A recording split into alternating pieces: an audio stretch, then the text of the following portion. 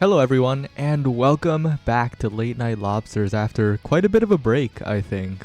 We have not seen this overlay in a while, but we're here. We're here to watch a game versus Hasta la Muerte. I'm probably saying that completely wrong, and versus. These are two teams that I haven't really seen, two pickup teams. There's Enoch involved, there's Lunar Mouse, there's Copycat Works, there's Lola Mao XCDD. Wop, you got anything to say about these players? Um, I think it's actually a pretty good close match. I don't think either. I'm not really like seeing either team looking like they're gonna be a clean sweep. I think Hospital Muerte having Enoch is a really big. That's a really big pickup. Enoch is a very, very good brawler player. He doesn't play much anymore, so he might have a little bit of rust, but I think he's still just having him there. Does you a lot of wonders, and Gazelle and Lunar Mouse both notable players. The other team's not bad either. They have Winter Freezer in the box, who is he's a pretty good goalie. I think she's coming back from a break as well, though. So, what team can de-rust fast? We're first, I think. Might be what this comes down to. Veteran from the LP Thieves, a team that has actually found a lot of success in the past. But this will be an interesting one because, as you've said, Enoch not really seen in the video game in like the past few months at all. So we'll definitely have to see. Yeah, I think as far as I know, hasn't really been playing much solo queue or competitive. He's not on a team. He's not scrimming anybody. I don't even think he's a sub. I don't think he's actually played the game at all recently. Or if he has, it's just been like by himself. Maybe a game or two. But I have not seen him, and I've been in the queues a lot. Oh my. All right, but we're loading in. This tournament is pretty simple. All double elimination, all best of one. And as we head into draft, it'll be very interesting to see what is picked up, but we see some pretty expected characters coming out from these three players. Yeah, all of these players, so far, at least on the sides of Hostile Morte, have picks that they are kind of known for. I think Bazel's really known for this Dubu the Dubu in the Atlas. I know him for the Atlas, but I've heard of people know him for Dubu, but those lock it down goalies that he likes, and then Enoch's Juliet is kind of his thing. Honestly, I haven't heard anybody refer to Enoch as anything other than his Juliet. He is hovering the Rasmus though. Yeah, and of course, like all players who have been at the top at one point or another, Enoch not limited to just one character, and Rasmus going for a more core control composition, as the other side has Rasmus and Now is a character that has been a topic of a lot of discussion, mostly around how good she is as a character, so we'll have to see. Now is a very very dominant character. Just kind of fits really well into most comps and scales pretty reliably. Being a creation character makes it kind of hard to deny her if you don't have one of your own. One thing to note is that it's Copycat Works, so we're looking at a Pummelers now. Pummelers I don't think it's now gonna on make this a map? difference. Like A bit of a ping issue. Yeah, Lola Mao will be returning shortly, but Pummelers now I get on Zap, but on Atlas? Copycat Works is known for his questionable gear choices. At first it was the Pummeler's Amy, which is generally a lot more accepted.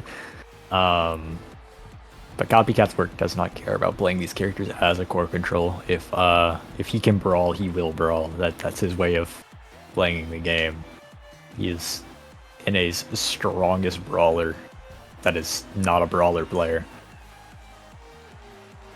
I do think while we're down and we're waiting for who is it, Lala Mao, I believe, Lala Mao to come back. I think the big thing that's going to matter here is how Copycat does into this Estelle. Without your slick kicks, you're already down some move speed. Controlling the core might be a bit harder. How are you going to compete? Oh, they've turned it on. Okay, so basically this is a bit of a rule set thing that Enoch asked me about. The rule is that you can play out the point, and then you wait. Yeah. Okay, so it seems like they're going to play this point out and then wait. Yeah. Unless they get scored on, which is quite possible because maybe Versus is the team that will benefit from playing out this point. Currently, the power play, well, not the power play, the equalization means that it is an even game after all, as Enoch does respawn. But the barrier now just finally goes down. That's a lot of time. Lolamau could be coming back here. And if they burn a flip for this, oh, they don't. They burn a flip on the other side, and Enoch is there. Okay, so yeah, I guess they're gonna wait now. Guess they wanted to end that round. I guess it makes sense, you know. Just reset everybody, get the core back at the start, let you play it out. But yeah, as I was saying before, I think what's gonna happen is whether or not Copycat Works can really control the core as much as he needs to on this map. He's opted into the pummelers, so if he isn't finding the kills, which I am not too excited for or hopeful for, I think he could really struggle. Because I just don't see how you core control Rasmus' style, you know. Yeah. Alright, I'm just back from answering a bunch of rulebook related questions, but, you know, the gameplay is also back, and Winter Freezer, the log placements so far have been really good at stopping the offense, but that is an unfortunate Tobu Fortress. You don't want to see that happen. Both barriers going down immediately. And on the other side, one still stands. Bazil will be holding on to that for quite a while longer, but a roll, a flip burned, and a pass through to Enoch. Now Enoch looking for something, but a flip from Winter Freezer this time sends to the other side of the field. Copycat Works blinking forward, but oh wait, okay, Lunar Mouse was incredibly low, taken out by the center. And it's a power play, but Copycat Works tries to pass straight through Enoch, and that's not happening. Enoch does, while he may be coming off some rust, he still has hands. So he knows where to stand. He knows to shut those passing lanes down. And you know, while there may be some mechanical error we see from him, I don't think we're gonna see any mistakes, like just leaving that lane open. Oh, and a bit of a dribbling play from Enoch, gets around the log, sends to the bottom side, and that's 2-0 in the favor of Hasta La Muerte. Am I saying that right? I have no idea. I'm calling it Hasta La Muerte. I'm not sure if that's right. It's probably not. I am not known for my Spanish. Hey, I dropped out of Spanish too. In school, I had mandatory language as Mandarin, and then I did Japanese for a little bit, and I was not successful in either, and none of those are Spanish. Hey, I understand. Other languages are hard. Good hold by Winter Freezer. Yeah, Winter Freezer using the full capabilities of the Dubu kit and striking pretty well as well there. Sending it away from Enoch importantly, but Enoch gets the core again. That's the power of the Rasmus. Julie a little less able to repeat pressure like that, more dependent on the team. Enoch going into a bit of a solo carry scoring mode here as he dribbles up again. Great spacing by Winter Freezer to avoid the pendulum swing, but Lunar Mouse is there to catch to clear. And that's the first set, 3-0 clean for Hasta La Muerte. Yeah, we are Enoch, you know, those last 2 points. I don't really want to call it the first one because how it went. But yeah, he is playing very, very well, very in a solo score way. He's going to do it himself. He's opted into the quick strikes. That's fine, I think. With the twin drive bug, I think that's still on Rasmus. It makes sense for not opting into that. Quick strike's still very powerful. Unfortunately, he won't be able to pick up Egoist. But well, it's not that. I think it's fine. You know, quick strikes is going to let him do what he likes to do, and then everybody else kind of just picking up the scraps. Something to note: we do have the Dubu twin drive for Winter Freezer. That could be big. Twin drive on the Dubu lets him have a lot of hold power. Yeah, really increasing the defensive capabilities, but right now Lola Mao is in need of some support. The Now is there, but there's little meter available for Lola Mao. Could be a target of a KO again as Enoch puts some chip damage on Bazale as well, and the team combo coming out. Oh, Do they take too long to BM and lose a barrier? They got the kill and they fell asleep. I don't know what happened. Oh, whoa, copycat works. You know, That was... Copycat works manages to just walk it in and find a way to get it in through the Dubu log. I don't know. I feel like that wasn't a team. We're seeing a lot of damage on Lamau, but last round. I'm not really sure that this is a team that should be doing damage though. Not straight up front damage anyways. You know, over the round maybe you take some passively, some chip, but yeah, but both teams are compositions that do a surprising amount of chip damage. Definitely not that kind of upfront damage, but if you're not careful, if you get hit by too many things while defending or trying to push offense, you will be staggered. And Lunar Mouse right now taking quite a bit of chip. If the side of Versus can actually do a little bit more to stop the regen, they don't. Lunar Mouse back at full. Enoch now the target, but stopping the regen, super valuable. Any sort of damage does that, and really the side of Hustle Muerte doing that a lot better in this game, really just punishing people who take too much chip. yeah, I will say Hostile Muerte here. They do. Sorry, not the other side. Versus.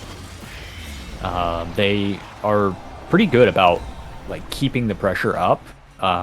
They just seem to right there, that little like stall, a little couple 20 seconds or something, where they had the core up on the barrier, but they just couldn't really make any space with it. And I think that's part of the problem with this now, Rasmus. So you kind of struggle to like get up once you have it there. You can keep it up, but without size, the Rasmus kind of struggles to take that barrier and like push up, build that advantage that you need. Look at the stagger bars. One team has it now, the other does not, but one team is Enoch. That barrier taken, dribbling commences for Enoch, trying to get core possession, but Lola Mao gets it instead, keeps the dribbling up. Copycat Works picks up the clear from Enoch, and that's a 3-0 set in return for Triple Versus Squad. And this draft, a lot of scary things could come up. The first draft didn't really have any game warping awakenings, but Monumentalist now is on the table. Monumentalist, and then on top of it, you have things like Chrono Boost, Team Player, Big Fish. This is a really big draft. I imagine Dubu here will... yes. See, Team Assist. This is Bazale taking up the Team Player. That's pretty big. And then Winter Freezer denying Big Fish from the Rasmuses. Both Rasmuses, I think that Monu now is something to watch out for. That is really hard to deal with. Now timeless. Yeah. Now's secondary and her primary are going to take up a large portion of the map for a long portion of time. But I don't really know how you deal with it. do keep in mind, as the Dubu set up a formation at the top side of the screen, that Lunar Mouse, despite being last picked up aerials. We'll always be happy about that. And with Enoch gone, another roll. That's a twin drive. Copycat Works with the damage. That Monumentalist is making the difference here. That's the little bit of damage they needed to push this composition over the edge. Monu now, like, its kickoff is so strong. Her damage, like, potential, like, just over time is really strong. And then she surprisingly has a high, like, knockback on her primary. If you disrespect it, it does a lot of knockback if it's charged. Very quick round. Very, very quick round. Lola Mao in front of the net will just hit those Rasmus combos, and Zale unfortunately caught without any cooldowns there, but Enoch the one putting offense down onto the barrier. Lunar Mouse as well. But Winter Freezer has flipped descends to the other side, gets a double barrier from the other side of the map. Copycat Works doesn't score on that flip, but keeps up the pressure. Enoch now getting possession, but a Tofu Fortress, because the core is being kept up so much, Winter Freezer has all the cooldowns necessary to defend, while Vazale has to burn so many. Yeah, there's a lot of pressure, and this is sort of what I was talking about earlier. Versus. Able to keep this core up. It's just about whether or not they can, like, convert from keeping it up to turning it into a goal, which they seem to be having a bit of a problem with currently. But they'll get it in, I believe. Brazil not expecting that sort of angle. Copycat works, hitting it straight in, not touching the corner. That's another 3-0 in the favor of versus. This game completely different from the one where Hasta La Muerte were up 3-0 in the first set, and it's going to be a little interesting to see. Extra special, of course, a great pickup on a Tofu Fortress, especially with Timeless already for that Dubu, I assume. And Sparks also available because of the Spark of Strength earlier. Not the biggest pickups this round, but if you're versus, you're kind of happy with that. No real X factor in this draft. Yeah, some of that first draft and this draft, kind of lame drafts. Not what you want to see if you're the winning team.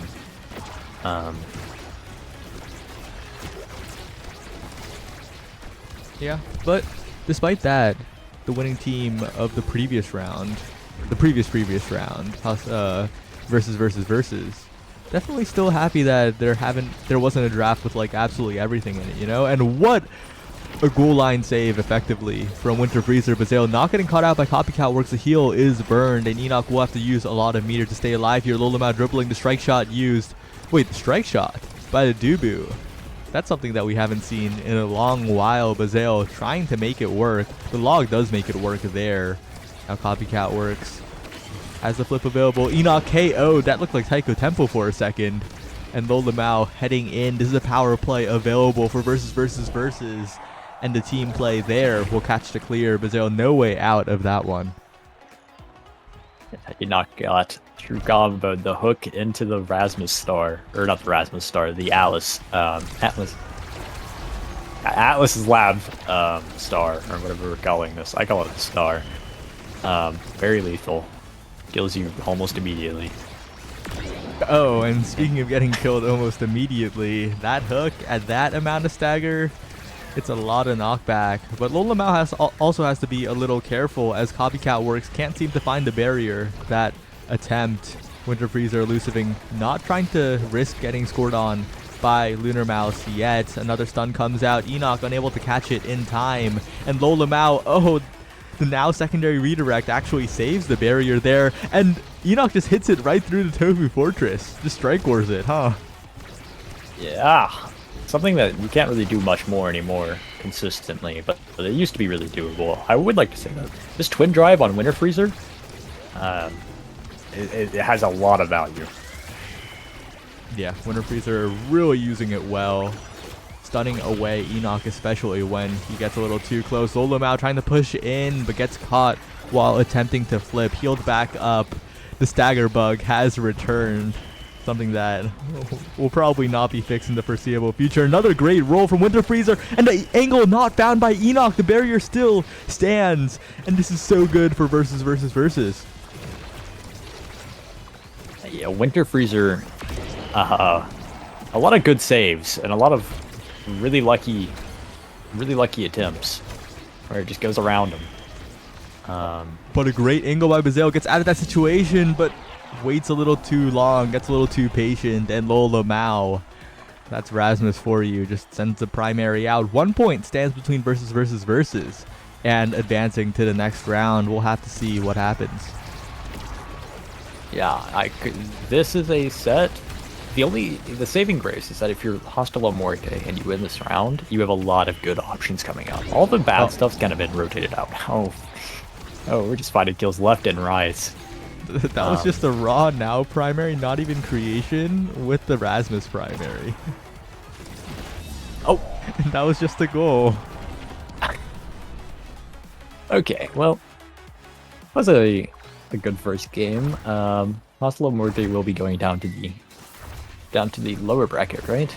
It is Yep. double BO3 or Double B. Oh yeah. Double Remember BO3. double I played BO3? against him. I played against him man. in Daftgrass today in solo comeback queue. king. It's oh man, this man lives rent free in my head. That was a very good game. I think we just saw it just seemed like Hasta La Muerte kind of stepped off the gas after the first set. Kind of struggled to secure the goals on Winter. Winter played out of their minds. A lot of really close saves. And then, like I said earlier, a lot of shots that just went around the barrier, you know, Atlas Lab variant.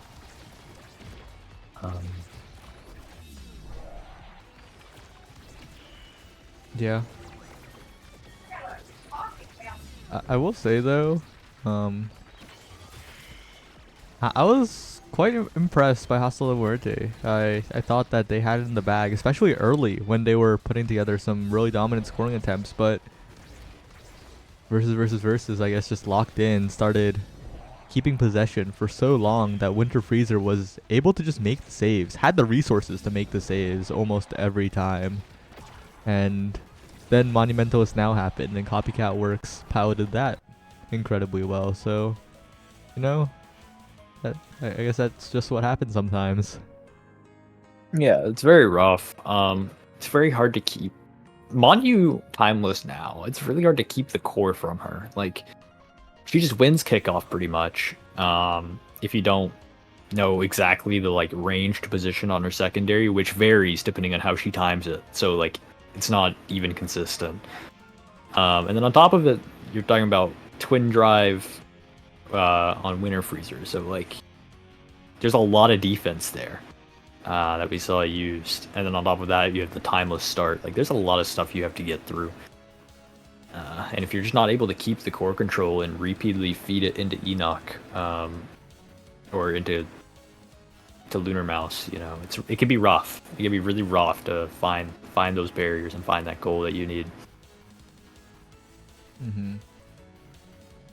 And actually, I kind of want to wait a little bit for this next game because there's a possibility that we get Orbits versus Core Requiem, and I really want to see that game. I was looking at that one. Yeah. Core Requiem being Xeno Gemini, Striker Kai, and Ashiburb or Loki and B. I think it's Loki, right? It's probably Loki. I believe it's Loki. I think Ashy is the sub. Oh no, it's General Twee, Striker Kai, and Loki. Oh, that's interesting. Still a very, very, very dominant team. I wouldn't be surprised if we saw them turn it up. If not getting to winner's semi and onwards, we'll definitely see them come back up through the losers bracket. I don't see a world where Core Requiem goes down too far. Actually, let me look at the other teams. I haven't taken too big of a look. I do expect them to go far, though.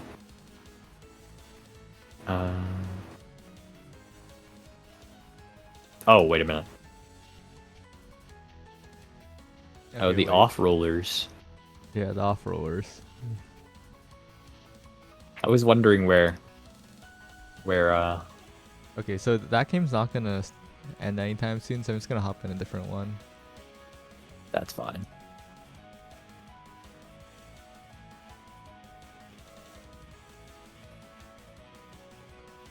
Okay, well, I just hopped in someone else's lobby and they don't have any spectator slots.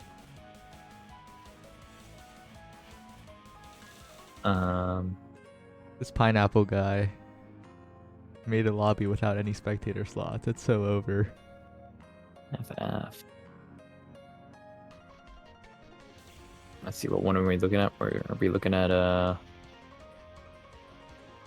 looking Platinum at Exclusive. Platinum Exclusive versus Bozo Bunch if they were good. Oh wait, that's a good game.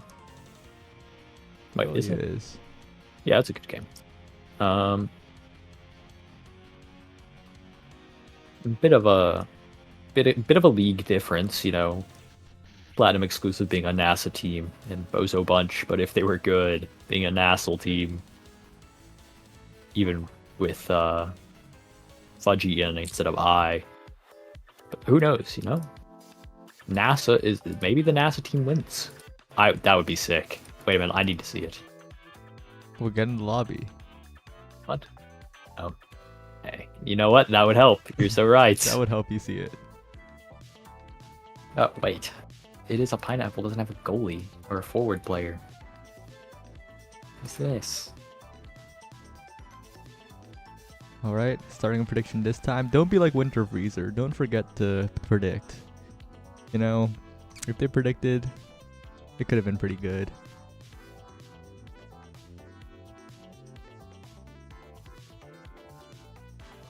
Oh, we're coin flipping whether Denver works or not. Oh yeah. Oh, and you know, winners round 3 is where all the bangers are. I'm seeing Oshi no Core Flip versus 5 Kais also start up. Yeah, no, winners round 3 has a lot of really good matches. Bangers only.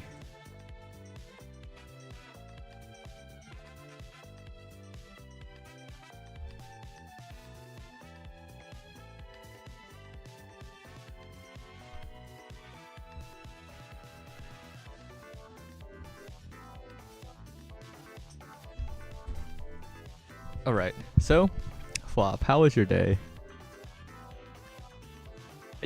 Oh man, it's been okay. I like it's man, like oh man, I woke up at like 5 a.m. It's like normal, and then I did a bit of a stream, a small stream, but just solo queue and duo queued with Bertram and Erica on my goalie account, but. And then I kind of just chilled and waited for this, but it's been good. I'm a little tired. The stream like really tired me out, low key. And then I was either going to cast LNL, which is what we're doing now, or I was gonna be playing in it. It's pretty much been OS all day. Getting real tired soon. Yeah, that's so real. It's been OS all day too. I woke up like 43 minutes ago. Wow. Oh man. A complete opposite ends of the spectrum here. The uncanny ability to wake up exactly at tourney start time. I did this with I think I did this with NASA once, and everyone was not happy because exactly at tourney start time is a little late. No. I get it. I understand. You have to wake up like at time. I understand. In 2 weeks, I will be on the same schedule as you. It's a cycle, right?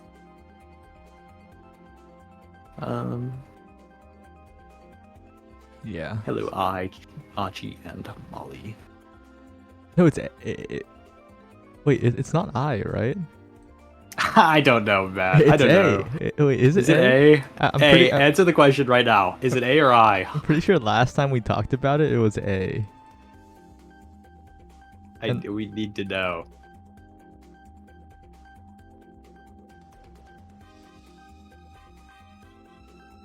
I think we have had this exact conversation before. We have had this exact conversation on stream before. Yeah. Can't help it. Yo, Bozo and PLX are such noobs. They're literally not starting. They're taking 3 million years to do map bans. Nobody is readied up in the lobby. How are we supposed to have a good game if the game's not starting, you know? AI and you already lose would be funny. Huh? Am I missing? Wait.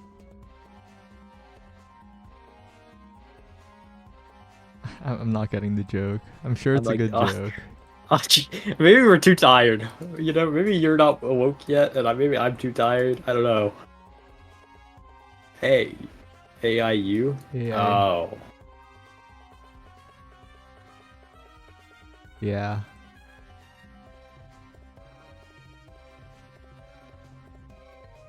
Oh, we have finally arrived at the end of map bans. We are heading to the application. Oh, thank God. I was looking at the map and I saw Inky's splash zone, and I'm gonna keep it real. I am not in a surfs up mood.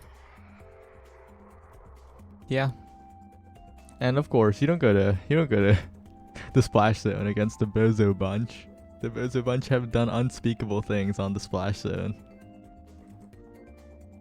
But speaking of Inkies, it's been changed. It's different. Has it? Yeah, the water cannon's like completely different, and people are complaining because it bounces again and makes it impossible to goalie against. What? It wasn't impossible to goalie against last time as well? No, but like it was predictable last time. This time it's like really annoying. I see. So what? Did they just like shadow buff Inkies when they took it out? Yeah, pretty much. Oh, that's crazy. Whenever you're getting like the shadow buff to Gates of Obscura, whenever you hit the core through it, it goes red. Through any portal, the core immediately goes red. That's the shadow buff we need. Whoa.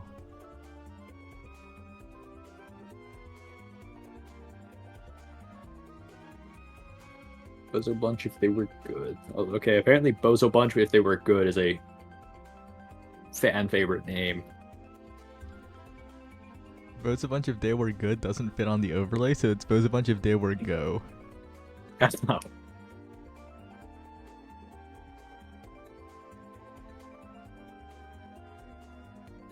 Why is Inkies legal? That's a really good question, Zaya. Why is Inkies legal? So this is using the first third of the Nassau map pool.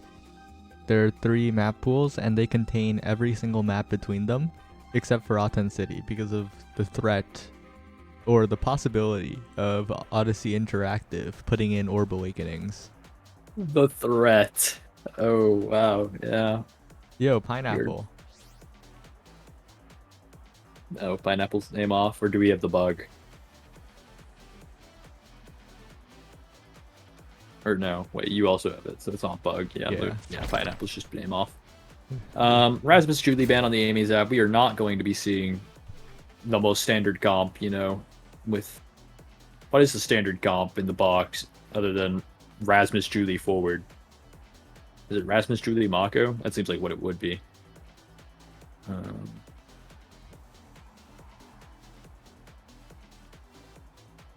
But it looks like we're going to be seeing Drew on the Kazan. And I imagine what we're going to be seeing from Bozo Bunch if they were good is the very cool, very interactive Mako Now X. The incredibly chilling double enchanter brawler. Holy. Oh. The name of the game is to be Droplo's biggest kittens. Oh man. You know what? Kitten Club. At least for Platinum exclusive, we have a somewhat interesting comp with Luna, Drakkar, Kazan. Yeah, that Drakkar, something that we don't see too often, something that we might have seen from Ignis had the Orbits team been available in time, but no, instead we're gonna see Cows, who name changed from Co double V S to Cows. It was always Cows, but it kind of seemed like Covs, which kind of reminds me, we never got an answer to I and A.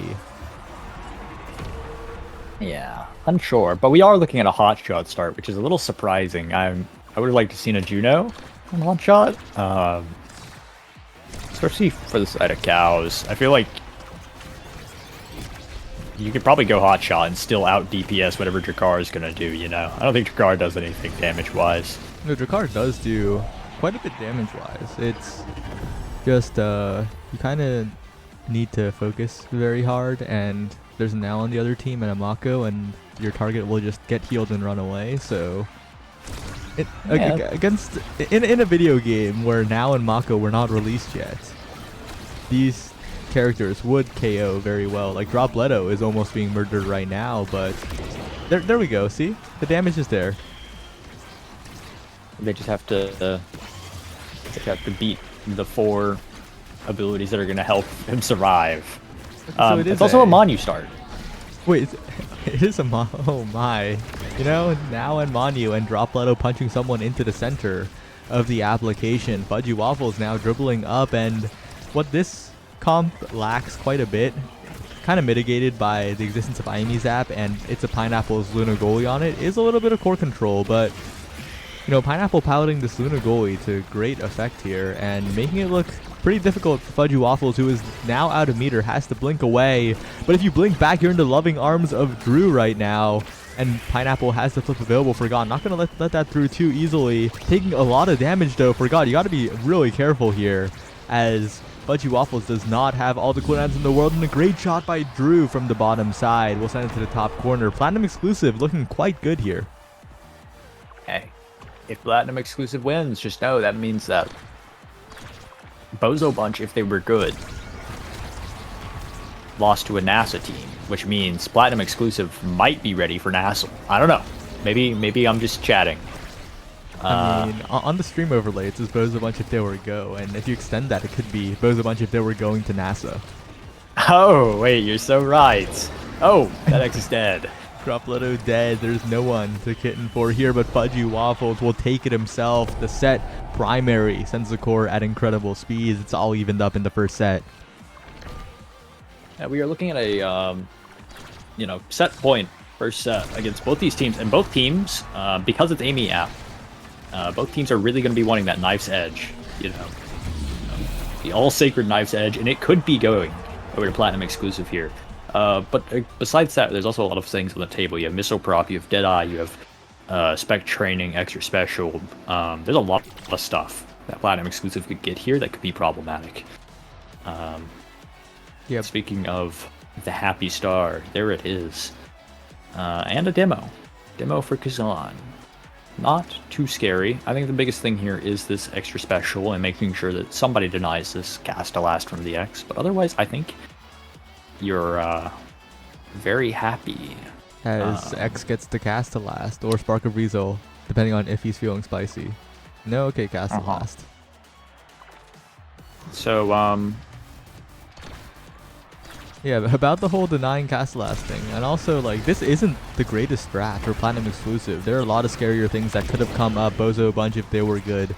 Definitely breathing a sigh of relief, but they're also getting KO'd right now. This triple damage comp really coming into play as Dropletto tries to push the forwards away, takes so much damage, still surviving, healed up by Fudgy Waffles.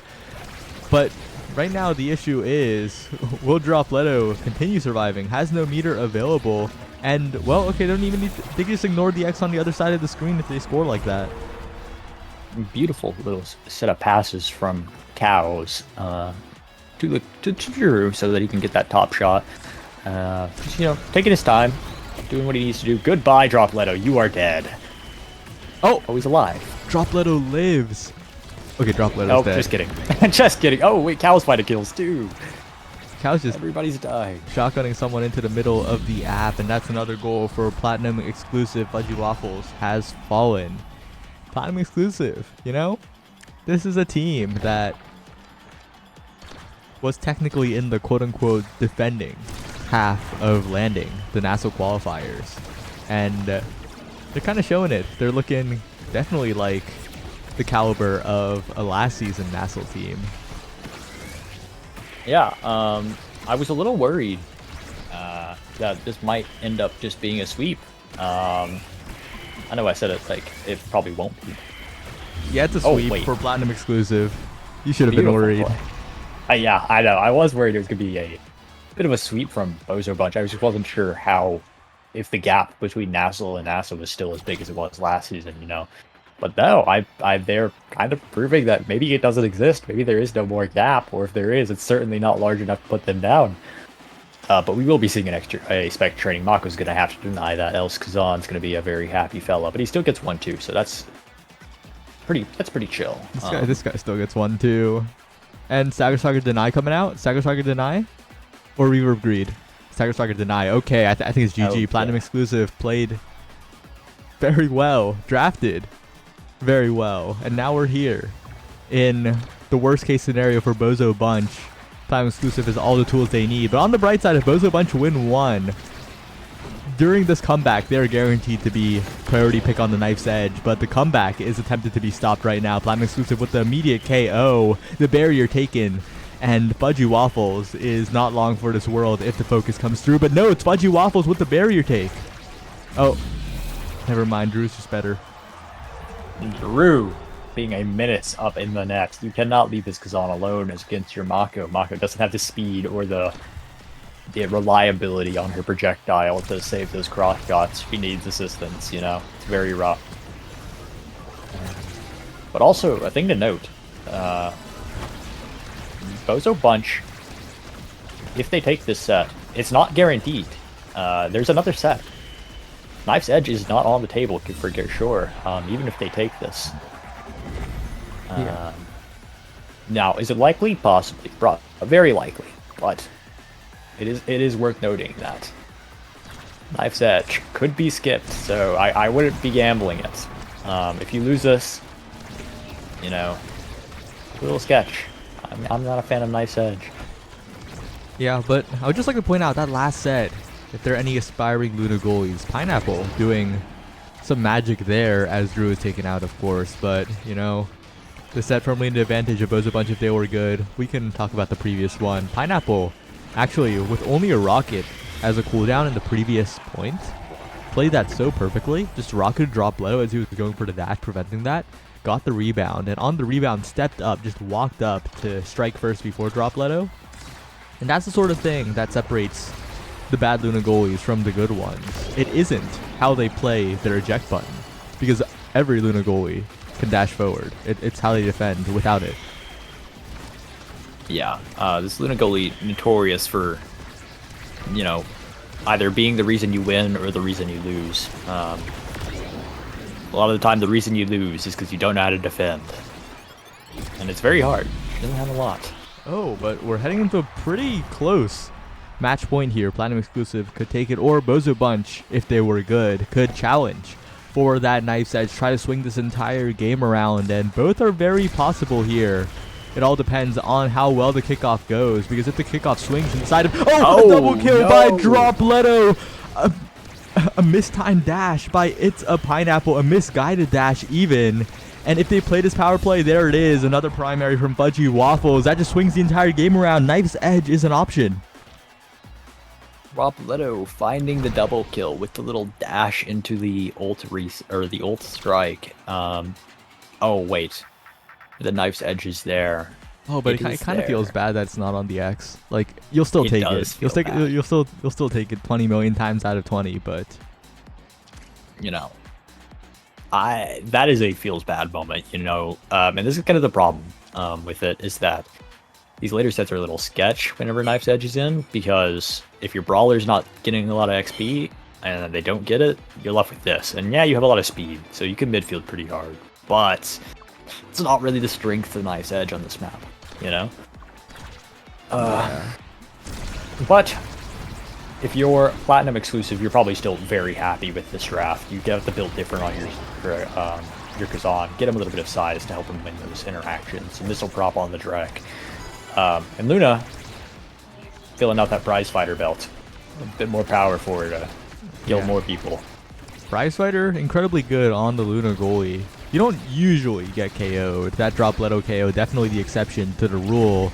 This time Drop Leto with the fight or flight speed, trying to push on forward, but you always have to be careful of cows, especially on this map, especially with the missile propulsion pickup. The additional knockback is quite serious here. Fudgy having to burn core flip Drew, trying to set up some layered offense, but forgot has the clear angles away. So does It's a Pineapple. Drop Leto now to the bottom side. No, gets hit stun before he can go for it. A great rocket from Pineapple. Yet again, Drew now to the bottom side. Flip has to be burned from Forgot. Another rocket. Pineapple playing these so well, hitting every single rocket, and that's the defense we're talking about. Yeah, Pineapple using that secondary, as you were saying earlier, is to just like hit stun Drop Leto, and then just clear the core with whatever he wants, and then, you know, the rocket accuracy to like not hit Drop Leto and hit the core, like that is not something you see from most Luna players, and it's what separates. It is why he's been able to make this pick work. Make this pick work consistently in the Luke and in the tournament. Yeah, it's what separates the Luna goalies stuck in Challenger and the Luna goalies who are pulling it out in NASA and Nassel. So, you know, that if you're a Luna goalie, stop focusing on how you dash. You already dash well enough. No one cares. Just start defending properly. Get some fundamentals. But as I say that, yet again, it is offense by Platinum exclusive. They are the ones that feel like they are in control, but just interrupted by Fudgy Waffles. Okay, Fudgy Waffles setting up a play for Drop Leto. Barrier goes down, and with the speed, it is yet again Bozo Bunch if they were good, but, you know, just as the offense starts, it ends. Pineapple so good at stopping that, and Cows having the flip available, but Fudgy Waffles times the defense perfectly, and Drew, Pineapple looking, Cows on the bottom side, the barrier taken, but the core is sent to the other side. Saved by Pineapple yet again. Drew now trying to set up a 1v1 situation, but Forgot has flipped. That's going to be neat to burn through along with Fudgy Waffles on the defense as well. A crater. A flip from Fudgy Waffles. Defended away. Pineapple playing this situation so well, just stepping in front of Dropletto, not letting the X get any strike on the core again. Amazing defense coming out, but the flip's available. It's going to be a little more difficult. And Bozo Bunch, if they were good, 2-1 up in this set. It's so rough. Dropletto learned, you know, after that third time it happened, he just walked in front of the Luna, and you can't play your character. How are you gonna dash and hit the core or do anything if I'm standing on top of you? It's really rough. We are seeing a bit of problems taking this barrier from Forgot, though. I say that, and there it goes, but... I mean, Bozo Bunch, if they were good, if they can keep up this offense, that could just be it for this set. We move on to a 5th one. But Drew not letting that happen. The combined play with Cows, 2 strikes on the core, that Molten Bolt from downtown. We're heading to yet another 2-2 match point here. Platinum Exclusive have another chance, and with how Pineapple's playing, they definitely have a really good chance on this one. Yes, Pineapple's playing very well. It's just about whether or not they can keep Dropletto from overwhelming him, because there's not much you can do. It will happen. Luna will lose that 1v1 eventually, but can you win before she does? Yeah, they're on a timer, and unfortunately, that timer has run out. They had to get the barrier. They had to score on the previous attempts they had, but because they don't, Pineapple will fall eventually, and we're headed to a 5th set. Now, a lot of scary awakenings on the table. Team player available, Deadeye available. You cannot deny the Lunar here. I think you just have to go for rapid fire or something. The Deadeye attempted to be denied, but Pineapple doesn't even want Deadeye here. Yeah, this is a very, very disgusting graph. Kazan getting the rapid fire is huge. You know, that 7 second, it is 7 seconds, 9 seconds. I don't know what it is, but it's really short. I mean, Deadeye just has to be a mistake here, right? You have to just take rapid there or something. No, Deadeye is for sure a mistake. Even if Luna gets it, even if she doesn't get it, right? She still gets Twin Drive, she still gets Team Player, she still gets anything she wants. Like, there's no point in denying it. You may as well just pick something that you're going to make value out of. You're just unfortunately not going to make value out of it. I mean, you never know. This first point, pretty telling. Platinum Exclusive favored. But it could turn around. Fudgy Waffles could get a few cheeky now kills. I've seen Min Mouse pilot the now on Imy's app, get a lot of KOs in the center, but I think it's speaking a lot to how well Drew and Cows are playing this midfield, to the fact that they're not really being caught out by the now at all. Yeah, a lot of people kind of disrespect the now and will forget it. It has a lot of damage and knockback, but neither of them are really walking into him. They're giving it the respect it deserves, especially with this Deadeye Monu. It deserves a lot of respect because it will kill you, just outright. Oh, and a great elusive by Fudgy Waffles. Could have been KO'd there, actually, and great strikes from Pineapple. Yet again, the defense coming through for the goalie of Platinum Exclusive. And now, Drew going for an offensive opportunity, but no, not found. But the open primary from Drew lets that flip in, and a shotgun follow-up from Cows. 2-0, Platinum Exclusive in the driver's seat for 3 points here. Pineapple Exclusive. Pineapple's playing out of his mind. This guy just doesn't lose. And if he does, it's not his fault, you know? But yeah, this is looking really sketch. Bozo Bunch, if you were better, or if you were good, you'd be winning. And you need to, right now, because you're at set point. It's a little scary. Oh, and Pineapple goes in. That little additional pressure from Pineapple, just enough. They have to panic strike there, and Drew capitalizes immediately. Platinum Exclusive take the upset. They move on to the next round. Hey, that is Platinum Exclusive, the NASA team, kicking out Bozo Bunch if they were good. The NASA team. I'm sure Bozo Bunch will make a solid run in the lower bracket, if not come back. That is entirely possible. But for now, your double elim has become a single elim. And Pineapple has just gotten the news that the name off will affect their next game. And unfortunately, that kind of feels bad given how much they're advancing. Yeah, that is not something you want to be losing against. Who will they be playing? Turn your name back on. This is Oh, this is real. Just turn your name back on, everyone who's watching. yeah, that you do not want to be losing. It is your ban, right? Yeah, you lose your ban next game, and if you're You do not advancing want to be that losing deep, your. that's devastating. If you're advancing deep in the tournament. Yeah, you're talking about losing your ban against Bun Bun Bonanza or Ghost of Solo Q. Neither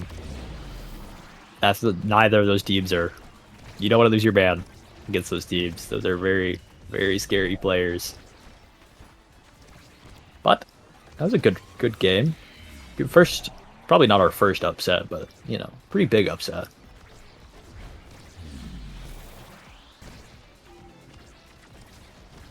Yeah. So the other matches seem to be a little behind. We'll have to be waiting quite a few seconds, but yeah, that was a great game. You know, I did not expect it to be that good. It was a bit of a banger. No, that was a very close, very good game. I think it could have gone either way, honestly. I mean, obviously because you know fifth set, but it just seemed like Pineapple had the game of his life, and just you know played those defenses really well. Honestly, didn't even see a lot of Luna offense. You know, like for the last goal, but a lot of it really wasn't like you didn't see a lot of like Pineapple going really far up with his EB and scoring those goals like you do typically see Lunas try to do. It was kind of just played his fundamentals, and he won the game. Yeah. Pineapple didn't do anything too flashy on the offense. Didn't really, I guess, be that third forward nearly as much as you would expect. But it's just what happens if you if a Luna plays very well on defense and also just interrupts every single offensive opportunity with a rocket. If you play that perfectly, it just feels really difficult. And you know, Pineapple, it looked like the best Luna goalie in that moment. Hey, I don't know of many other Luna goalies, so I'm Slop. If you're watching, I need you to mute the stream for like 10 seconds. If you're muted, good job. You popped off. You were the best Luna goalie I've seen, Pineapple. Now turn your name on. Oh, right. Okay, wait, I need to actually ping in Coscord for the new Ratman video. Because we forgot to do that. There's a new Ratman video? Another one. Oh yeah, Ratman. It's about last call. A last call. Yeah. I should probably watch it so I can come up with a witty line like Brickbat did. Brickbat pinging large hundreds of people saying, "The future is now old man, meow meow." Who's that for? Oh, it's Ares Getting Club. Okay. Yeah, Brickbat. The future is now, old man.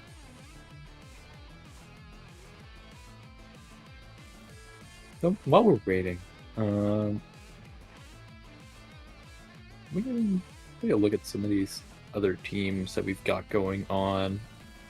The winners had some good games. Obviously off rollers. I expect that team to be in the finals. Lon Gumi Joker. With a you already lose in the substitute spot, I think. Or the coach spot? I don't know what that symbol means. Still, probably going to be in the finals. I'm not too worried about them, but we do have Orbits versus Core Requiem going. Yeah, There's a game. That's gonna be an interesting one. There's a game I'm excited to see the outcome of. But also on top of that, we have Last Call versus Breezy. Now, is Breezy... Breezy is a notable team. There's Wallaby, Kiliast, and Termina. Corey. Yep, Corey. Thank you. I was struggling to remember. Corey being a very good player. Doesn't play much anymore, but still being a very good player. There's a lot of really good old players that came out of like retirement for this game, for Late Night Lobster, no? Yeah, it's like the retirement home right now. We got Oshino Core Flip in here versus Five Kais, another NASA team. That is another NASA versus NASA team. Five Kais versus Oshino Core Flip. Interested to see how that comes out. Bun Bun Bonanza versus Ghost of Solo Q. The Pyruni, Tricky 3, and Tauk.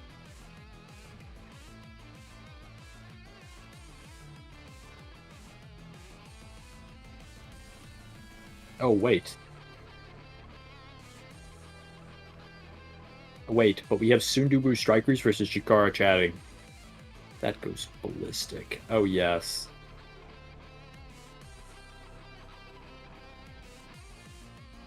You know what? I guess we just stream Sundubu Strikers, Chikara Chatting. I mean, We probably. have no stream game for a while. Let's get that on here.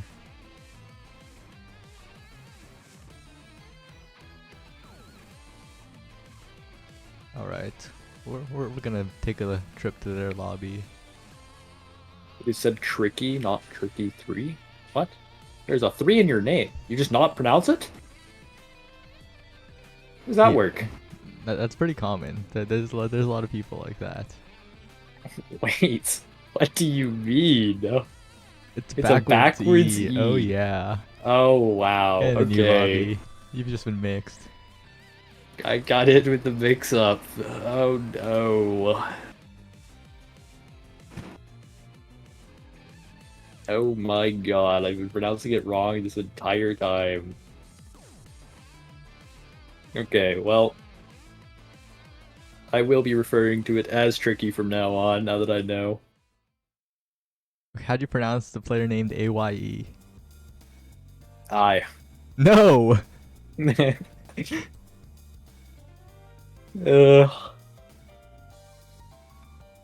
know what's crazy? This guy was in my stream. A was in my stream today and did not mention it at all. I called him I the entire game, and he didn't mention it at all, ever.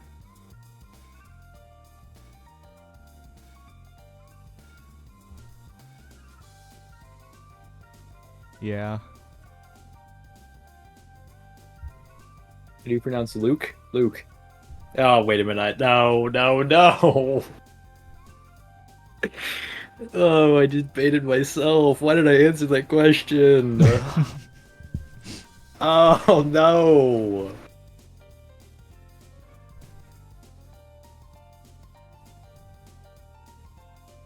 Oh, yeah, what a game. We have Chikara Chatting versus Sundubu Strikers. Also, another NASA versus NASA game. Yep. And Oh, this Orbit's would have lost. actually wait. There's a world in which like this would favor Chikara Chatting, right? At some point in time, back during the peak of Chikara Chatting, I think Chikara Chatting would be favored here. So if we just take Well, ourselves back to that time, if we just take ourselves back to the past of Omega Strikers, I can see the upset. Back to the past, whenever orbs were in and Evil Drew Danger was unleashed.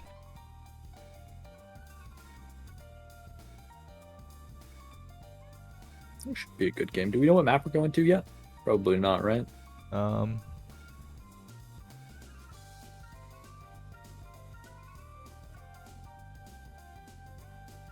No, that they're still in that process. I see. Well, in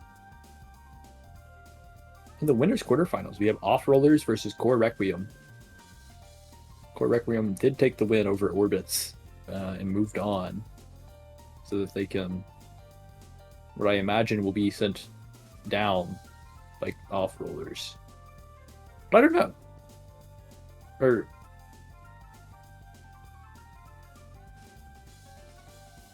Core Requiem doesn't have Xenomid, do they? They have General Twee. We talked about this just a minute Yeah. ago, right? The General Twee is a different individual now. General Twee is fresh off of a tournament win. Twee is indeed fresh off of a tournament. That could be true. He could be popping off. I think it's yeah, I'm not sure. I think Off Rollers is still pretty favored to win that game, but there's a world where they upset that. Yeah, there is.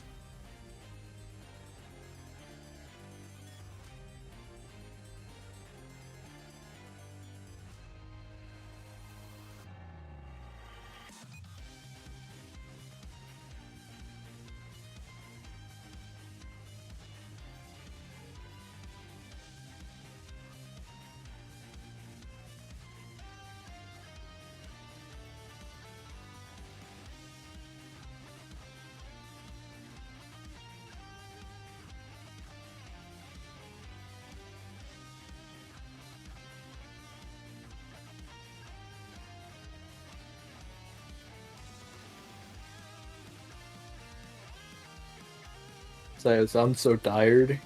I woke up an hour ago. Yeah. Also, alright, you know, they're handshaking Gates of Obscura. Oh god. They asked, and I was like, sure.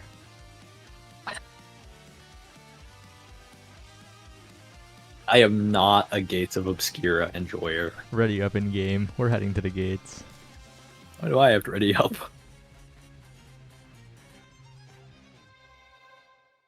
So they don't ask if we're ready, even though we've been ready for the past 10 minutes.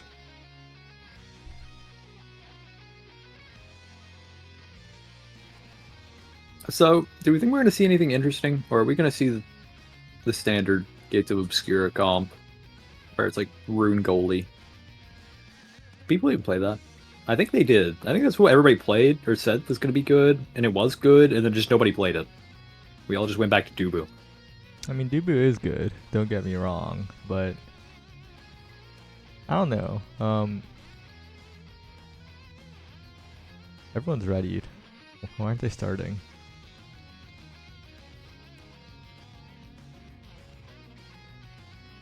I don't know. We are having a slight hold up.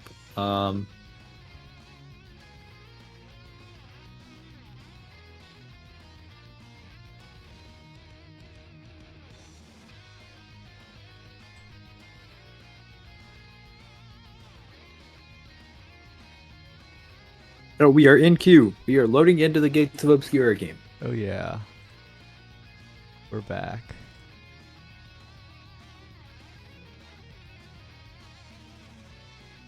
Gates of Obscura. Wait. Okay. Okay, what do we got? We have a Drakkar hover. Wait, Breads is going to play Drakkar.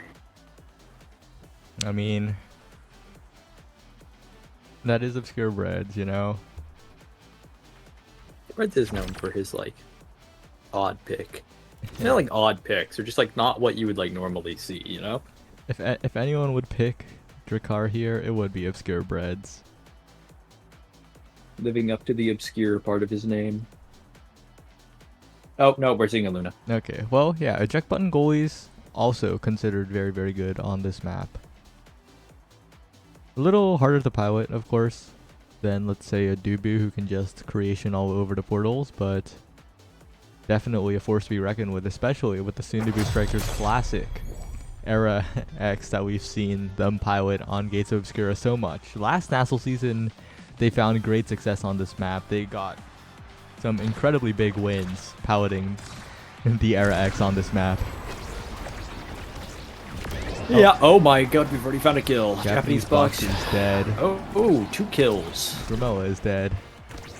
Not supposed to be a lethal map, by the way. I mean, it technically is a closed map. Is it?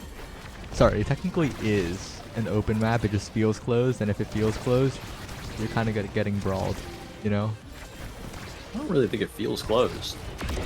Oh, Era NATO. Watch out, guys. Alright, let's... I think we're safe. Yeah, so we're looking at a heavy impact peak performance start. Breads is off to the peak.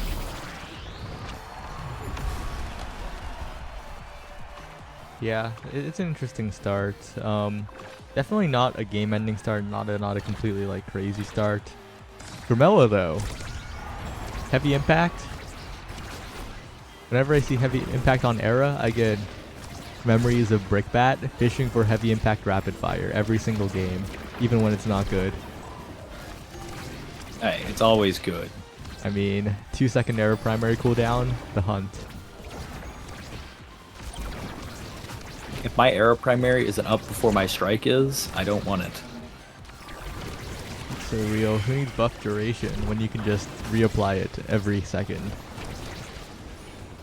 I'm not gonna lie, this rune pick is not looking very good. I'm looking at the size of that rune pillar, and I'm thinking that was barely enough to cover like half of the barrier. Well, it will get better, you know? It scales. Rune yeah. scales incredibly well.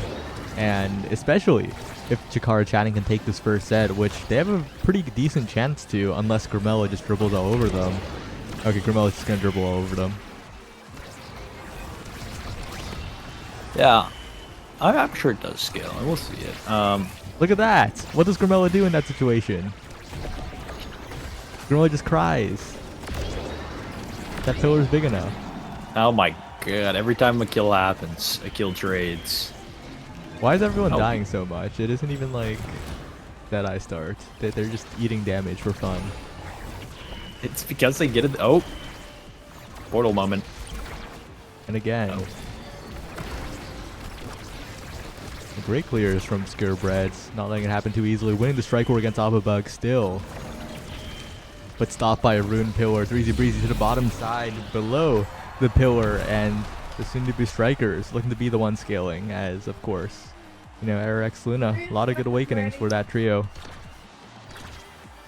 Yep, look at like a very strong start for the size for the side of Sundubu strikers. Not unexpected. But yeah, we're having a very lethal game. I think we're up to 6-7 kills across the board. Oh, That Crater might have been a little counterproductive in the offense as Obscurebreds tries to catch the core before it goes in the portal. Unfortunately unsuccessful, but Appabug not able to find any real dashes or punches or dash punches at the moment. A flip from Japanese Box will be the one to take the barrier as Chikara Chatting try to earn their first point here. But the portal plays are coming through. Japanese Box does strike war, but the flip will stop it for now. Another dash in from Scarebreds, has flip available. Breezy Breezy goes down, but the barrier is taken. The banish is ineffective. A great stun from Scarebreds. Another great rocket comes out. But on the bottom side, it's a lot scarier. The special in from Appabug. And 1 point goes on over to Chikara Chatting. that's so sad. Yeah, and Evil Drew Danger has his flip. Both teams are pretty much normal. Appabug's got a bit of a flip working up, but I think Sundubu Strikers is still looking okay. I don't think there's too much to worry about. Unfortunate round, chalk it up to bad luck, as I was saying. Yep, that strike Open the war nets. on the flip will definitely be what the Sundubu Strikers are looking for here. Appabug taken incredibly low, trying to dash punch Romella, but taken out instead. And now Drew stalling for a little bit. A KO from Japanese Box. The power of the Aimi combo coming through. Obscurebreds now pushing up, but the portal has to be watched for. And the power play subsides. Breezy Breezy off the table still. And Chikara Chatting stay alive. Yeah, these turrets are going down, but unfortunately you're just not able to stop. It's really hard. Oh, that actually goes in. That goes through everybody. Okay. Yeah, I thought I was good to go there. I was pretty sure that was saved. Yeah, these Amy turrets are going down, and unfortunately against the Era, you can just put the Era NATO going up the Amy turret, and like, what do? Amy turret loses. But Breads will be picking up a missile prop for his troubles. Cast Blast can be denied by the rune. This is pretty normal. I think the big thing here to look out for is his prize fighter. As lethal as this game is going, I wouldn't be surprised if he gets picked up. And I know nothing. I would. So I think the only player that would have picked up the prize fighter is Breads, because Breads isn't really gonna get KO'd, gonna slowly accumulate that prize fighter. But missile propulsion is already on the table for Breads, so every other member is already at risk of dying a lot. So I don't think it is necessarily the most favored pickup here. A team combo unfortunately does not come through for Chikara Chatting, and their attempts will have to continue as the defense good from Breads and Grimella.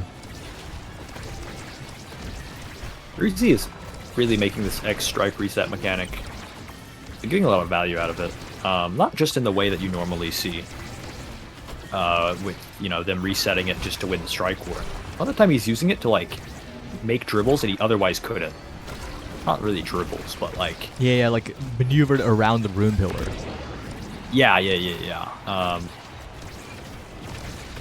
It is a very nice use of the ult that you generally don't see a lot. Definitely very good in this matchup. A dash miss from Obscure Breads, but doesn't matter. It isn't scored. The barrier snuck around the rune portal. That's the size of the portal that you were talking about. But Grimella trying to get it to 3Z. Sent through the portal to stall out a little bit of time, but a great glitch pop from Japanese Box will stall the play out. Drew to the other side. Almost KO'd. Still surviving is Drew. I guess he's got some of that Atlas left in him. He says live to himself. A great glitch pop still from Japanese Box. Chikara chatting, still holding on, but Drew finally goes down. The Japanese Box chipped away. The KO not necessary here, but a great hold from Chikara chatting nonetheless. 3Z carrying that core in with him through the glitch pop doesn't even matter. Drew did hold though for a long time while he was staggered. Just using that secondary to make sure that he was never really in danger. From the Zex. Alright, so just an update from Achi. Orbits, the NASA team. Not the NASA team, the NASA team. Orbits the NASA team, upset in losers by C26 Naga Strikers. Naga Strike 3 deaths and Cliff 86. Wow. That is a crazy thing. Yeah, I mean, nice try. Everybody's dead. Not to interrupt this game not to stop casting for this game, but yeah, that is a crazy upset. I'm not gonna lie. I think you said Twisty was on the team, right? Or no, Naga, right? Okay.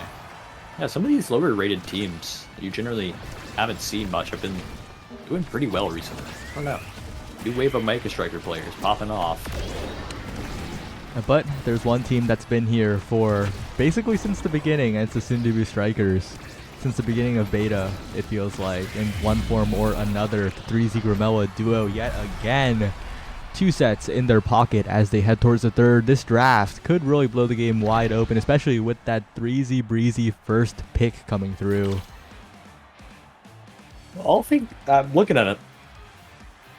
This X is going to get quick strikes or 1-2, but I mean, of all the things you want him to have, that's probably it, right? I feel like those are pretty tame. Oh, he's got an extra special. Special. I mean, he is using that strike reset quite effectively, and he'll have to use it even more effectively against the Timeless Rune. 1-2 punch denied away from the Juliet by the Luna, and it's quite a good goalie awakening nonetheless. Among Titans passed up. Yeah, Among Titans passed up, but Applebug is double Spark. Spark is strength and agility, so he might be able to do something now. That is kind of the Spark duo. Out of all the Sparks you want to have 2 of, it's definitely Spark of strength and agility. And it's Julie out. Heavy impact pummeler, she's going to be able to kill from quite far away now. Obscure Breads? Mr. Breads? He's just chilling. He's got time. Oh, he's not chilling. Maybe he's DC. Mr. Breads is gone. Oh. Okay, it seems like they're going to play the round out 2v3. They don't need the goalie. I mean, it was looking like a 2v2 for a second, so maybe it is a fair fight. Oh, the dash punch is early! Appabug mistimes the end of the banish, and that means 3Z Breezy lives to see another day. It's not a 1v3. The defense comes through from the Sundubu Strikers. Appabug mistimes it again! That's so sad. There's some timing issues happening, because not only... Okay, there we go. Wait, 3Z MOBA moment. 3Z Breezy. Yeah. Not only did Appa mistime that second one, but the core didn't go through the portal, or he missed the portal. I did the open shot, but it just didn't go through. All right, we're starting up again. Oh, we're back, and we're just into it. Look at that. Look at that. That is Nassel level reconnecting. They join, they waste no time, they get right back into it. I mean, the rulebook does say 2 minutes, so you got to be quite efficient in reconnecting, because 2 minutes is not a lot of time. It is not. I actually didn't know it was 2 minutes. It's good to know. Not Good the to bug. know for whenever I disconnect for a break. Yeah. Alba getting KO'd quite a bit. Might kind of have wanted one of those sparks to be resilient, taking a lot of damage here. Breezy Breezy looking for a play, looking for opportunity, stalling out the rune pillar. Japanese box, the one who's low now. Breezy Breezy dashes. That was the weirdest hitbox. Wait. Oh, no. Wait, Applebug's special hit it. Wait, really? At the I end just of the watched flip? the VOD back. Yeah, Applebug, it was shrunk at the start, so it didn't look like it was going to reach it. Oh, that's so unfortunate. Yeah, that's actually so unfortunate. I just looked it back. I got the stream pulled up, so I see like an instant replay. The shrink debuff wore off, and he accidentally touched the edge of it and sent it in. That's so unfortunate. Right, but once again, the Sundubu Strikers, another offensive push here. They gotta be careful not to take too much chip from the Aimi turret, but Japanese box, the one who's taking a lot of damage. Applebug on the offense, quite effective, but mistimes the flip.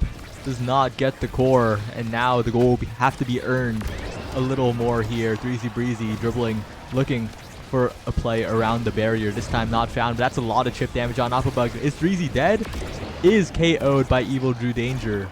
The power play evened up. The power play now for Chikara Chatting, but another great save from Obscure Breads. What a strike war by the Luna. Oh, wait, Obscure Bread just kicked Applebug through the portal. Wait, it was sick.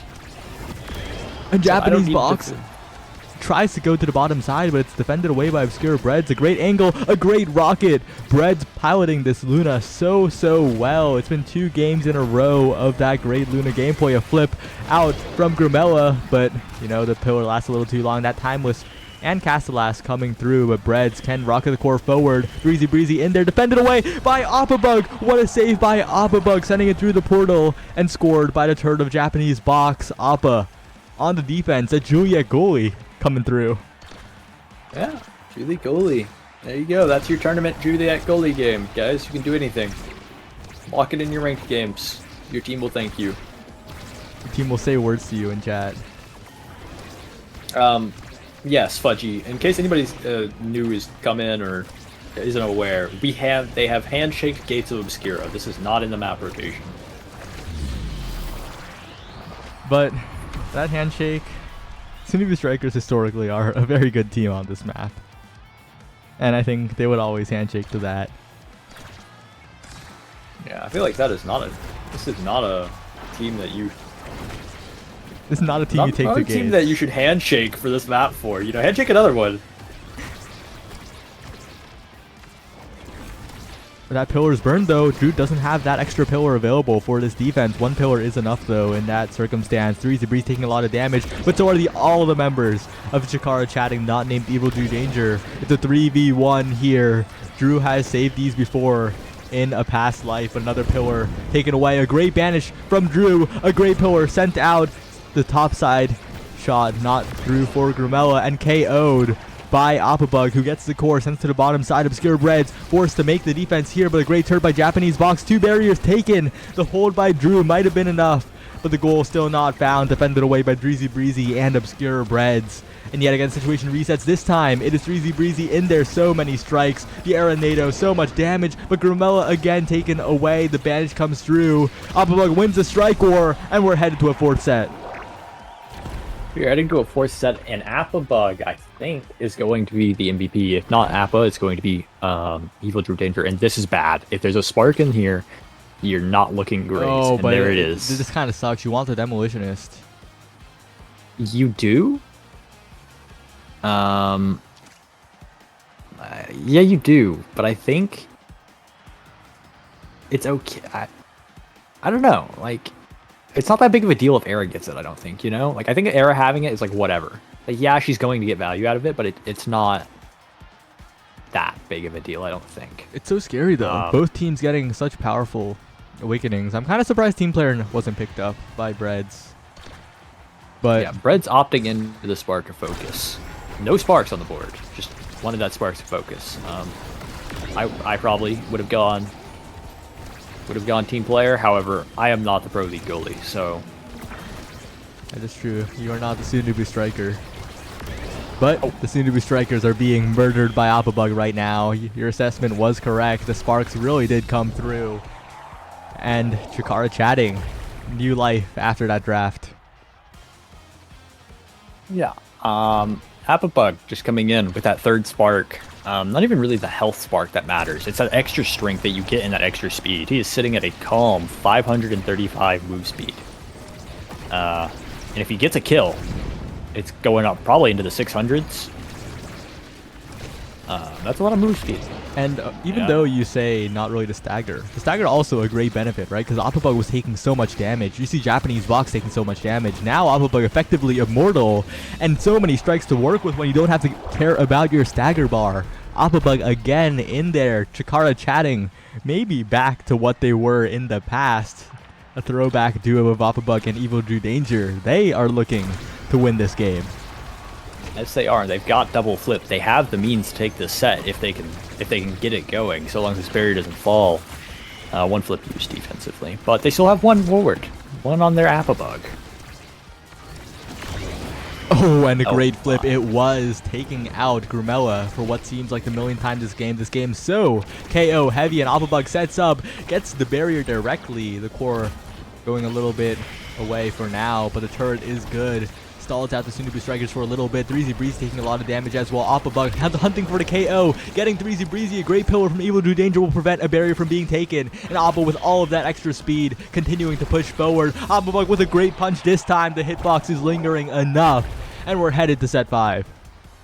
We are on set 5, and Opabug could get really strong here. I'm not actually sure what's left in draft, but it's looking like either I imagine probably an egoist. He could also go a bit different if he's feeling the size. Maybe even a fight or flight. Oh my. Oh, that Are goes. you sure about that? That goes crazy. Rapid fire was still up. That goes. I think the soon-to-be strikers might have a way back in this game. Yeah. That goes crazy. One thing to note though. Actually, it is so doomed. Soon Dubu Strikers has picked up Monumentalist on the Era and Chrono Boost on the DX. And Rapid Fire Spark of Focus on the Obscure Breads, the Luna. And that might have been a little too much of a draft blunder here. Chikara chatting, now not the ones who are wildly ahead in the draft. So the Soon Dubu Strikers are pretty happy here, but as I say that, Opabug just gets a KO. The only thing I can really think of you being happy for, if you're a chatting, is that hotshot rune. Everything else is kind of Yeah. You know, your Amy doesn't really care about build flip. That's kind of useless. I mean, it's fine, but like it's not the win game button. Yeah, you need your win game button here, and you need to win game fast.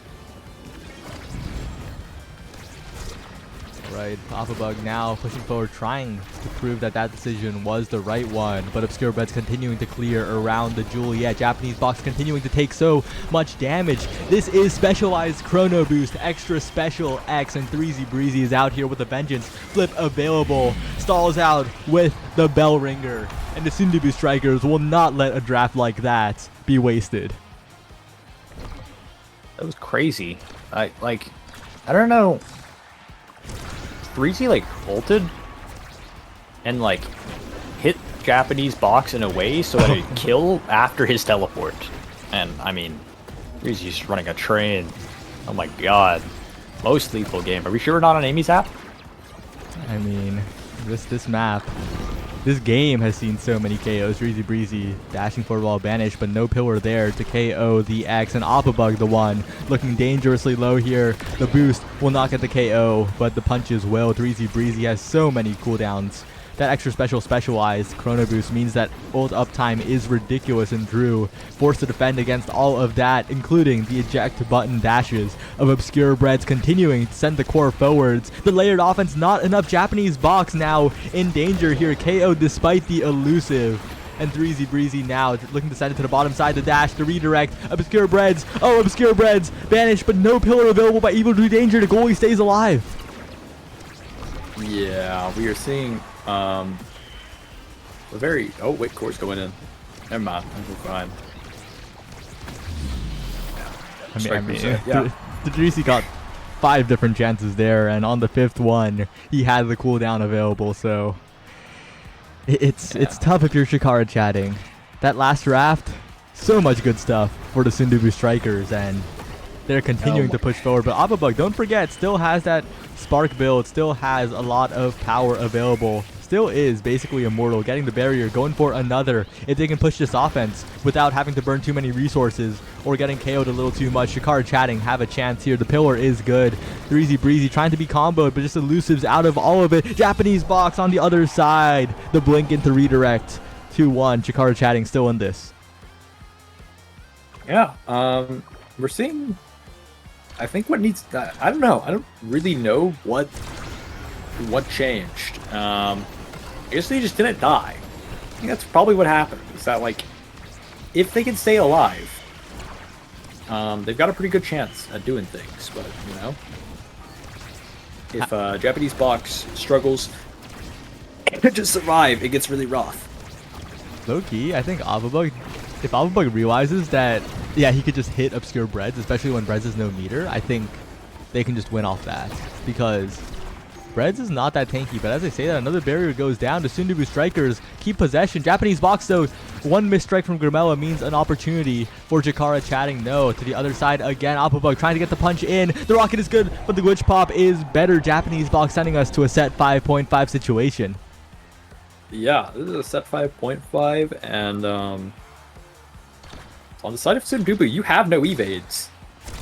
Or if you do, you're not looking close. You got a lot of flips coming up on the enemy team. You know, this is looking really scary. We may be seeing the NASA upset.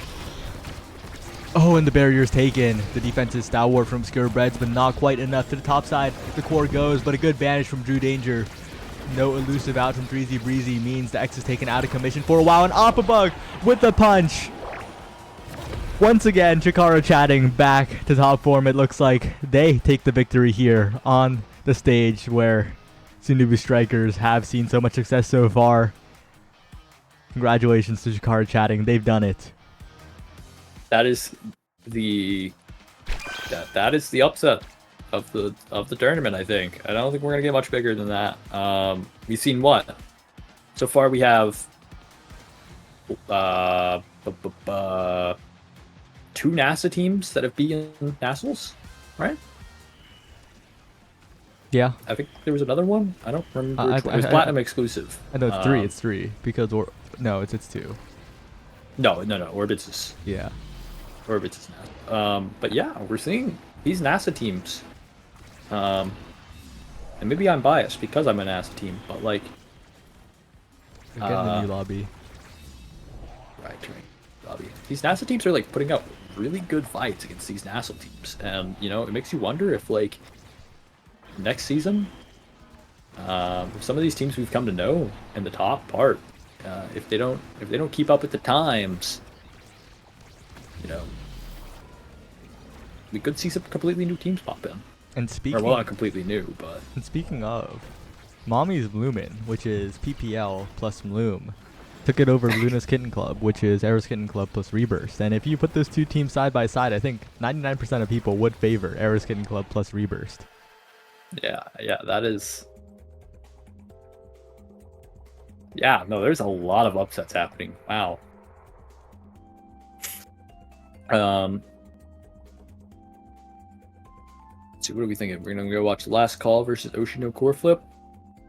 Yep. Okay. Are they doing map selects and stuff? They are done, and we're going to Clarion Test Chamber. Big. Get your predictions, and now it is Last Call versus Oshi. Bit of a Nassel preview.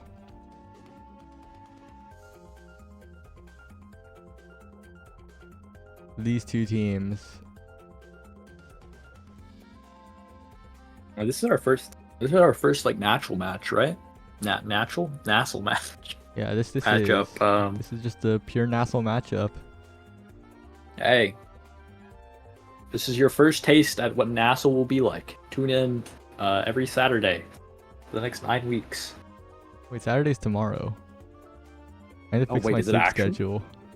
Oh, wait a minute. It is tomorrow. Hey, everybody, tune in tomorrow to see more matches like this upcoming one. This very channel. Yep. BestieInSlot, twitch.tv. But we should be getting it right into this one. Oh, I have to ready up, guys. Sorry. That's my bad. Yeah, that's your bad. I think they asked because of you. Way. This should be a good one though. Oshino Core Flip, I think, widely considered the quote-unquote worst, or definitely the lowest rated Nassau team at the moment. Which, I don't blame people for thinking that. But, you know, this is their chance. Last call. Yeah. Pretty firmly gauged in the middle of the pack here, and if Oshi can get a win here, especially after last night where the Borg Mystic forward duo lost 8 in a row against the Grimella, Oh, you don't have the to mention Grimella it. Mirimeg forward duo. You don't have to mention it. Oh, no. Yeah, they're definitely not solidly the weakest. Both Nassau and NASA are very, very competitive this season. It's like, you just can't compare it to last season. Season 2 of Nassau and the first season of NASA, like, there were some steep divides there, but this season it's a lot closer. Oh, yeah. We're seeing Borg Kazan. See, is Clarion? I'm not actually familiar with it. Clarion is the one that people are calling Borg Slaughterhouse, right? It's like Borg's Corp or whatever. Yeah, Borg's Corp or something. I'm not surprised they went here. I'm pretty sure Borg's an enjoyer. I'm an enjoyer of Clarion. I love Clarion. This map's so much fun. I mean, if any Odyssey Interactive employees are watching, this is Omega Strikers right now. If you're not picking Mako, you're banning Mako. Oh, wait. This Steak. is That a preview for crazy- tomorrow. Yes, Mako that is. will have 100% presence or something close. Yeah, that is a... Every game will be Mako versus Mako. And if it's not, it will be because it's banned. Let's see, why are we seeing Juno mirrors? Is it a hotshot start? No. No, it is an aerial start with a peak performance start. Secondary. Very odd. Is Juno good on this map? I don't actually know. Well, I think Juno just pretty solid in general, I think, right now. I can see that. I didn't really think Juno would be like too pick or ban on this map, since it tends to favor more kill comps anyways. To be fair, Juno does do a lot of chip damage. That is true, and with the Kazan, he's going to be DPSing pretty much the entire time, so you'll have your damage. Oh, did you just see that? Merchant hit it just straight through the Kazan open primary. Oh yeah, that's the Mako we know and love. Hey. Oh no. Unfortunate bounce. Hit that little edge there, did not bounce up to hook resets, and Kashikoma is able to just collect it. And well, I mean, when the Ash is at your doorstep with primary ready, what do you do? Yep. Keep in mind, this is Oshi at full power. It is Merchant, Mirimeg, Kashikoma. We don't always see all three members of this roster, of course, but when we do, it's definitely a treat to watch. Borg there. Borg? Bit too focused on the damage. Not aware of the friendly fire possibility.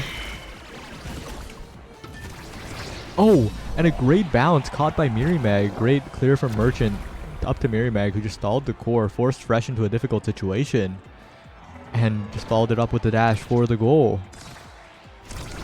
Yeah, this Mako pick really struggles if you just kind of wait. Like, she doesn't have a lot to disrupt your waiting, you know? If she doesn't have a secondary to reach, or like your primary's too slow to do. And old, you know, is old. I mean, you just wait. Yeah, and now Fresh in a 1v1 with Kashikoma, sending it back and forth. Borg on the defense as well, but you got to be careful against that Juno. Fresh almost getting scored on, had the flip there as Insurance. Mirrormeg, the one with flip now, waits out the slime, but Borg is there with the strike. Great coverage from the forward of Last Call.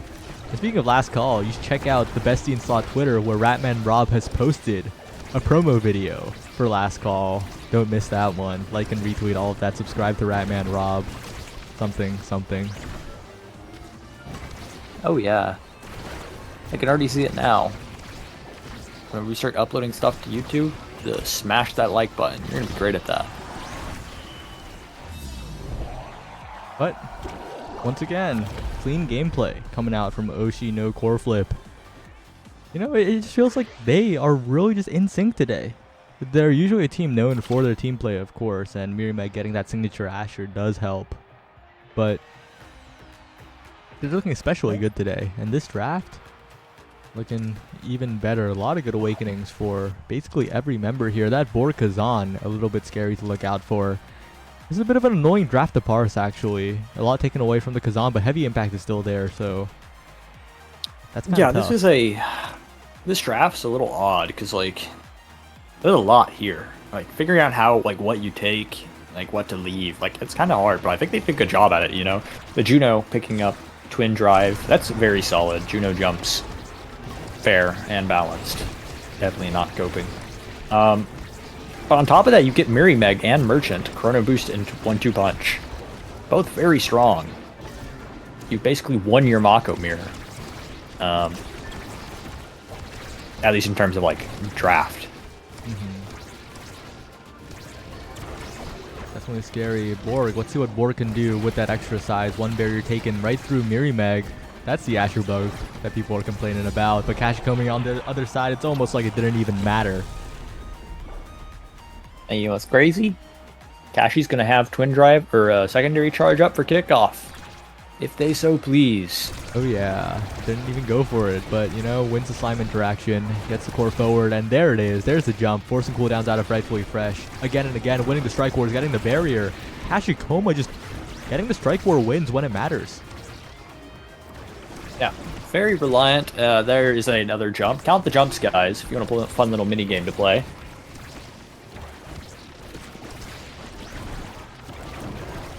You know, but Mako is obviously a balanced character because after this game, she will have a 50% win rate in this game.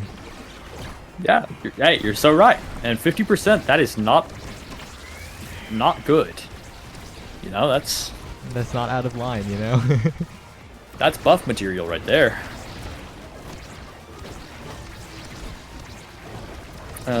We are looking at a lot of flips for the side of Oshi no core flip coming up. A lot of flips in general. We got 4 on the board, 3 on the board. Available, KO'd by Borg. Kashikoma will have to do it all himself, but no, not yet. A great primary for Merchant, though. Sends the core forward yet again. Borg now trying, but Merchant burns the flip there. The Slimes will get the barrier eventually. Merchant incredibly low.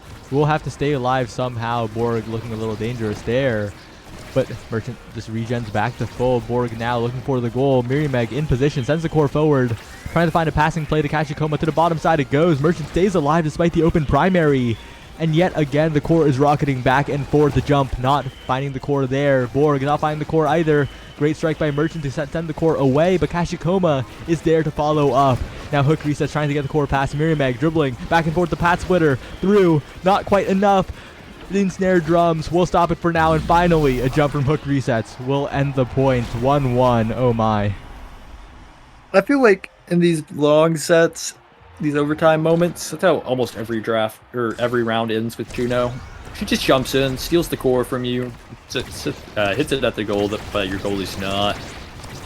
And it feels so bad, but you know, that's just how it goes. That's how the mirror goes. Not even the mirror, that's just how Juno goes. Alright, the core being sent forward now. Mirrormeg, Kashikoma looking to make a connection here. Dribbling it forward. Hook resets though, interrupting it. Trying to send it through on the bumpers.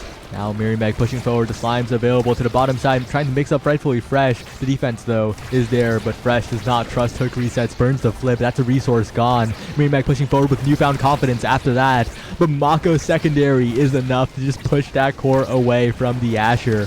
One more attempt, but the Slime's on the defense. Hook resets, assisting. One berry taken by Borg. And now Hook resets on the top side, looking. No Borg. Merchant has a primary ready, and jump in from Kashikoma will be the one to take the barrier. Strike Wars won by Rightfully Fresh, though. On the other side is Borg with the flip available, but the secondary will be enough. Send it away. Meg now dashing back. Great save from Rightfully Fresh. Meg to the bottom side, saved away yet again by Fresh. Merchant cannot find the strike on the core, accelerated by the bumper. 2-1 in the favor of Last Call. You know, when the core just slides by you on this map, on this specific variant, it just like seems, it looks so sad. It just barely, you know, just that little tiny acceleration does it in, you know, that's what makes you miss. And I hate to see it. Oh, great attempt from Meg, trying to send the core forward, does not find the flip, and Kashikoma is now low because Last Call have survived the onslaught. They might be looking good a little bit, but all the stagger bars looking dangerous here. Hook reset stuck in the glue, trying to find a goal still. The Slime goes a little far. Meg stays alive somehow. Stuck now, but Rightfully Fresh still has to worry about the Kashikoma jumps. Kashikoma predicts down, but Fresh sends to the other side. Now it's getting a little bit difficult here for a Merchant, but no, okay, secondary exists. You know, when you have that cooldown as Mako, the world's your oyster. Hook resets taking a little bit of damage, but Borg in there winning the strike war. Trapped with the ensnare drums for now, will just elusive and walk away. Borg now strike ward by Kashikoma. A great Slime will send it to the other side. Another passing play attempted. Merchant sending it through, but the Slimes are there in return. Sent to the bottom side this time. Borg not there to follow up. Kashikoma there to defend. But yet again, Oshino core flip on the defense. They need to find some offense here. They need to send the core forward. They need to use that core speed. Meg now to the bottom side. Still defended, but a final Slime by Kashikoma will send it to the top side. Great redirect by the midfielder of Oshino core flip. We're headed to a 0.5. This is going to take 5 years. This game is going to take forever. Yeah, to be fair, this is probably what we should have expected from these two teams, given how competitive the league is and how, you know, this is one of the few tournaments that players have really gotten to play in since Dubu Cup. You know, there's not a lot on the line, but it is a very good warm-up. I think a lot of teams are probably taking it pretty seriously. Yeah, it definitely helps that it's one of the quicker formats, right? The day before Nassau. You don't want something that goes long, starts late, or whatever. Yeah. But Oshino core flip, I'm sorry, not Oshino core flip, Hook resets. Last Call has taken this set, and Hook resets will be granted an Egoist. That forces Oshi. Man, I'm lost. I'm struggling. Okay, but the thing is, Oshino core flip does pick up the team player on the Mako, and that Awakening, very, very strong, of course, and especially with how they play the game, it's very front to back, right? And team player could be the X factor that drives the point forward for Oshino core flip. Yep. I think the big thing here, besides the team player though, is that they've managed to get the spec training off the board. So Borg is a lot less scarier than he could be from here on out. Not disrespect towards the player, don't get me wrong, but disrespect towards the character. You know, without spec training, Kazan's a little less scary, and by a little, I mean a lot. You denied his bis, you're looking pretty comfortable. Indeed, and now it's Meg pushing forward.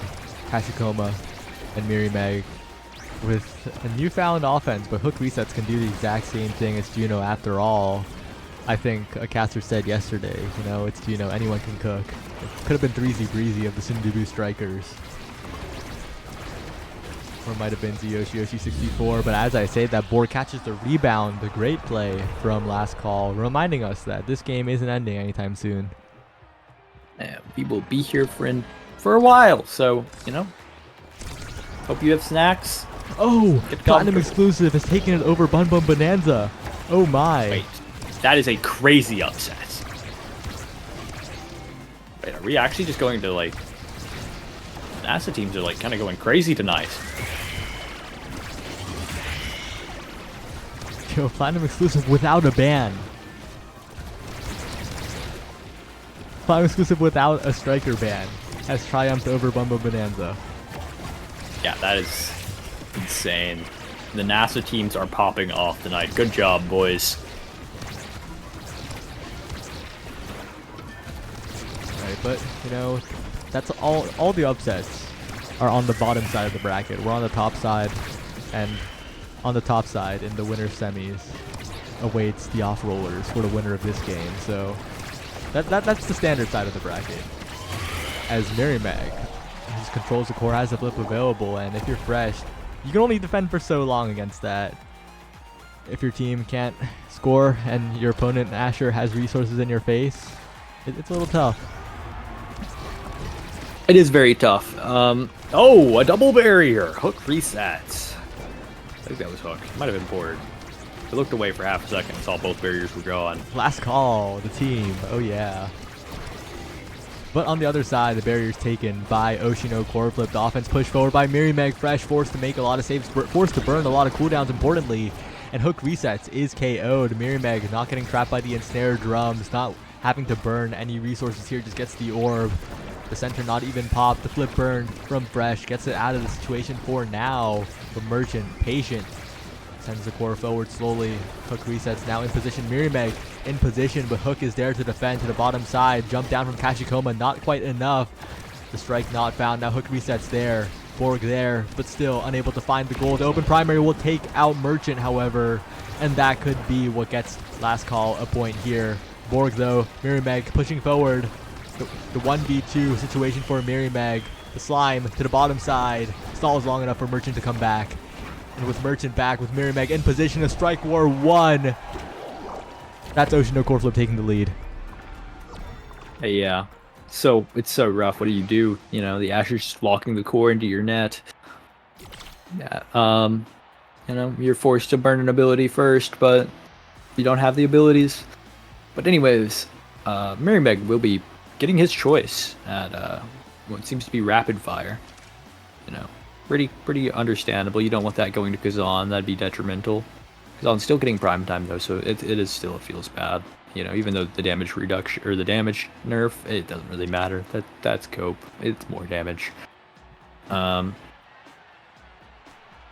2 abilities is more than 1, even if they're weaker. Yeah. 2 abilities minus 10%. That is still 190% damage. No, it's 180%. Is it? Mega Striker's Math Challenge. Wait, no. It is. Does it actually do minus 20%? No. Okay, 10% of 200 is Oh, 20. you're right. It's twice. It's twice. Wait. Guys, do not trust me for any logistics. I can tell you how to hit the core to an okay level, but do not tell me how it works. I mean, I don't think any like high-level player has ever like really done the math on damage ratios and like actual damage numbers in this game, so I think we all just go off how we feel. yeah, and the feeling is like good. But the Kashikoma, you know, has to jump up, and if practically Fresh is alone on the defense, that's a death sentence. There has to be a teammate there. Yeah, we are looking a little strong. Ocean core flip looking in the oh wow. Okay. Looking in the driver's seat for this one. You know, 1-0 in this third set. Fourth set. Man, I'm gonna need to Oh yeah. I'm gonna need to go take 5 after this game. We can replace you. Take like 45. Yeah, that's fine too. Yeah. I am struggling. Core flip burned. Unfortunate. Oh, but possession still kept by last call thanks to the center popping. Rightfully Fresh sending it forward. Hook resets looking for an opportunity, but the slime mixes up Kashikoma. Oh yeah, getting a barrier for what seemed like absolutely nothing there. Merchant has the strike. A little bit scary when the core's accelerated by the bottom. The flip not found by Borg. And once again, the offense comes through. Merrimack with the Asher dash punch, but Merchant can't find the strike. And despite that KO, it is last call holding on, evening it up.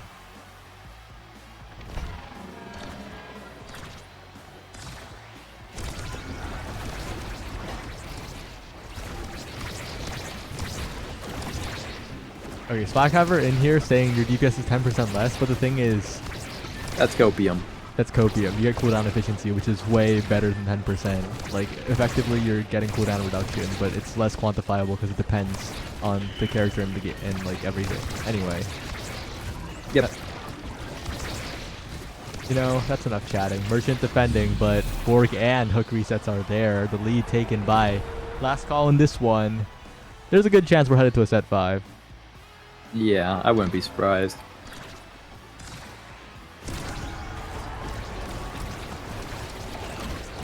But on this variant, who will get the center first is the question. But Hook I don't think they resets- care. Hook The round will resets be over doesn't before care. they get it. But maybe Hook Reset should care because Kachikoma possesses it, sending the core forward. Mirimeg in position. Kachikoma still staying alive as well. Mirimeg elusiving to not get KO'd by the last hit. And the dribbling goes through. The primary goes through. Not quite enough. Saved away by Hook Resets and Fresh. And if they can do that duo defense there, it's kind of hard for Ocean of course to score. But if it's just Fresh against the massive Mirimeg, like in this situation, the Pat Splitter looks tiny next to that Asher. It'll be a lot more difficult. Mirimeg pushing forward, has the flip available. Most savable goal, as some might say. It's a 0.5. And that is 0.5. We are at match point. If Last Call is not able to get their damage out, and it is the glue trap map, which favors the Kazan. You know, if they're not able to pull this back, that will send them to the lower bracket. Mirimeg and Kachikoma pushing forward still. Mirimeg with the primary, with the punch dash, some might say.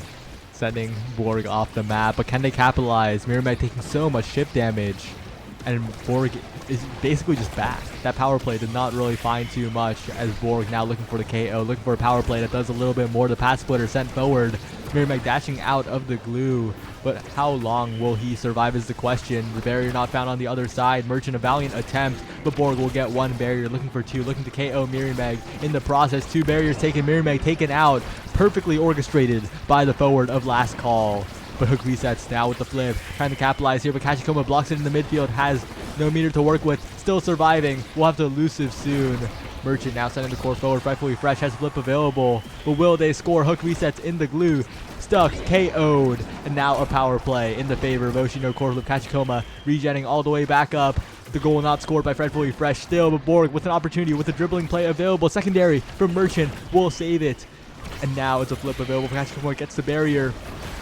Oshino core flip have a chance here, but Kachikoma eats all of the slimes. The health bar's dangerously low, but remember, it's team player in overtime for Merchant. A goal can be found out of nowhere if Fresh is not ready, and a flip available as well. Fresh will burn the secondary there to make the save. Mirimeg though pushing forward, taking so much damage still, getting accelerated back, but Mirimeg with the primary available. Kachikoma with the primary from downtown, and Borg unfortunately is now 9 losses in a row against Mirimeg. You hate to see that. That was that was a banger game. That one could, like, honestly, Kachikoma managing to slide it in there, but like if that game goes set 5, I'm not sure who takes it. But yeah, we can see even set 4 game, that was a very crazy game. You know, a lot of damage, a lot of redirects. It was very well played. Unfortunately, you know, sometimes sometimes the Juno just finds that slime angle. And yeah, that's how it is.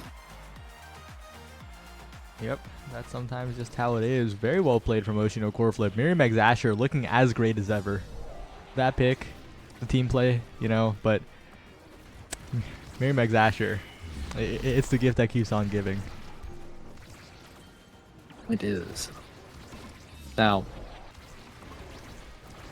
I'm gonna take my time. I'm gonna take this chance, and I'm gonna dip. We have somebody to replace me, right? New potato, because I'm struggling. My God, I need like a drink in like 20 minutes. Yeah, I will contact them now. Big. I can stay just to make sure that they actually get here, but They will get here.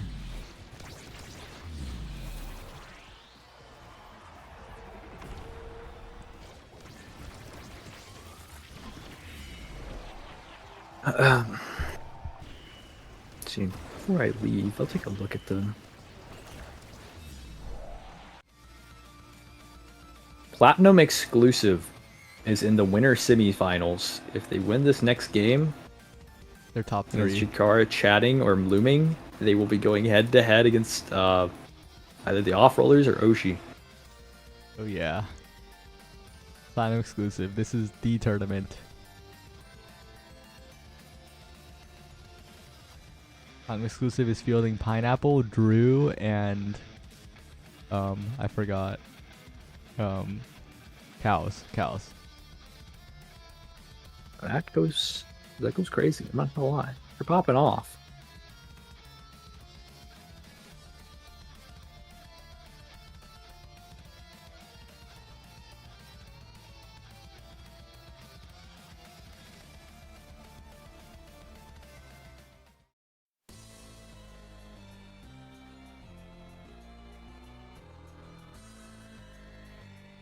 Yeah, Platinum exclusive. Great tournament here. It's interesting.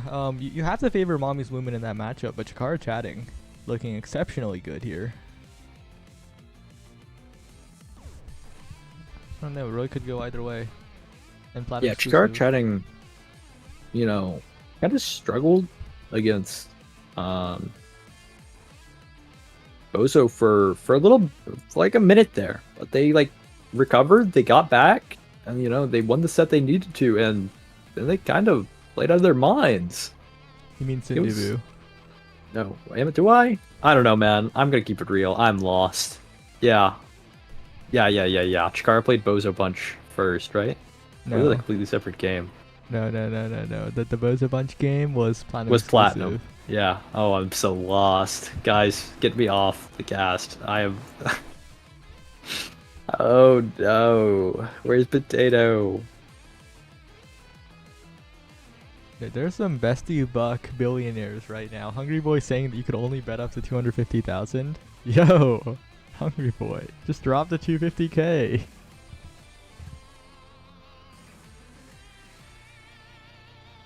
Oh wait, Potato might be here. No more Demon Hours streams? You can't do that to me. I need those. It's my entire, like, life. If I'm not carrying the torch during Demon Hours, who is? The answer is nobody. The category has like 20 viewers. Alright, I have received the good news. That is not good Potato news. will be available after this short break.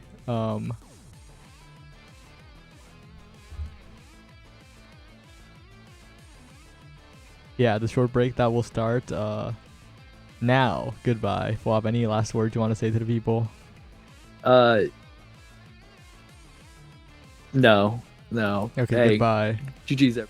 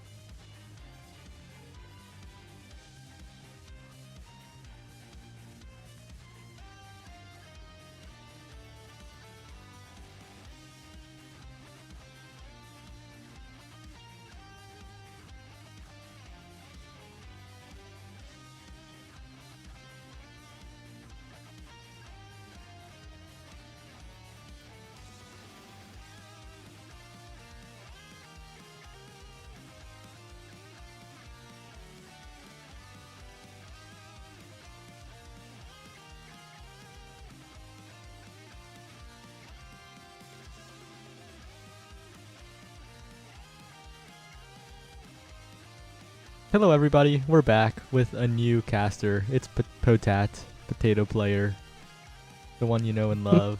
And we're here with a bit of a banger game with some players that you're probably familiar with. Oshino Corflip versus the Off-Rollers. Yeah, it looks like off-rollers are... I'd assume they're playing off-roll. I haven't seen them play at all yet. But off-rollers roster looks like Vaughn, Gumi, and Joker for this tournament. And I'm excited to see that because, I mean, they're all really good players. To see them in solo queue all the time. They're quite often duo queuing with each other, which always throws off the queues. It's great. But yeah, so that's a really good team. Love to see him. And on the other side, we have Oshino Corflip, the NASL team, Merchant, Mirmeg, Kashikoma. You know him, you love him. And yeah, I'm excited for this match. Yeah, especially because there are rumors, either jokingly or not, of the Off-Rollers being the roster for NASL Season 4. So this might be a little bit of a preview of the far future here. And Gumi, Joker, and Vaughn are going to have a bit of fun with it. The debut of the Off-Rollers is now whenever Vaughn gets in the lobby. And the map will be Atlas's Lab. So that's a map that Vaughn has historically been incredibly favored on. And on the other side, though, Merchant, Mirman, Kashikoma, that's a trio that will not be uncomfortable at all on a map like Atlas's Lab, of course. That's why the bans led to something like that. Yeah, I mean, both teams know pretty much exactly what they want to do, and I mean, it could go either way, because Vaughn, Gumi, Joker, you already lose. The roster for this team, the roster for the Off-Rollers, has a bunch of incredibly heavy hitters, top of the leaderboard, pretty much across the board, but they've never really, like, they're not a set-in-stone team, they never really play with each other, so Merchant, Mirmeg, and Kashikoma on Oshino Corflip have a really, really good shot. I mean, everybody has a really good shot. You can always win a match. It doesn't matter who it is. And so everybody should be able... This should be a really even, really good match. I'm looking very forward to it. Yep. And as everyone readies up, I guess we should ready up too. We should respect the whole thing. But you say that, but this is not really an, I guess, unfamiliar roster for the side of the Off-Rollers, right? Because Vaughn has plenty of goalie experience, carried a goalie account to rank 1, had played it during the entirety of NASL Season 1. Like, although it is technically an off-roll, it really isn't. And of course the Joker as well is playing midfield now, so it's not really that much of off-roll. The only player who's truly off-rolling in terms of like what you would expect when you hear that word is Gumi, and that I think is the point of contention here. But you know, I believe in Gumi. He's Gumi. I mean, honestly, I have played probably way too many solo queue matches over the past few weeks, and I have seen Gumi in at least a quarter of them. He has been grinding that forward position, and his Kazan, I thought it was throwing. We lost the first 2 sets, and then we just... He got the kills, and then we just won, and it was insane. So, I mean, yeah, Gumi can definitely pull off that forward roll, and, I mean, just as well as so many of these other, like, brawlers in NASL, NASA. And so, I mean, yeah, I agree. It might not be as even as I might be saying, but I mean, we'll have to see, because we're getting started right now. Yep, and the now ban already coming through, and the Mako ban on the other side. This is the state of Omega Strikers. These two bans are what is going to make this game fun and interactive, unfortunately, because those two characters are a little powerful. The signature vice for Merchant, a Kazan picked up from Mirmeg to match the Kazan of Gumi on the other side, and Joker with the Octavia, and Aimi, signature Aimi of Kashikoma might be locked in here, but it's a little scary, right? Because on the other side there's a lot of damage, and you have to deal with the Octavia, and that's the Juno goalie of Vaughn, Firelight V out here This guy has climbed to the highest heights that he's ever climbed in solo queue. The highest NA rank one's ever been, I believe, with this Juno pick. Yeah, I mean, the Juno goalie, there have been a lot of supporters for the Juno goalie out here. And, I mean, we're gonna get started. And oh my gosh, already, Vaughn has taken that first barrier. I mean, that's what he says, right? It's just a free kickoff winning thing. And he's back. He is sending himself forward yet again. 2 barriers down. The power of his Juno goalie fully unlocked, piloted by Vaughn. Once again, stepping forward. The Chain Lightning does stop the offense for now, but Gumi is there to pick up the core with the hook. A quick first goal for the off-rollers. Yeah, and I mean, as you were saying, Vaughn is just able to hop in there instantly with that eject button, and is able to just be a third forward pretty much, because I believe it is a 5-second cooldown for that secondary. It's not a 5. There's no way it's 5, right? A 5? Someone in chat verify. Cakes has been fully supportive of it being 5. Or no, not supportive, but I think I'm pretty sure it's 5 with the eject button, and either way, it's really low, and so he's just able to be in there, be a third forward. Oh, and a KO. Kachikoma off the map. Mirimeg now taking a bit low, trying to find the goal here, but Vaughn just sends it forward. Gumi in front of the net. Merchant, a lone Vice in a 1v1 against a Kazan who can shoot to both sides of the net. 2-0 really quick. And we haven't even talked about the starting awakenings. Super Surge, and everyone's a Super Surger today, as Vaughn will be very happy with that. I mean, Super Surge is just more forward offensive potential. As you see there, Vaughn was able to get that barrier pretty quickly, and now Vaughn has that core flip up, is going to use it. Is it past Merchant, able to take a core flip as well? Gumi is going to be able to get a kill on the top side, and Kashikoma is gone too. But Vaughn will lose the barrier, and oh no, Vaughn doesn't quite hit the secondary, and is going to lose that point.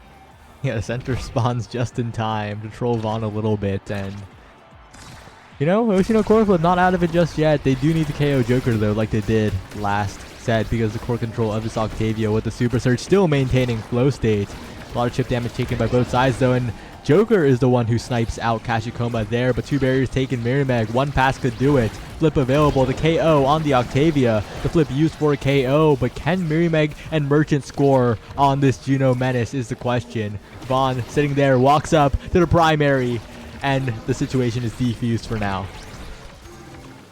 Yeah, but oh, Merchant is going to lose. Oh no, Merchant's going to lose that point.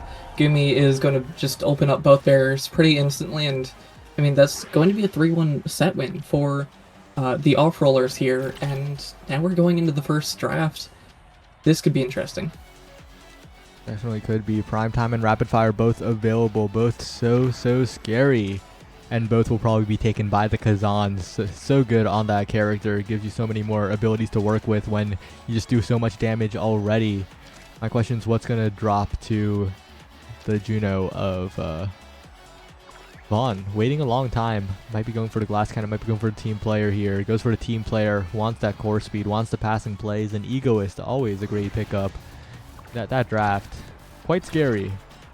Thankfully, Merchant was there to deny the cast last, to prevent it from being wasted on Kachikoma effectively, but still not a good sign for Oshino core flip's future chances in this game.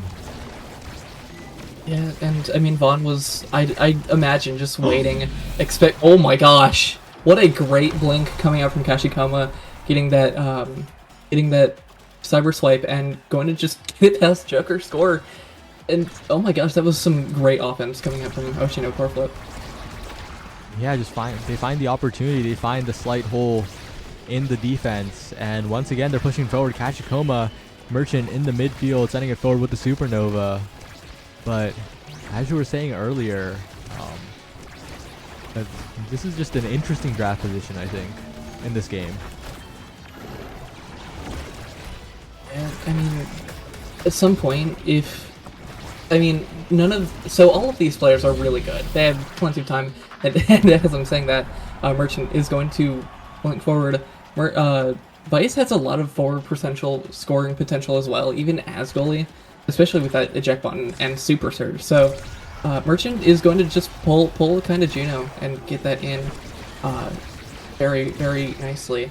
But as I'm saying that, oh my gosh, Gumi, Joker are going to open up the barrier and get it straight in. Joker using that secondary to just push it in. No need to use that core flip. Yeah, that's the power of the Egoist combined with the Super Surge flow state. So much speed for Joker. And those kinds of points are so difficult if you don't get enough damage on the Octavia. Now Joker with flip available can definitely look for the second barrier here. Goes for it, defended away by Oshino core flip. Joker now, the special not used to its full potential. Great defense from Merchant, but that's a supernova burn, and Gumi looking for the barrier.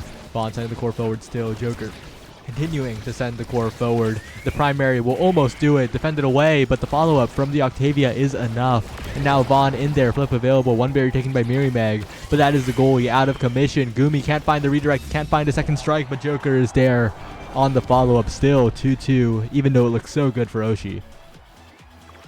Yeah, and I mean, Gumi has been doing a great job of just providing that pressure for his team. He's currently the highest leveled in the game, and he's showing that because there's just constant pressure, constant attacks going towards him, and I mean, as I'm saying that, he's getting both of these barriers, and now that's an open net. Gumi's gonna score straight on it. Yeah, this Gumi Kazan looking quite good. Of course, enabled quite a bit. The rest of the off-rollers providing Gumi with so many opportunities. And a little bit unluckily for this Octavia, no insta game-winning awakenings here, but you'll always be happy with taking that extra special away, both for yourself and against the Aimi, not letting that turret be timeless and happy. Yeah, it looks like a heavy impact though. It's going to fall down to Merchant. Vice absolutely loves that, and that's going to force Gumi on, or no, not Gumi, force Mirimeg onto a Spark. But I mean, pretty good draft all around. Aimi got that Demolitionist. We love to see it. Gives so much cooldown, or so many cooldowns, and provides so much pressure. And as we see there, Kashikoma is just going to be able to run in, use that special, use that turret, get that goal open, and then Gumi or Mirimeg's just going to get it past Vaughn, score that straight in. Yeah, a bit of life for Oshino core flip in that draft perhaps, if they can push this advantage here. Definitely possible, but you always got to watch out for the capabilities of the Octavia, but maybe not if you put enough damage down. No meter left for the Joker. Has the Egoist to build it up a little bit. One barrier taken, but Merchant defends the other just barely. And just barely is just enough here. Joker taken out by the secondary of Merchant. Can they get this barrier is the question. Mirimeg leaps in, but still demanding descent. Not quite enough. Gets it past Vaughn. Okay, Mirimeg sets up the open primary. Gets the goal. Another 2-0 situation, but we've been here before. Can Oshi convert this time? Yeah, I mean, the last set, the off-rollers were able to just kind of get that reverse 3-0. But now Oshino core flip is up. They're looking to not have a repeat. They're looking to not get that kind of deja vu from the last set. And I mean, they're looking to do that as Kashikoma is going to open up the first barrier. Gumi getting pressured by Mirimeg, kind of moved back to a more defensive, more pressuring position on Gumi to help that goalie out and keep Merchant alive. Yeah, and Kashikoma so close to flip, but you gotta watch out. Joker's at full stagger. Has the flow state available, pass down. Merchant burns the flip. The goal is not scored, however. And now Mirimeg in position, trying to get Vaughn a little bit. Joker continuing to press the core forward. Almost has flip available, doesn't even need at that point. Gumi is there. And this is now looking like a very scary situation for Oshino core flip, because look at Joker. Almost on that Egoist speed, and with that burst of speed, that Octavia could turn around this point, and then you're at a 2-2 situation. Yeah, and I mean, Gumi is also almost at that core flip, and there we go. Joker has that Egoist boost. Gumi now is killing Merchant, and I mean, Merchant's almost dead. Joker had that speed, and yeah, Gumi is just going to be able to get that kill on Merchant and push it in with that primary. 1 point now. Only 1 point left. Yeah, I mean, it's 2-2 right now. It could go either way, but the off-rollers have looked really, really powerful in this position in the past. And as I say that, the first barrier is going to go right through that little nook that it can go through. Oh, Gumi is going to get knocked out. Goal's open though, Joker. Oh, provides pressure, is able to force Merchant to send it up. Vaughn there though with that super surge eject button secondary, going to put it straight through the two defenders, and that's a set win. That's a game win. Really well played for a moment by Oshino core flip. You saw that bounce by Merchant somehow getting around one barrier, but the offense continued. It was overwhelming from the off rollers, and they continue on to winners final. Yeah, and I'd like to point out on this scoreboard here, Vaughn had 100 redirects here, and that was almost double both of his forwards, and Merchant also had 76. A lot of redirects coming out in comparison to the rest of this game. And, I mean, that just shows you the power of that eject button Juno. Vaughn was able to be in multiple places at once, pretty much, and was able to just provide so much pressure, as well as his forwards.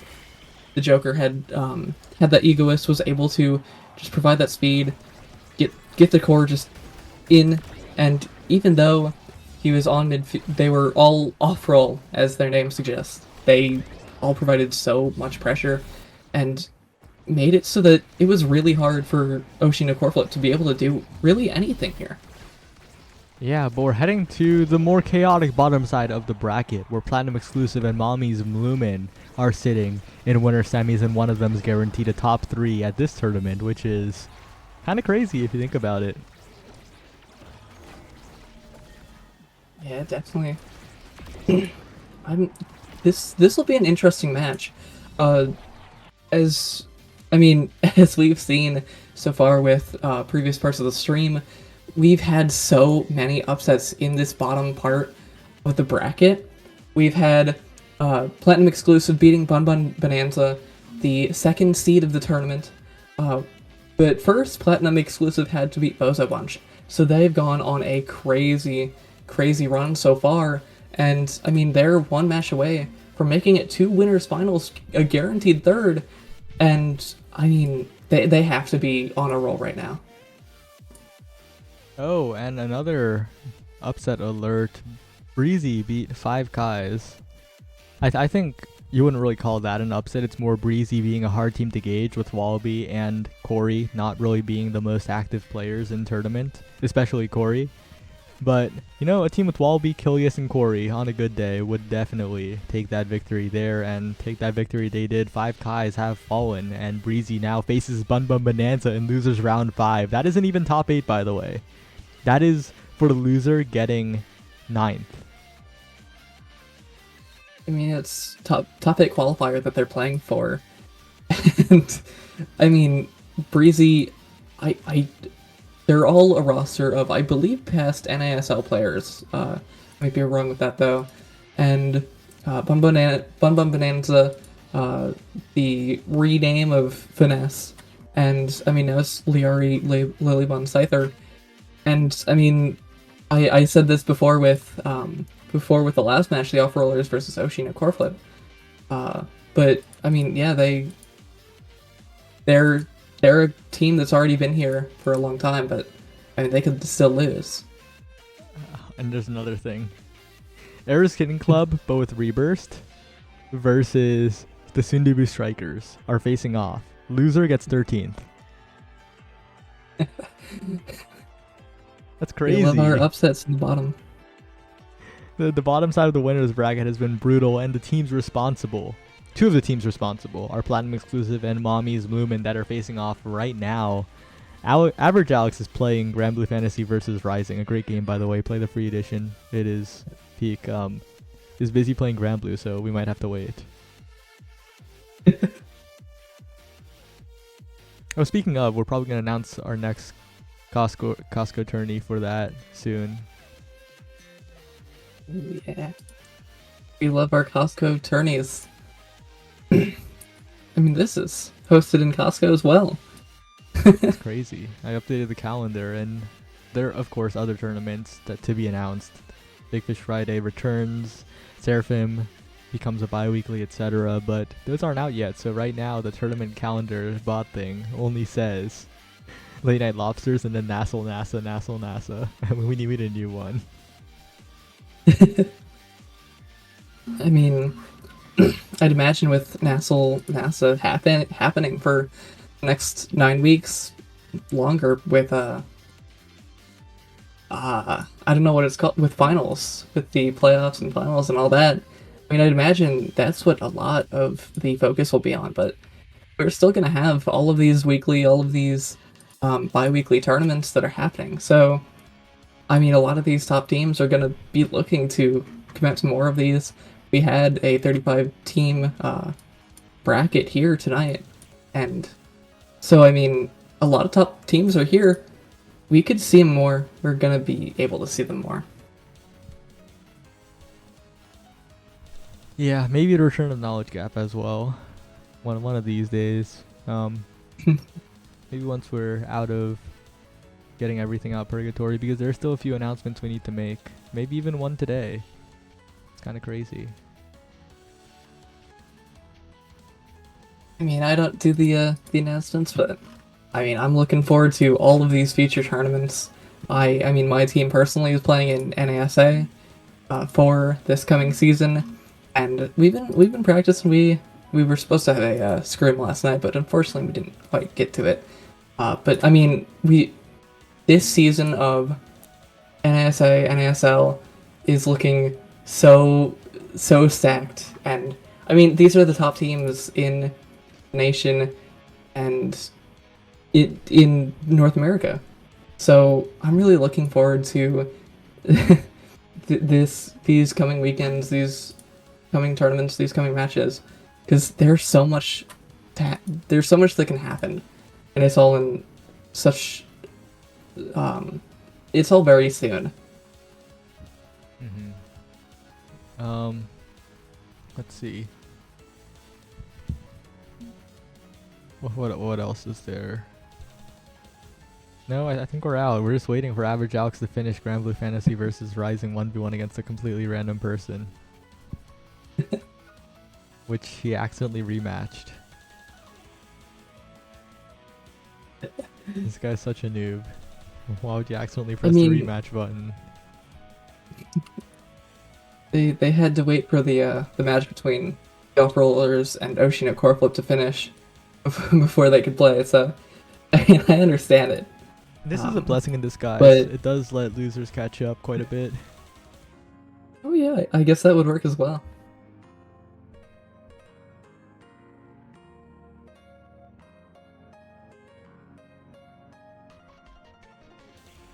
So, how have you been? Not too bad. I mean, I'm really proud of myself because I made it to Pro League. Oh, yeah. Let's go. And, I mean, I'm a masher, but somehow it worked. And I really like Rasmus now.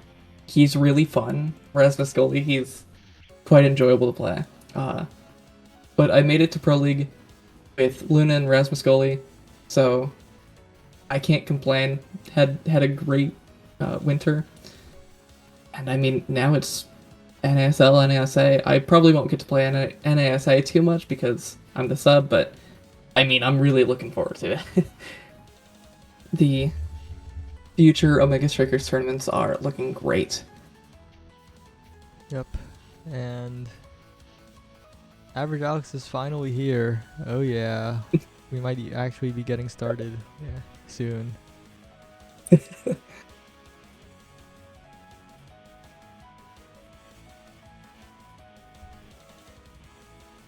I'm saving my energy for the game. We'll be there soon, I believe. Everyone, I mean, put your channel point predictions in.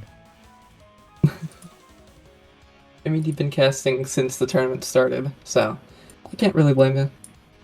I got dinner and now I'm here, but I've only casted one match, so you've been here for the entire time.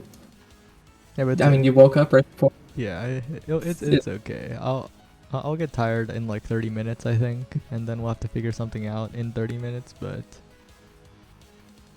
until then, we're chilling. I mean, it's late night lobster. It's both late night and also I'm not really sure how to link lobsters into that, but lobsters are cool. I'm hungry. I mean, hopefully you can get your food soon. I might even go mid-match. I might just let you solo cast the first set. I mean, honestly, I have a lot more experience with solo casting, so feel free to do whatever. Oh right, yeah. Wait, that's so clutch. I can eat. True. And I can talk more. Oh, yeah.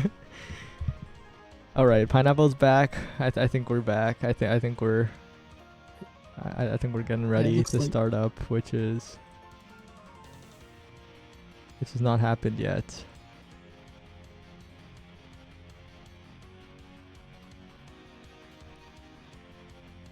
Oh, we're starting. Okay. Oh, so we got a match.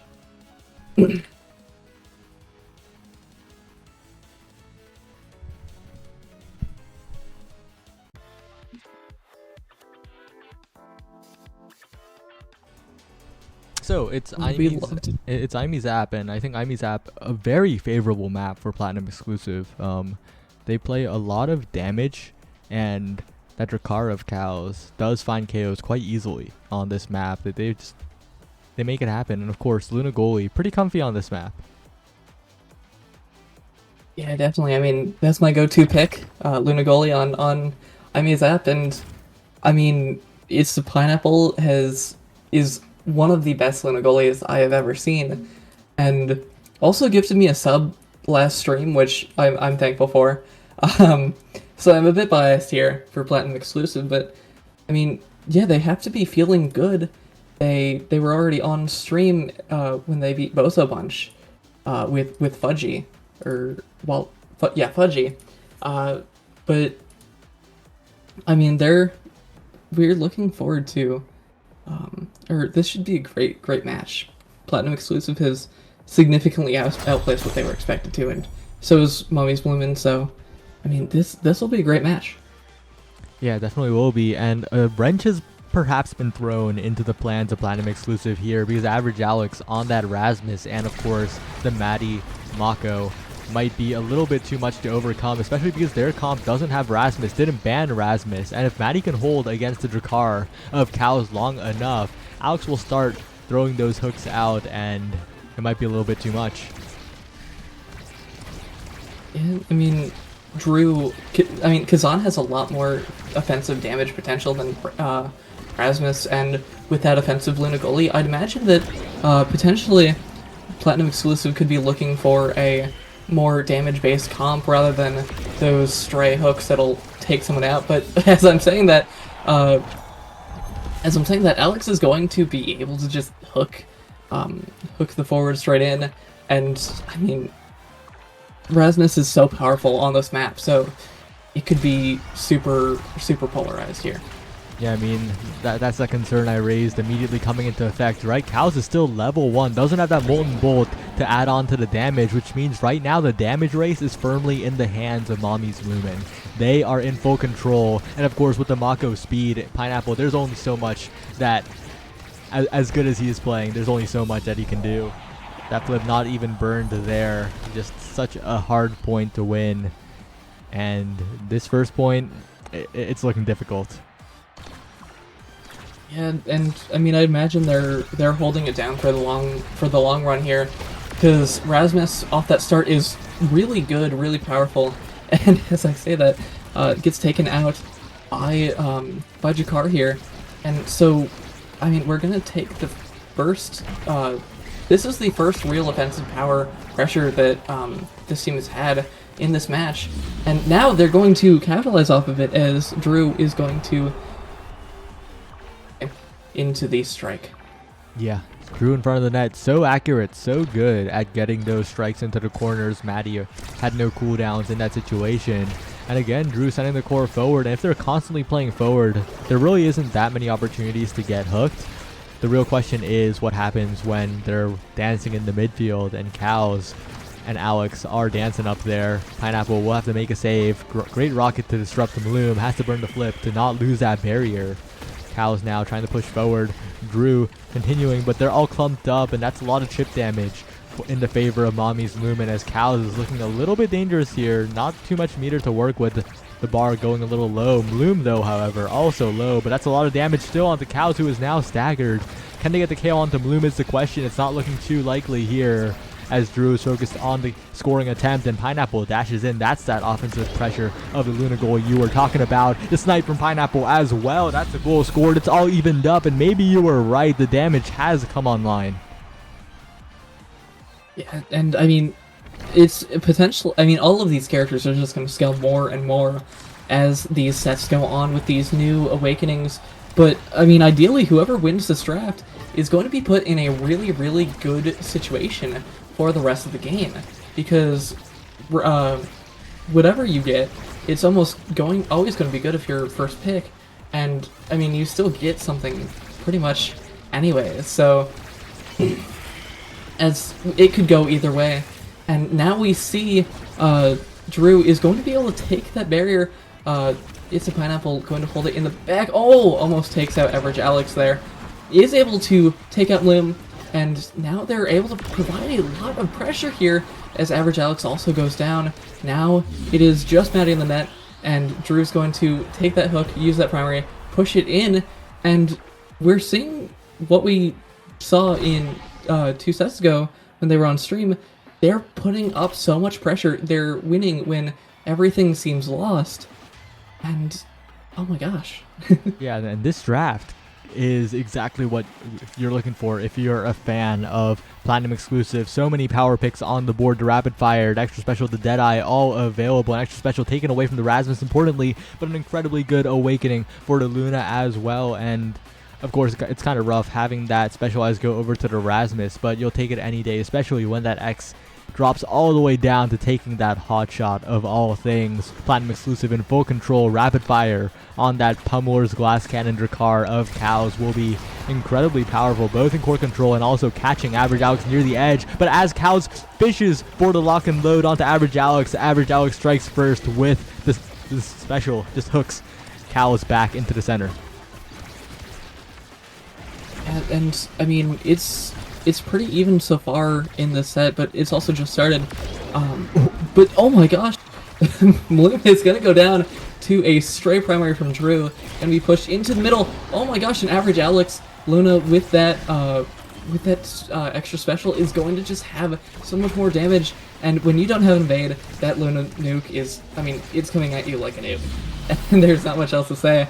And it's Pineapple going to be able to pass it down to Drew, who's just going to be able to use that primary, hook it in, and push that in with the strike. Yep, and Drew, so good at positioning around the play, so good at positioning so that if the core pops out, a hook and a strike will end up in a goal. So well played by Drew, but as I'm saying that, incredibly fast offense by Mommy's Lumen. 9 seconds, 1 goal, it's all tied up in this set. And I mean, one team is looking for stray kills, the other is looking for just damage and kills. And I mean, it's pretty obvious which one that is. Platinum exclusive is just dealing the passive damage, looking to get these kills, and so they're kind of the time, like, they'll win with time. But Mommy's Lumen, on the other hand, is looking for all of these quick stray kills, stray hits that are going to be able to take the other team out. And they're just looking for these quick offenses. The whole team goes forward. Maddie is going to use that secondary, and they're going to be able to get those, get that goal barrier, get those goals. And as we see there, another straight hit going to take out one of Drakkar. And I mean, now it's a 2v2. This could go either way. But remember, Alex has no meter available. This KO is very, very possible. Alex now staggered. Cows with this lock and load, and Bloom is alone on the offense, and that X hit with the Molten Bolt is very immobile. Maddie in a hard situation, gets the core out, And that Mako defense is so overwhelming, but Pineapple breaks right through with the boost. Pineapple now sending it down to Drew. Drew has scored these in the past, gets the hook from downtown, but Maddie is ready that time. Alex now pushing forward, getting the KO onto Cows. Power play in the favor of Mommy's movement, but it doesn't even matter if it's a Pineapple following up on the perfect setup by Drew, and a point that I thought Mommy's Lumen had full control in turns all the way around. Yeah, and that's the biggest threat about this Luna goalie, about It's a Pineapple. I mean, you can think, oh, the offense is gone, they don't have anywhere else to go, and then Drew is going to pass it down to that Luna, and I mean, it's just going to be able to go in, and that's the biggest thing you gotta worry about. But another thing you have to worry about is all this damage that's going out. Bloom is almost staggered. Average Alex is almost staggered, and I mean, yeah, Average Alex is gone. Bloom is staggered. They don't know where to go. They don't know what to do, and this is the power of the Luna goalie, of this Jakar, of this Kazan. They're able to just provide so much damage, so much pressure. And unfortunately, they aren't going to be able to score just yet. Average Alex and Bloom both respawn. Oh, but Maddie, caught off guard, isn't quite able to get that strike, and Kaz is just going to put it straight in past that goalie. Even if Maddie had gone the strike, you saw the team play yet again. Drew with the open primary, covering all the other options, it felt like. Now missile propulsion on the table for this Luna, and it's getting even scarier and even scarier as each point progresses.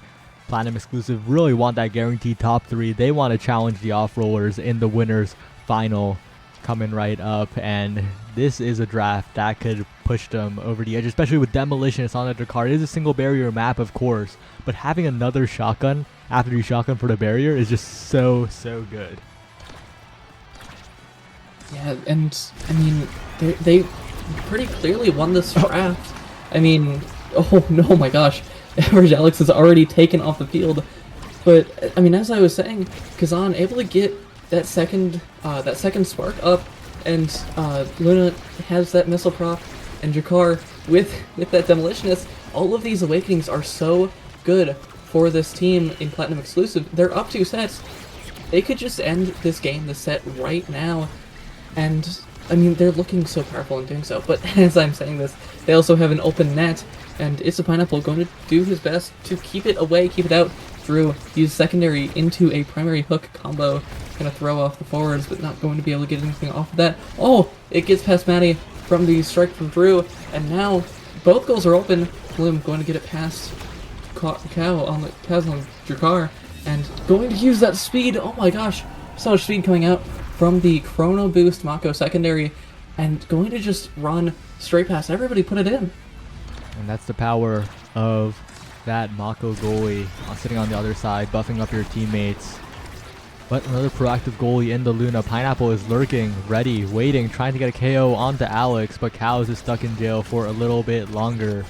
Alex staying alive, regenerating out of the staggered state, barely surviving the assault from Drew, and a good hook will take out Cows. Another power play in the favor of Mommy's Lumen. A wasted flip by Drew. Average Alex still staying alive, and Maddie still defending the barrier, but Pineapple positioning in front of Bloom, not letting the core into any sort of strike war situation, and the strike war there is won by Drew. Pineapple now has the flip available, has a rocket send it forward. Drew can't catch it with the primary for now, but Pineapple will just send it to Cows, and yet again the defense comes through, but Cows sniped again by a hook from Average Alex, and now it's getting a little scary for the side of Platinum Exclusive.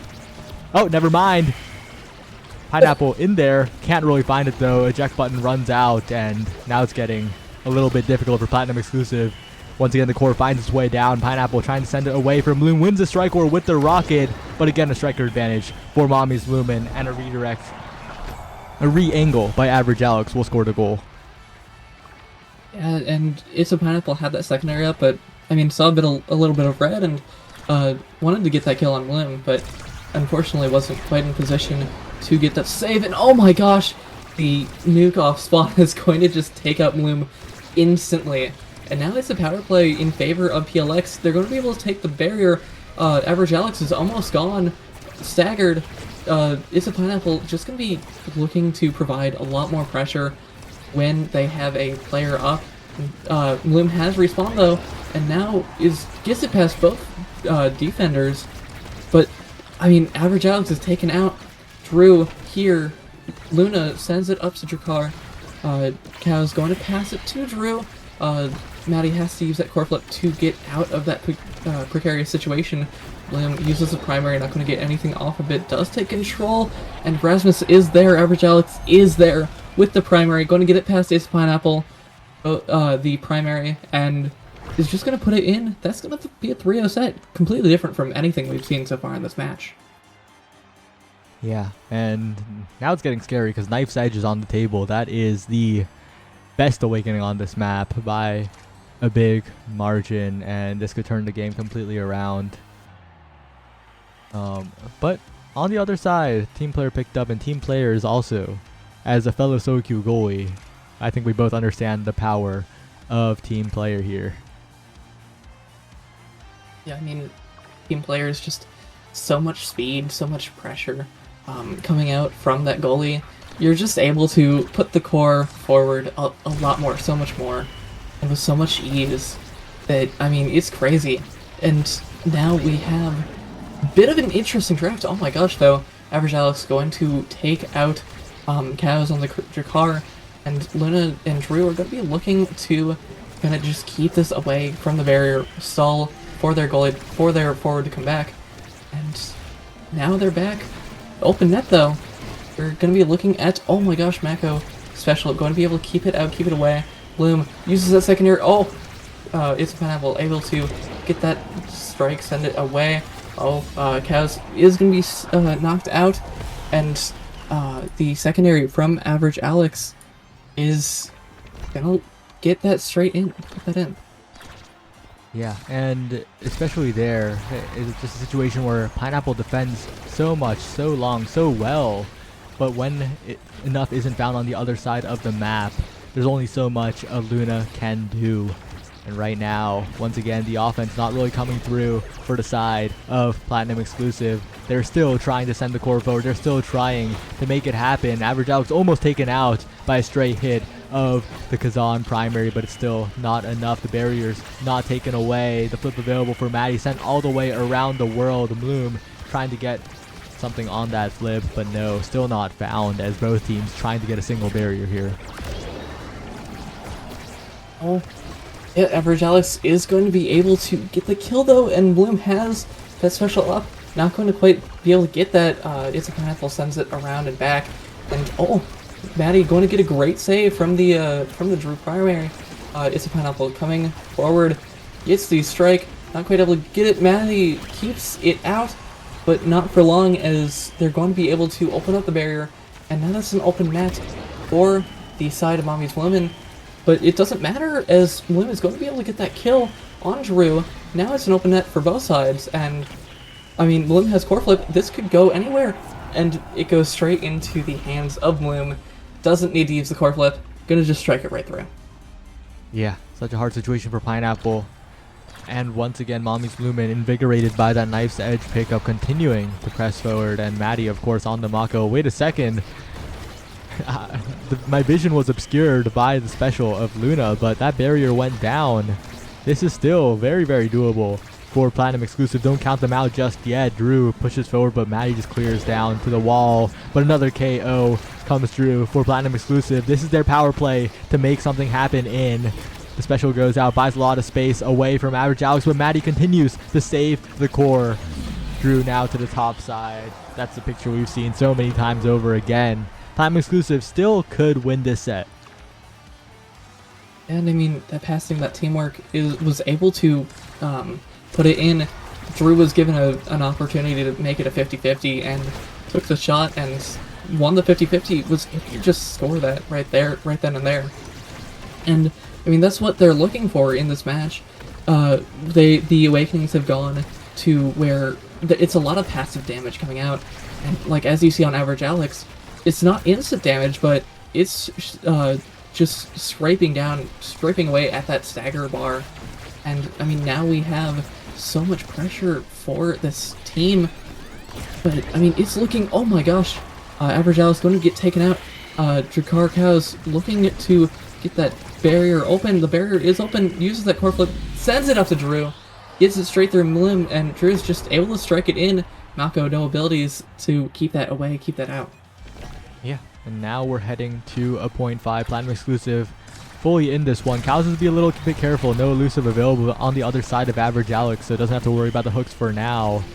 But, you know, Bloom has the flip, sends it to the top side, and we're heading to a set 5. Just as soon as we raise the hope of Platinum exclusive maybe closing it out here. Yeah, and it was an 8-second goal. That core flip from Bloom ended up stunning It's a Pineapple on the Luna, and I think that's what lost them the point there, because it was buffered. The core flip was buffered, and It's a Pineapple couldn't eject back. But enough of that. It's over now. The set has gone to Mommy's Lemon. Let's look at the draft, and Rasmus is gonna get Stagger Swagger, which is gonna be big because now it's so much less damage. And Mako getting that on the other side, getting that aerials pick, has more range, more speed with that secondary. I mean, this draft is so hard to navigate, right? Because Aerials is basically a dead awakening on Luna, and you really don't want to take it here. And Prizefighter is so good on the Luna because you basically permanently maintain stacks, and this is a composition that can KO from the side of Platinum exclusive, so you have to gamble on the Prizefighter. You have to convince yourself that your team will be the one to start the ball rolling. And Average Alex with no meter, the stagger bar going down. If they can get this KO here onto Alex before the Stagger Swagger does its magic, this could be a Platinum exclusive sweep. They don't even need it. They get the goal. Yeah, and I mean, the pressure on Average Alex, I think it was a win-win right there either way, because either they scored that goal right there, or Luna got a second stack of that Prizefighter, and they are able to just provide so much more offense instantly. And we're looking at it now, they already have so much damage that they're looking for more. Oh, but Average Alex, and oh my gosh, Maddie, going to be able to get both kills, both forwards gone for It's a Pineapple, and the stun is going to make It's a Pineapple have a misstrike, and it goes straight down to Average Alex there with the primary, going to just send it straight in, and now it's tied 1-1 in this set, and it could go either way. Both teams have such great offense, such great damage potential. Oh no! Oh no! Crucial misstep from It's a Pineapple, going to use that special, not quite get the hit though, and now it's an open barrier. Oh my gosh! Oh! And Drew's going to get taken out. Oh no, the trade between Average Alex and Cows. Oh my gosh, what a point. Alright, but Pineapple still managing to defend solo. Drew has respawned, and a respawn comes in for all of the members. But Bloom is in position, has flip available in front of the net, and that Prizefighter is erased. Mommy's Lumen in a great spot now, heading into the next point. Maddie with flip available. They have so much insurance. Mommy's Lumen are in full command. Yeah, and I mean, they just need, Platinum Exclusive just needs to put on the pressure right now, right here and now, or else they lost their barrier. Both barriers are open now though. And Luna, It's a Pineapple, going to be able to keep it out for now. Oh my gosh! That's Mlim off the map. Mako looking really low. Luna and Jakar just going to be passing it around. Oh my gosh! That's Maddie off the map. It is just Average Alex, and Average Alex can't keep it out. It goes in. Now it's a 2-2 set. Set 5. This is going to be... Oh, this is close. Prizefighter check still 0 though. Despite the KOs, Pineapple did not get an assist on any of them, which kind of feels bad, right? You want that Luna damage to really come online. Pineapple trying to make a scoring attempt, but it's actually Cows, has the Demolitionist continuing to pressure Maddie, but that's a lot of cooldown taken away. Good elusive to not get taken out by the Exa Bloom. Drew in position, looking for some kind of hook, looking for some kind of strike, but Average Alex is there with the primary. Average Alex is still in position with the knife's edge speed, trying to send the core forward, trying to get a hook down, trying to get a KO onto Drew. A passing play to Cows, a shotgun attempted, but Maddie is there to save it. Average Alex now looking, Drew diving forward, but the core isn't found. It goes back to Bloom. Pineapple has flip available, has to be so careful in this situation. This determines everything, but a KO onto Average Alex, a KO onto Bloom. And Drew trying to send to the top side, a passing play to Cows, to the top side again, and Maddie will be scored on. Platinum exclusive advance. They're guaranteed top 3 out of 35 teams, many of which from the North American Strikers League, many of which from NASA as well. They are sitting pretty in winners finals.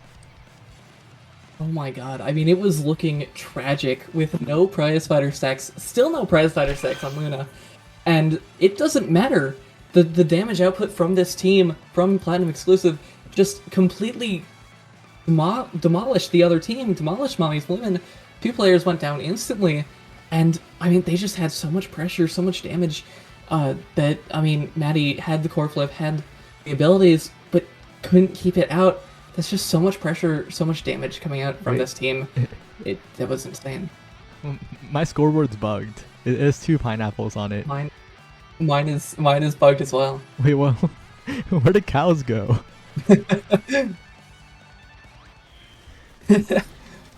I do not know.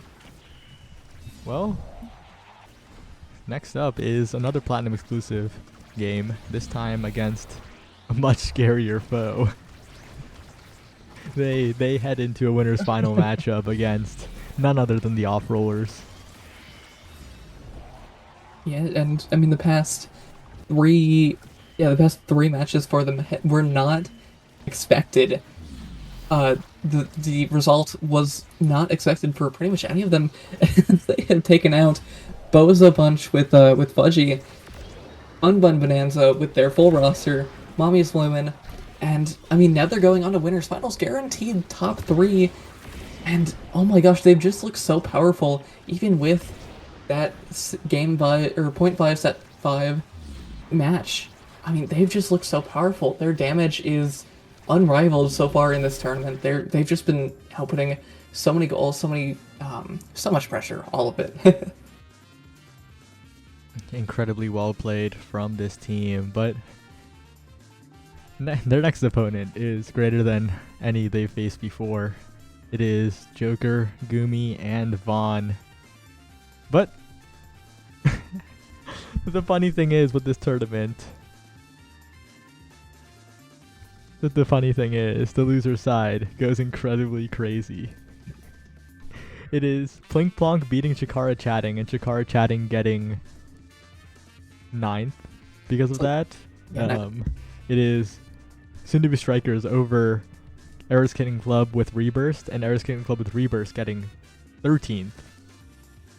Bozo Bunch with Fudgy Waffles versus Last Call. Loser of that gets 9th. Like, holy, this is a tournament. Oh my gosh.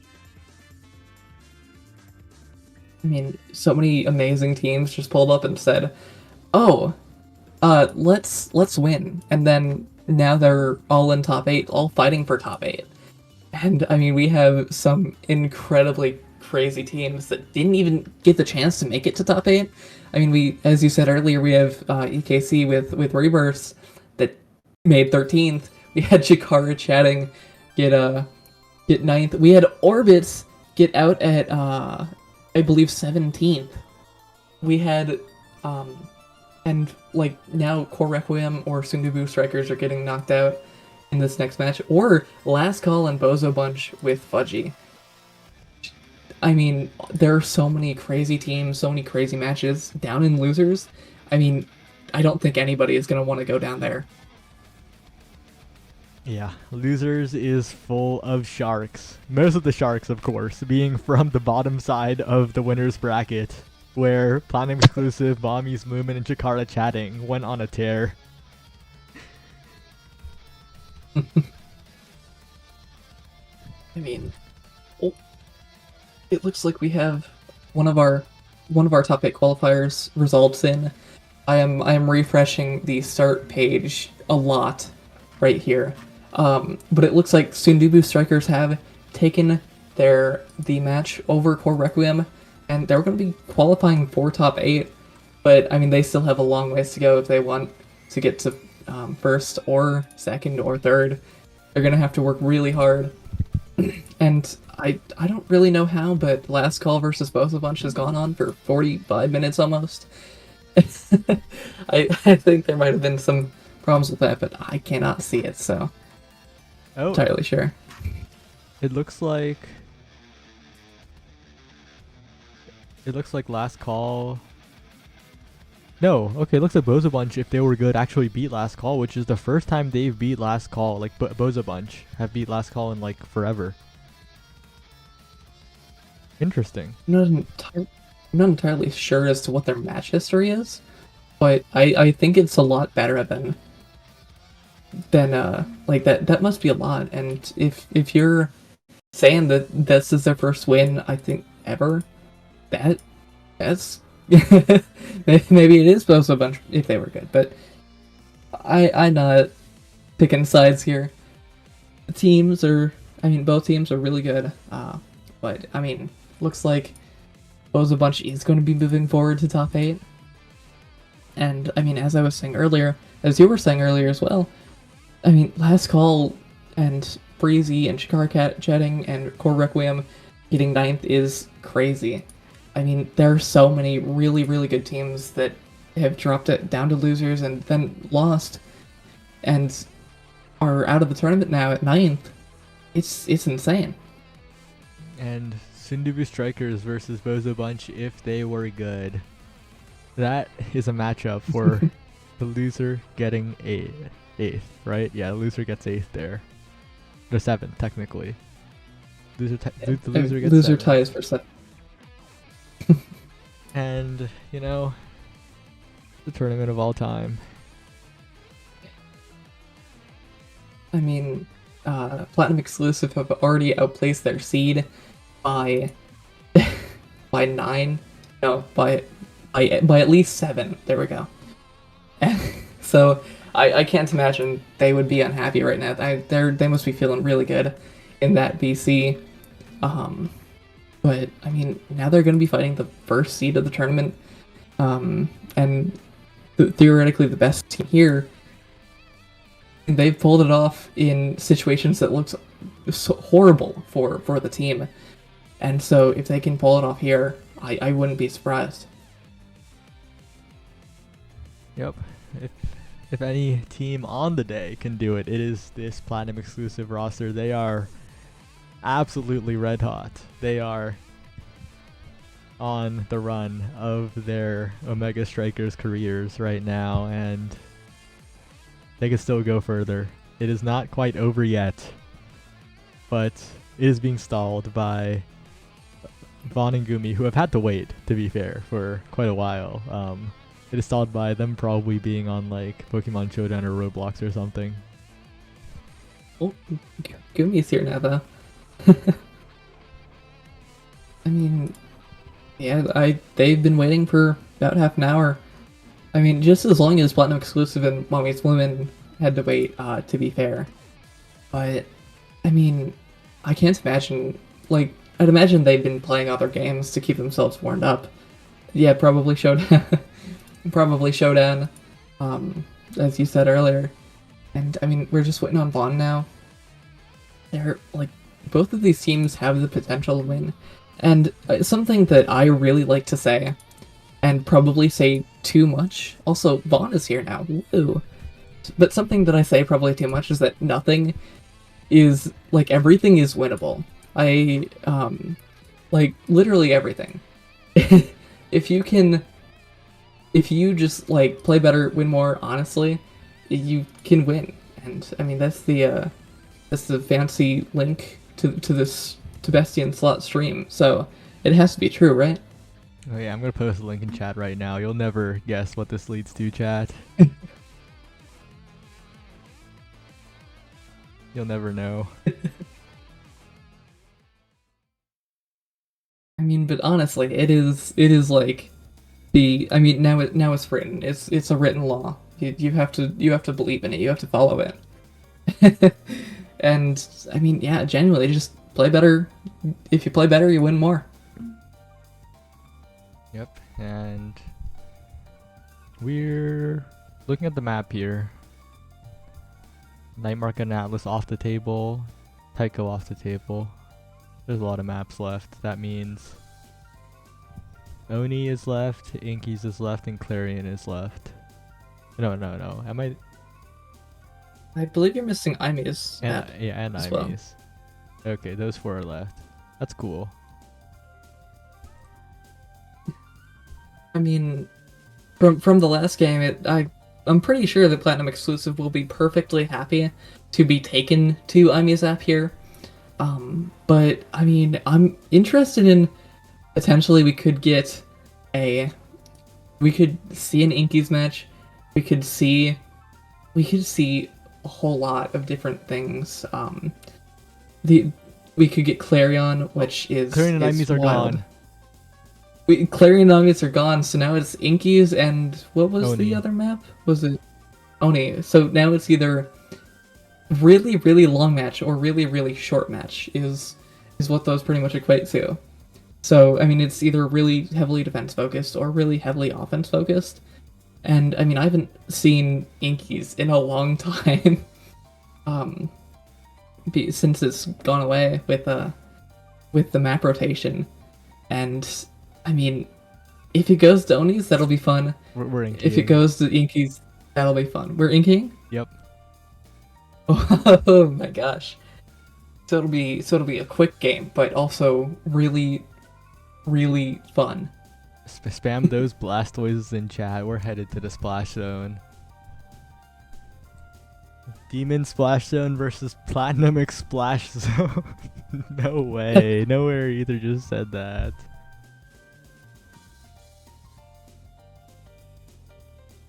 Oh no, BestieInSlot doesn't have the. You don't have Blastoise on the emos. No, but it's I a guess- Twitch I guess emote. Vaughn It's a Twitch emote. It It's- Yeah, is? it's a built-in Twitch emote for like Pokemon something. Unite, maybe. Or maybe Pokken, I don't know. There it is. Oh yeah, Poke Blastoise. It's a Twitch Prime emote. Oh, it's a Twitch Prime emote. Oh no. I mean, I know Vaughn has his I think Vaughn has his Blastoise emote, so I was gonna advertise that because Vaughn is cool and also in this match. But I guess Twitch Prime works too, which I don't have, so I am unfortunately sitting here with No Blastoise. no Blastoise. Yeah, I can type out the command. Yeah, there we go. I can join in. Alright. Yeah, woo. Okay. Oh yeah, Poke Blastoise. But we're here. We are sitting in the winners final. Platinum exclusive versus the Off Rollers. And of And- course, and- Octavia being banned. Inkies is an open map after all, and you don't want Joker getting that pick. It's like we're gonna get a Mako ban on the other side, and It's a Pineapple is hovering Juno, which I'd imagine Vaughn is also going to be hovering here. Yep. Because I mean, Juno is just able to cover. Oh, there we go, right there. Juno is the first pick for Vaughn. And I mean, yeah, this should be a really interesting match because Joker, or I mean, the off rollers are off roll, and so they're going to be not in too comfortable of a spot, but they're also really good players, top players. And so, I mean, this could go either way. PLX has been on a roll, but the off-rollers are kind of like big. Oh no! It's a Pineapple though. It's going to start out the match with some much lag, and that is not very fun to see. Yeah, that's the signature. It's a Pineapple lag. Unfortunate that it happened at that exact moment, but it is what it is. He's got to play on Bagumi. No mercy, getting the KO immediately, and now Cal's left alone in the midfield trying to defend. It's a Pineapple there as well. They will hold on for a little while longer, but the Inkies barriers are, as someone else said, the size of the entire country. And Cal this time is the one who snipes it. An elusive attempted there, not quite good enough. Save the life of Drew, and again, the goal will be scored by the off-rollers. Yeah, and I mean the pressure was really coming out from the side of the off-rollers. We had the primary coming out from Estelle. We had the special coming out from Gummy, and that was just so much pressure. And I mean, with It's a Pineapple on lag, it's going to be really hard for them to get those crazy saves that we could potentially see. But now, as we get into this next point, Drew is going to be able to open up a barrier, get it past the Joker, but Vaughn is there to keep it away. Now, Drew's going to almost push it in. There's so much pressure, but also, Drew is looking really low here. Yeah, Drew is not long for this world. Gets a strike, but Vaughn is there to predict it. and it's passed down to Cows yet again. Drew's taken out, and Joker looking for this barrier. Gumi as well. Flip available, gets the barrier. The water cannon will be activated shortly. Will they even need it is the question. Joker there in time. The point taken by the off-rollers, and we're heading to the next set.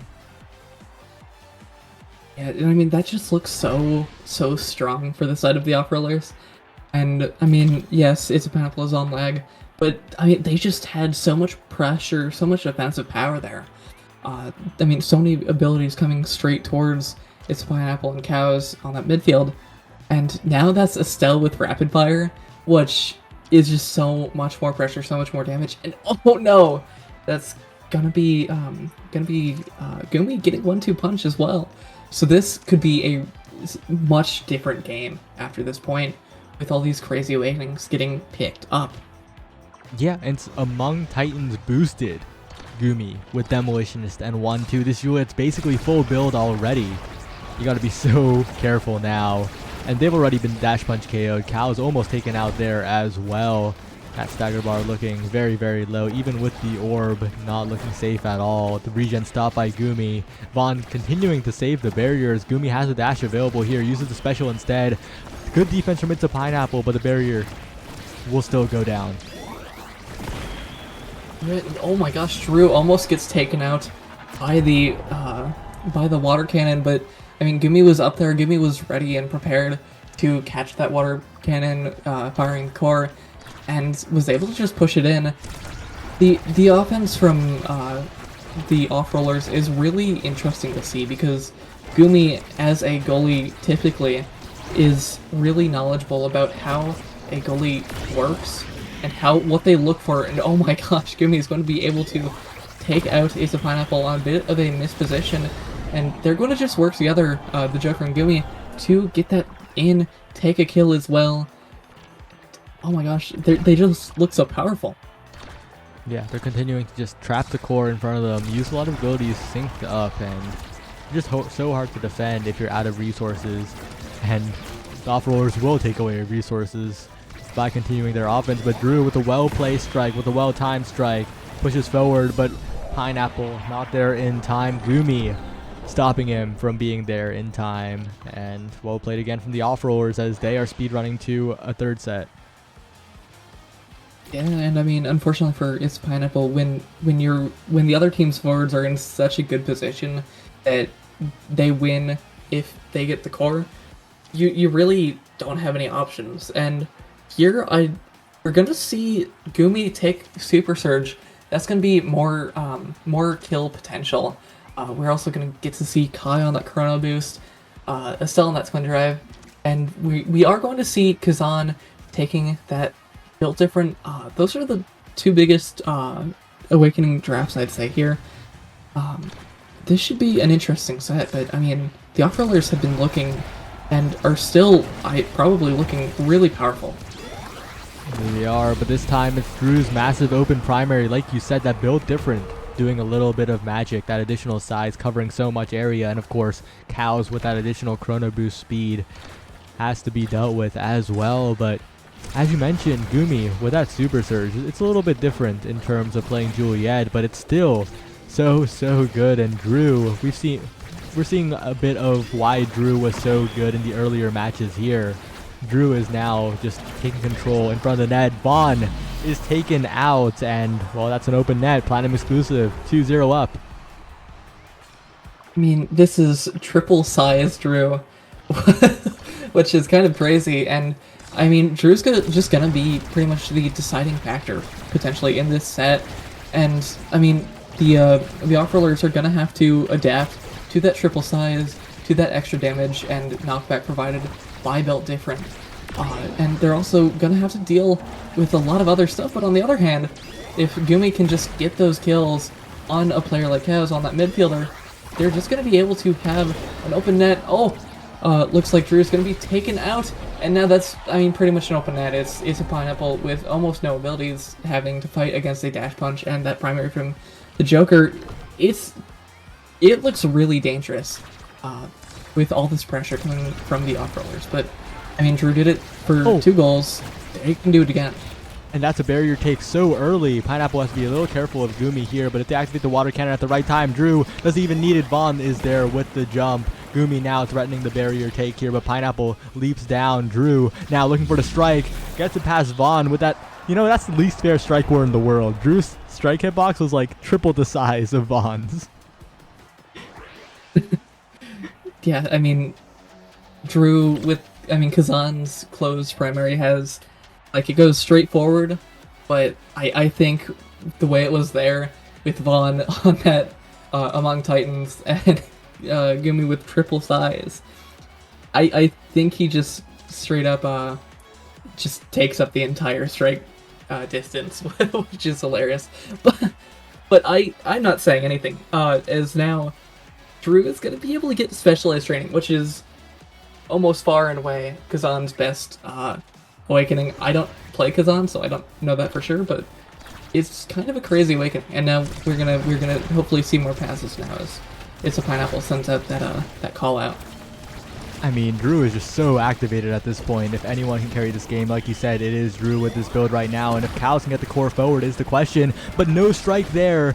No abilities left for It's a Pineapple. Gumi waiting patiently for Pineapple to burn all of them. And just a series of slight missteps from Platinum Exclusive at that point. It was very winnable there. And, you know, if they can coordinate a little bit better in the next few points, they are definitely in this game.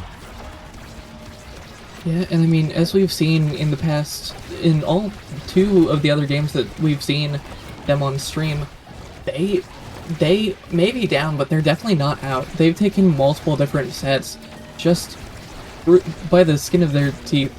Oh! And it's been so difficult for them. But as I say that, oh my gosh, It's Pineapple has a slime just kind of sitting there, has a blob up sitting there, and it just goes straight in, right in kind of the corner with a coin slot.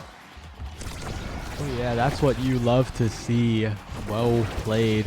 But a barrier immediately taken on the other side. Gumi is there. Oh, and that just feels so bad. That's the Inky's cannon change. It bounces back and forth like 3 times now. It is infuriating to play against as a goalie. Inky's is not quite the same as it was before. And now the off-rollers sit 1 point away from this victory. I mean, the off-rollers are looking to just get this point, get this win, and oh my god, Drew! On positioned, Drew just gets it straight past that Blobbo, puts it in. Vaughn with the Dubu, with the emotes, and it's a 2-2 set. This could go either way. This really could, and Drew has flip available, looking to get this barrier. Pass down to Cows, forcing out the flip. Times it perfectly. Drew is popping off. Cows also there as well, passing it back and forth into the Inkies, into Drew. Platinum Exclusive. They are playing so well right now. They're playing out of their minds. I mean, just the entire team of Platinum Exclusive is the win con. Drew with this is just taking up the entire screen at this point, and is just able to provide so much damage, so much pressure. And I mean, Vaughn got taken out, and I mean, all of the goals I think have been scored by Drew right now. But as I'm saying that, I will say Vaughn has gotten aerials right here, which is more offensive pressure. But at some point, if Drew keeps playing like they have been, this could mean so much for the team of Platinum Exclusive. It all comes down to this final set. It all comes down to this Egoist, the great pick of Stagger Swagger, Drew getting insurance from being pelted by whatever cooldowns that the off-rollers might throw at him. But my eyes are on the aerials of Vaughn. That awakening on Juno goalie is so scary. It's a Pineapple is dying. It's a Pineapple's only level 4. This game has progressed so fast. Now we're at a level 4 goalie, set 5. That is crazy, and Drew trying to get the barrier, but Vaughn continues to send him away. The barrier is taken on the other side. It's a Pineapple is unstaggered, but at what cost? So much offense coming out from the off-rollers. And I mean, that's the aerials coming in already with Vaughn able to provide just so much pressure, make it a second part, make it a 2v1 with Gumi up there. But It's a Pineapple also does have Hot Shot, which is a great Juno Awaken. Oh my gosh, Drew is going to be able to take out the Joker with an open primary, and now that it's a 2v2, 2v3, they're going to be looking to open up the barrier. No, not quite, unfortunately. Hotshot going to throw the core down. Vaughn is there though, going to be able to get the open net And now, oh, Cows uses the special, doesn't quite open up the net, and that's the water gun coming out. It's still so difficult for Platinum Exclusive. They need to get this barrier, but not Ninkies. It's so difficult. Drew finally, with the core speed, makes it happen. And Drew is in there looking with the water cannon to make the play. Strikes a little bit early, and that is Gumi with the flip. Wasn't used to the new water cannon, and that betrays them. Drew a little bit too impatient, and the off-rollers sit 1 goal away from victory here. Yeah, but I mean, as I said earlier, Platinum Exclusive is down, but not out. They've done it before. They can do it again. They're going to be able to... Oh my gosh! Oh, that's a dead Joker, but also a dead Pineapple. So now it's just a matter of, can Drew and Cows open up this net? Can they figure out what can open up this point? And oh my gosh, Cows getting some crucial saves. The core has not touched the barrier. Drew and Cows both with the core flip. Oh no! Goal is open now. Drew with the core flip gets it in past Vaughn. They're back in the set. They're back, but their meter is incredibly dangerously low, and that was only possible because Gumi messed up a ton. It is so scary now. Drew has no meter available, is so KO'able, has to be very, very careful, but Cows is there. Cows is pulling up big time. KO'd now, but if Drew or Pineapple can follow up here, but the strike war is won by Vaughn. The water cannon will send the core forward. One chance for Drew, one chance, and he will make it happen on the interaction. We're headed to a 0.5. I mean, they've shown it time and time again. Platinum Exclusive is in it to win it. They've beaten the odds so far. Now it's just this final point, and it's a Pineapple. Taking out the last one, not looking to get taken out this time. It's Pineapple able to keep it out for now. Oh no! Oh! Going to open up the barrier. Oh, Drew also opens up the barrier. It's an open net for both teams. Oh, and Drew does it! Gets the coin slot. That's gonna be a victory for Platinum Exclusive. Oh my god. Platinum Exclusive, despite everything, they are sitting in grands, winner side. Drew. Maybe Drew is the GOAT. Oh my gosh, just... They were looking so down. There was so much pressure, so much power on the side of the off-rollers, but then Drew, Cows, and It's a Pineapple said, I don't want to. And they just proceeded to completely annihilate them. Drew getting 8 goals, having more redirects than his entire team. He was kind of the win con in this match, if I had to say so. With that triple size, just oh my gosh, getting it past Vaughn, getting it past Gumi, getting it past Joker, and I mean it looked so powerful in the end. It was such a close match. Went to set 5, goal 5, but Drew was there, Cows was there, It's the Pineapple was there, and they just pulled through. Keep in mind, this was 9 goals to 11. The off-rollers scored 2 more goals and lost because Platinum Exclusive were just that clutch in the moment. In the sets, they were always down, it felt like, but they made it happen. The reverse sweeps and so many, and just incredible gameplay. They made every single opportunity count. And of course, I think Gumi trolled a lot. I think Gumi was doing a little trolling in terms of not striking it at the barrier in front of the barrier. I think that gave them a few more opportunities than they should have gotten, but you know, they're the ones who converted, so. I mean, I'm going by the winner, and the winner in this match was Platinum Exclusive, and I mean, Drew won even more, arguably. Because, oh my gosh, Drew was just, he was the forward, he was the goalie, I mean, he was everywhere, and I mean, truly, I mean, it was just a crazy match. There were so many missed points, missed opportunities, but then they won. And, like, both teams played so well. I don't know what to say. These replays are just Drew highlights. These replays are just Drew finding opportunity after opportunity. Oh my. I mean, it was a 20% to an 80% vote, or not vote, prediction, and the PLX supporters just, I think they're going crazy right now, because oh my gosh, Platinum Exclusive is on the run of their lives. They took out Seraphim Crimson in their round 1.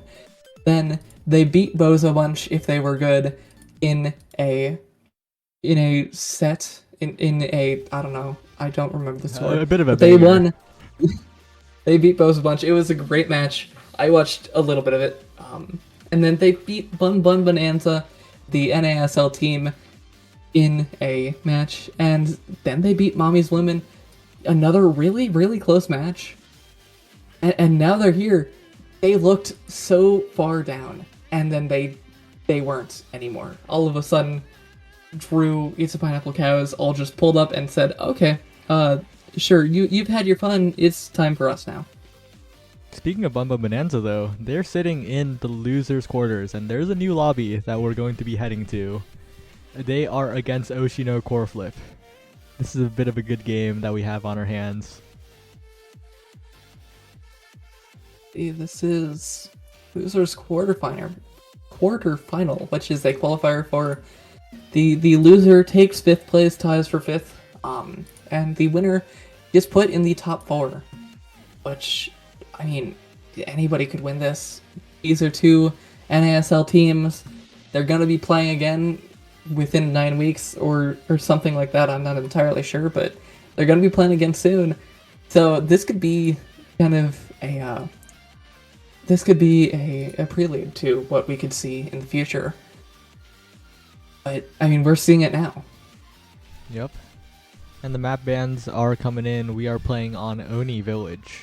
That's a map that we haven't seen today on stream yet. Yeah, I mean, it should be an interesting match.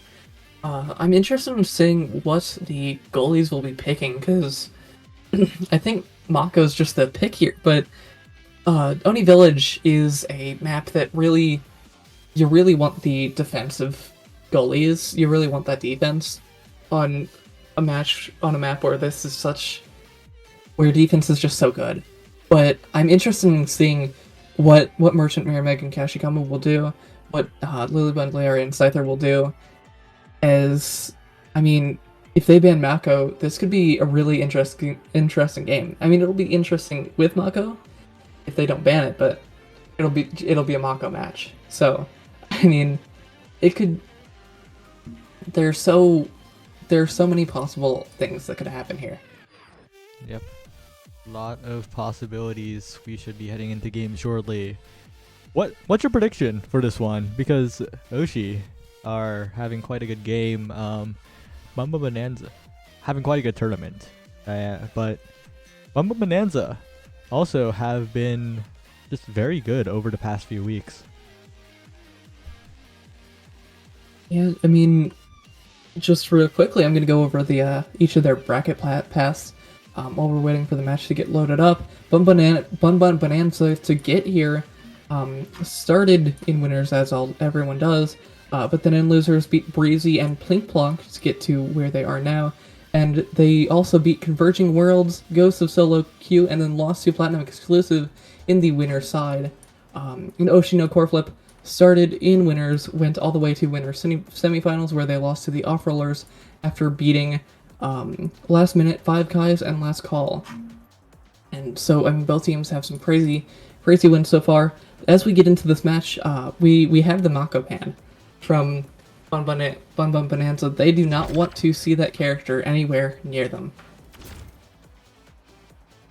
Yeah, and this is going to be an interesting Oni game, because both teams, I think, good, but I think I would favor Bumba Bonanza by quite a bit on this map. I think Oshino Core Flip thrive a lot more in that KO style of map. I think they thrive more in a map where they can just hop right in with those eject goalies, get a lot of damage down, get a lot of pressure.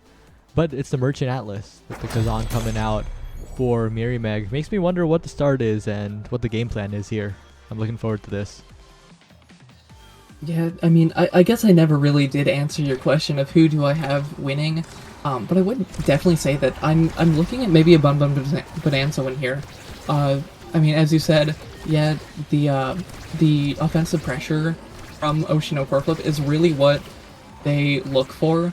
They're such a powerful offensive team, and when they don't really have that KO pressure, it could be a bit of a scary match. Yeah. And as you were saying, Bumble Bonanza looking quite good here to the top side. Merchant, no cooldowns, can't get there in time. The layered offense from Scyther and Liari. That team play coming through, and yeah, I would also have to favor Bumble Bonanza by quite a bit in this game because, again, the compositions as well. This Kazan feels a little bit out of place, but Mary Meg making it work. The core control coming through, getting the open primary to stall the core, going in, but it is just stopped. And now Lilybun pushing forward. The expand sends the core the wrong way, and Bum Bum Bonanza. It's looking like a Bum Bum Bonanza right now. I mean, yeah, you say that right now, but I mean, it could go either way. Oh my gosh, Mary Meg is going to get it past Lilybun. And oh my gosh, Kashikoma uses that primary, is also able to get it past Lilybun, and I mean, it's an even match right now. But I mean, there is so much potential. The Kazan is able to provide just so much pressure here, whereas the Rasmus isn't as like damaging of a character. With Kazan, you have to kind of evade, you have to watch out. Rasmus doesn't really make you do that, so they're looking for a very core control-based match here on the side of Bum Bum Bonanza. But, I mean, they're still going with that KO comp, and I'm talking a bit too much, as Lilybun is going to lose that barrier, but and Scyther 12 is also going to get taken out. Yeah, and great primary from Kashikoma. Doesn't even aim at the core, just aims at Lilybun. Prevents that core flip from activating at all. Prevents any action from being taken. Just really, really well played on the offense from Oshino core flip. If, as much as I say like the Bum Bum Bonanza team play is coming together, Oshino core flip's team play has been there since Nassel Season 2. They have been the team play team, and they're continuing to push forward, but Merchant is dead. You know, the Cast of Curse coming out in full force today. And I mean, both of these teams are like every other goal is looking really, really powerful for each team. The first goal, it was Bum Bum Bonanza. The second one, it was Oshino core flip, and I guess they took another one. But now Bum Bum Bonanza has a really good potential here, as Atlas with an open net is not his best place. But as I'm saying that, Mary Meg and Kashikoma are providing so much pressure at that midfield line that Merchant is able to just kind of build up those abilities. And oh, great save coming out from Lilybun. Just barely is able to keep away from that primary from Kashikoma. But as I'm saying that, Mary Meg is going to use that hook, pull it back towards them, and get it pushed right past Lilybun. Yeah, really well played from Mary Meg, and Lilybun spacing so well on the defense there, but there's only so much you can do against a Kazan like that. So many tools available in front of the net.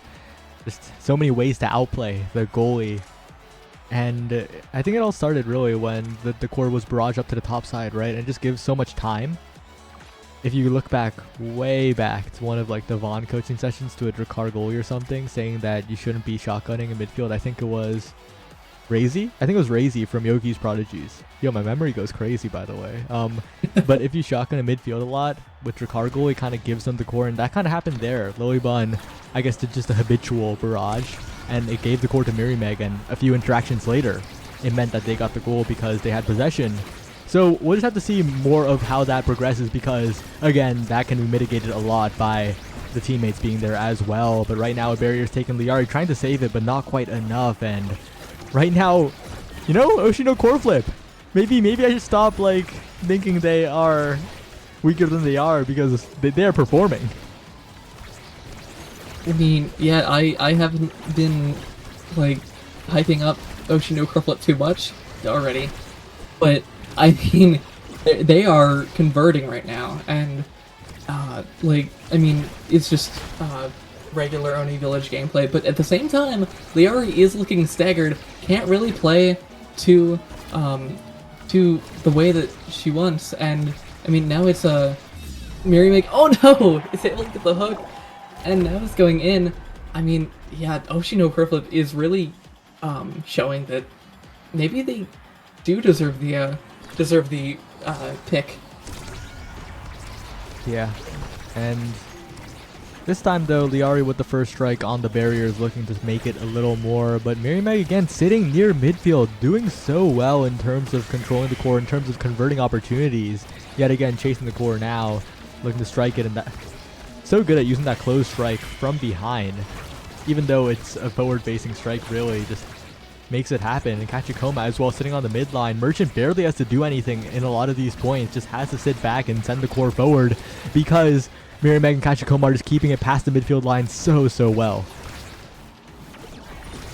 Yeah, and I mean, Scyther 12 has converted so far, but at the same time, if Scyther isn't able to get that core with the pressure that Meg and Kachikoma are providing, like, you can't really convert if you don't get the core.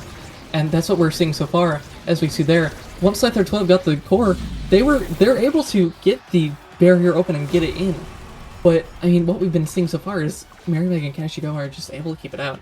Right there, though, Scyther 12 did prove me wrong and was able to push it in. Very well played from them, as now Scyther 12 again with a vengeance, getting the strikes, but the possession again in the hands of Meg. The Blast will only stop it for a moment, but as I say, the core slips past Scyther 12 with the secondary. Will open up the barrier, flip it over for Lilybun, and Lilybun flies across the map, gets the goal. Bun Bonanza looking to even it up here, looking to make it 1-1. And I mean, great recognition from Lilybun there, just able to seeing, hey, I have a core flip, I have my primary, I can just run up and score this, and it won't be a big deal. And I mean, it wasn't a big deal already scoring, but oh my gosh, Meg and Kachikoma are just working so well together. They were able to open up so many barriers within 12 seconds, and then just open up the goal, get that, tie the set up. And I mean, both teams are looking really powerful, really strong here in this match.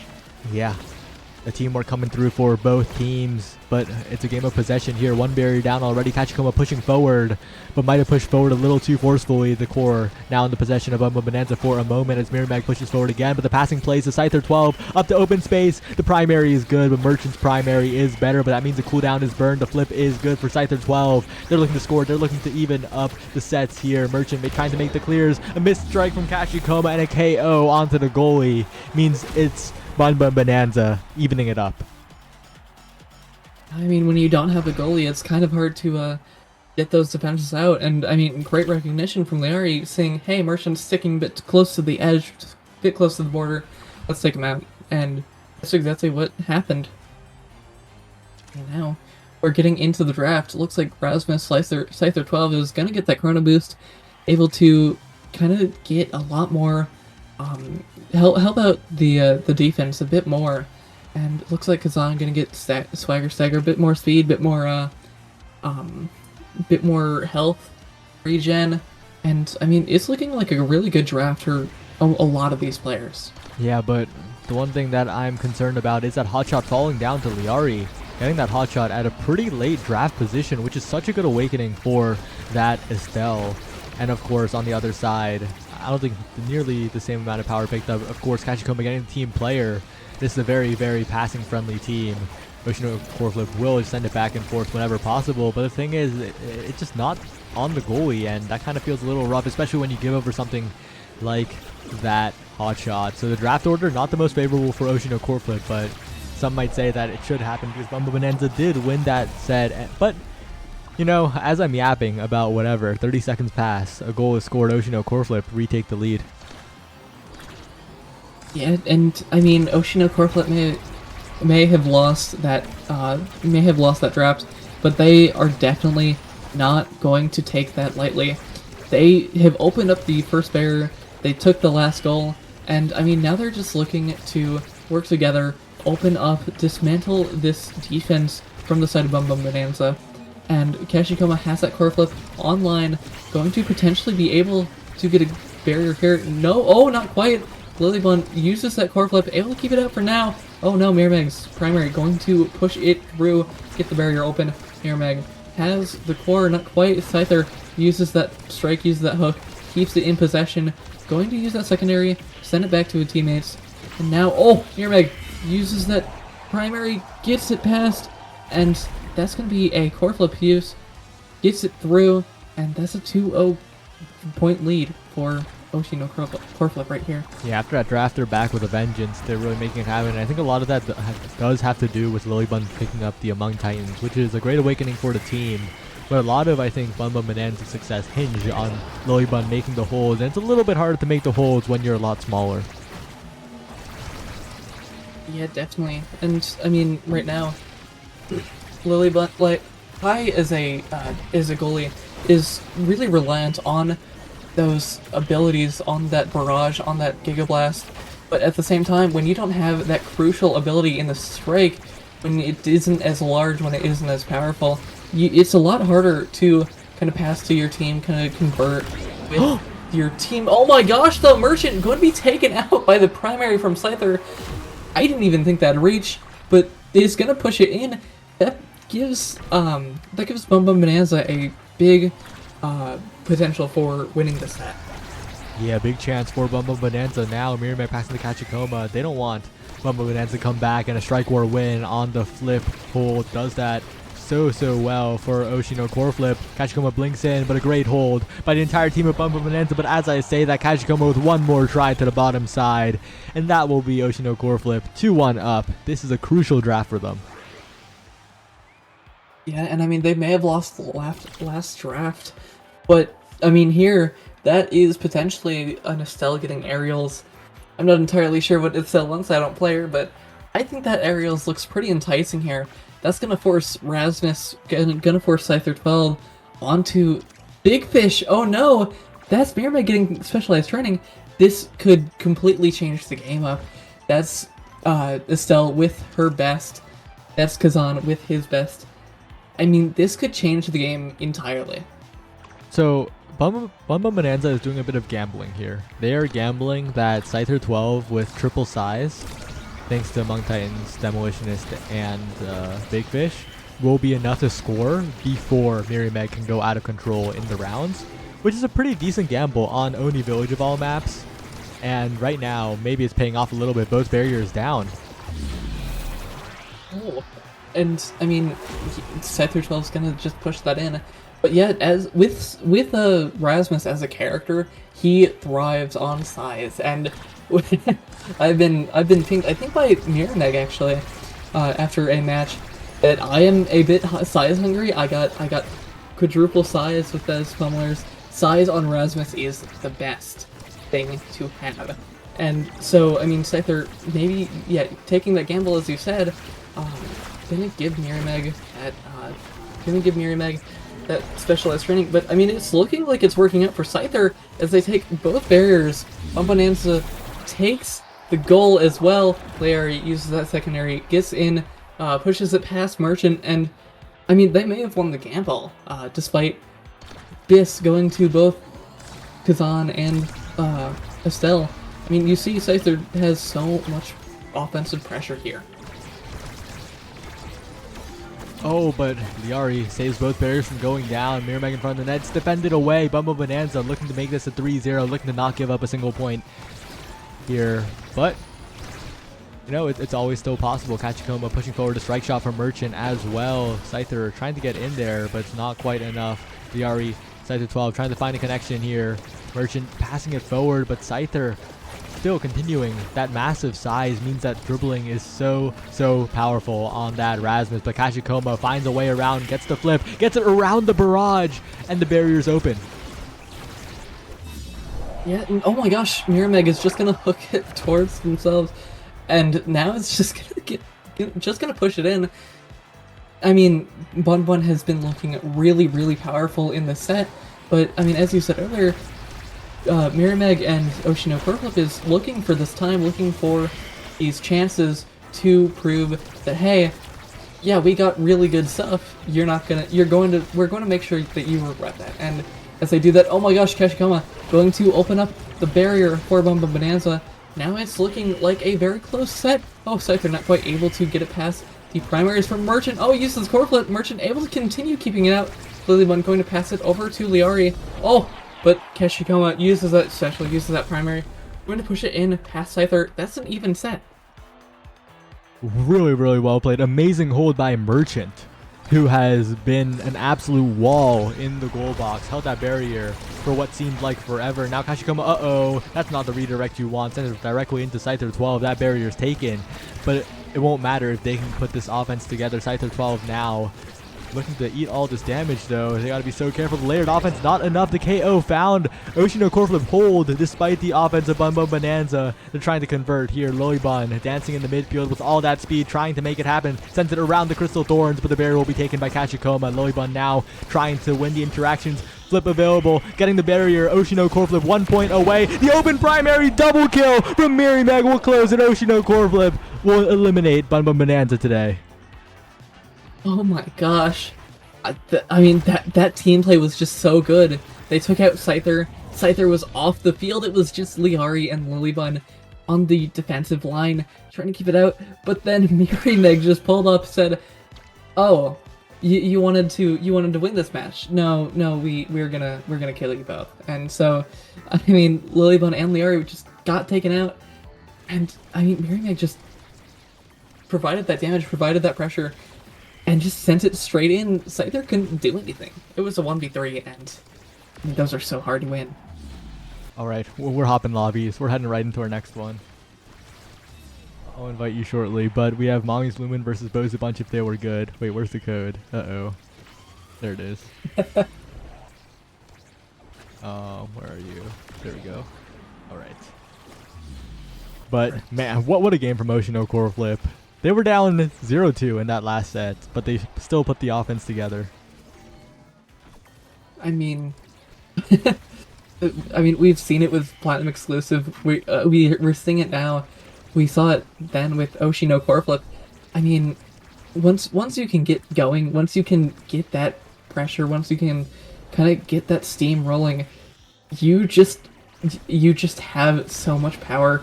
You can do so much. And I mean, we saw it on the replay just then. I mean, they were Mirimeg with that specialized, and just, oh my gosh, there was just so much pressure and so much power coming out from Oshino core flip that, I mean, Oni Village might not be that offensive of a map, but oh my gosh, they made it look like it. Yeah, they played that incredibly well. But as that prediction ends, another prediction will go up shortly. It's Mommy's Lumen versus Boza Bunch if they were good. So, any thoughts on that matchup? Who do you have favored here? So I've seen a lot of Bozo Bunch recently, and with Fudgy, they are really good. And although Dropletto is looking for a midfielder sub, so that's slightly concerning. Wait, what? But Any midfield? the stream chat, I think Dropletto was just joking. Oh, okay. Yeah. But I mean, both teams are really good, and is this PP Legends with Bloom? Yeah. Or am I Yeah. severely incorrect? You're absolutely correct. Okay. All right.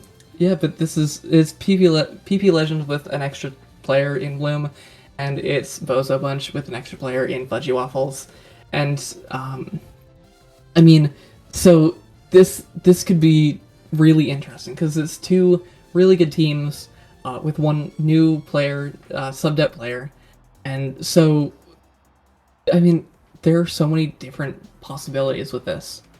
But if you take it at face value, I think most people would favor Boza Bunch if they were good, because it is Fudgy Waffles considered like a very, very good midfielder with the Nassel team of Bozo Bunch against Mommy's Lumen, which is the PP Legends with Bloom, and I think no flame to the PP Legends and Bloom, but if you weighed them on a scale, if you asked any high-level player while telling them that this wouldn't be shared with anybody, like, I think 99 out of 100 would pick Bozo Bunch with Fudgy Waffles in this situation.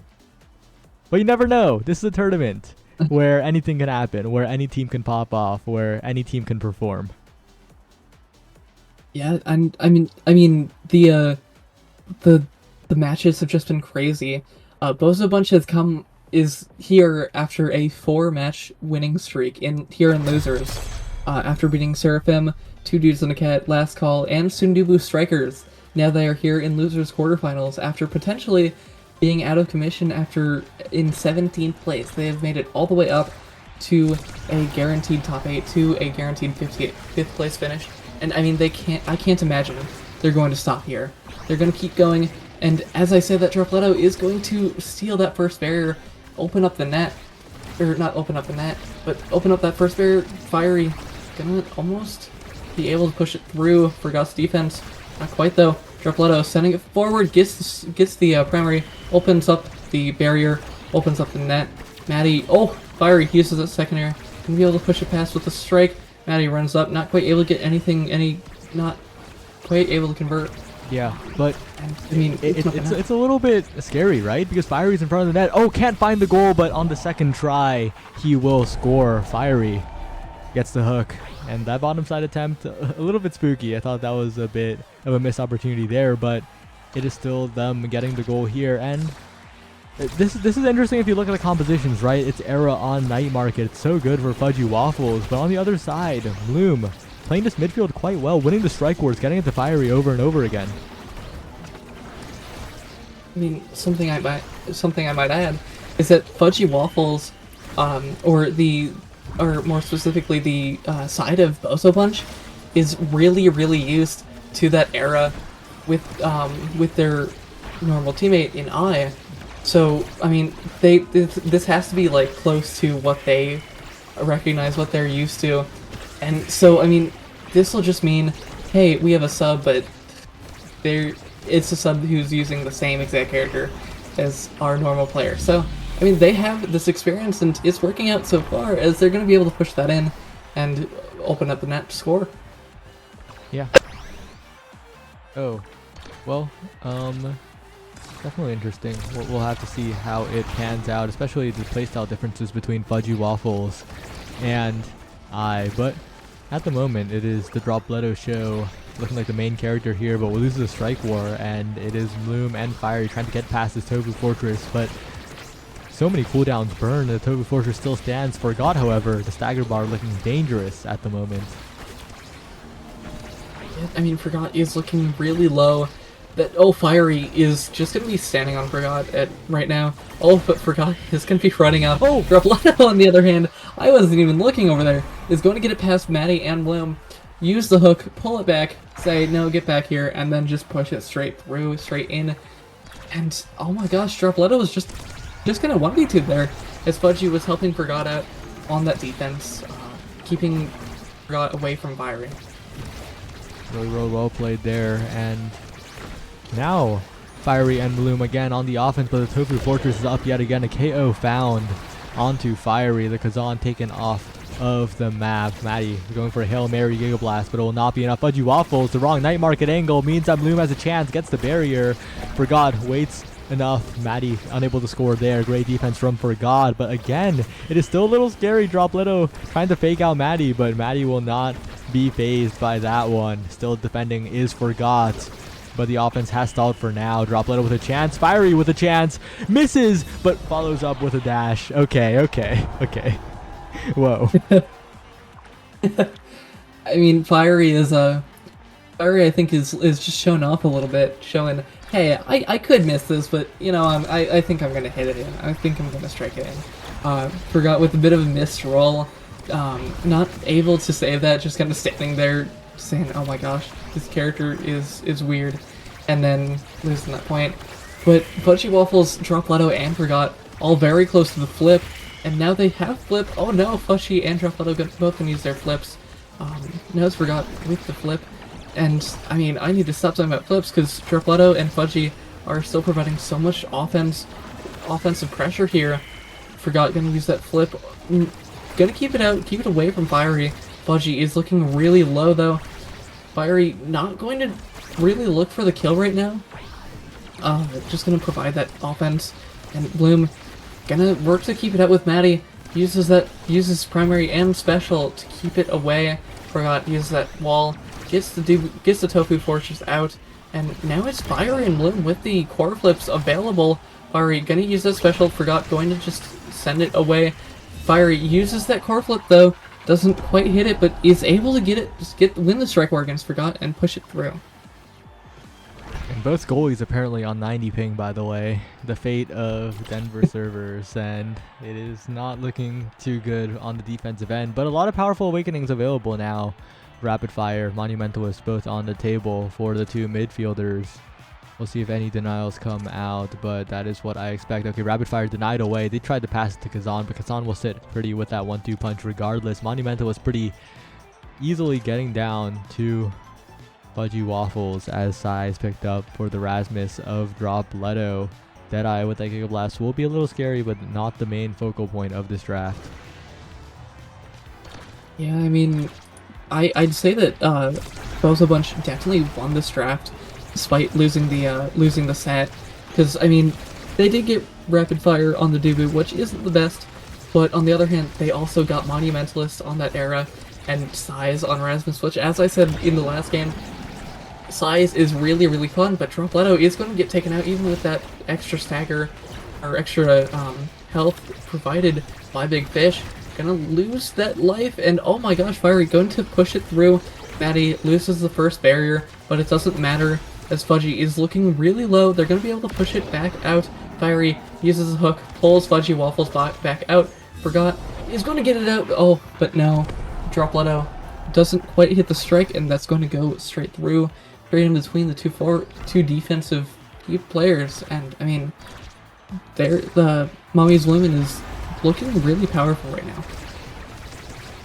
Yeah, and it's getting a little scary, right? The scaling has come online for Mommy's Lumen. Drop Leto low, no meter available. Fiery with the 1-2 punch, taking a lot of damage, but doesn't really have to worry about that. The KO power of Bozo Bunch, if they were good, isn't really that high. Drop Leto now trying to make a play, but Maddie will save those, ping or not. Bloom now with no meter available, doesn't really matter, still pushing forward, and Drop Leto down on the other side.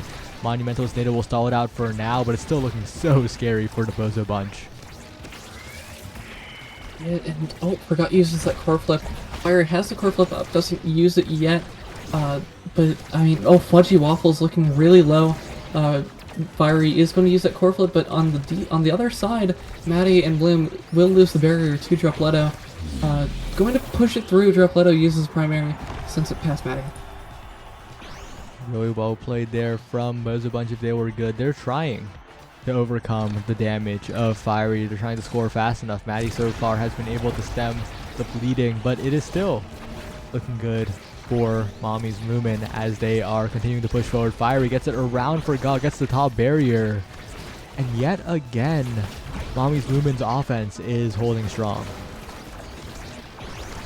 And I mean, what I'm noticing is that, so this Bozo Bunch, but if they were good, is really looking for this core control here, using that classic Debu, using that era.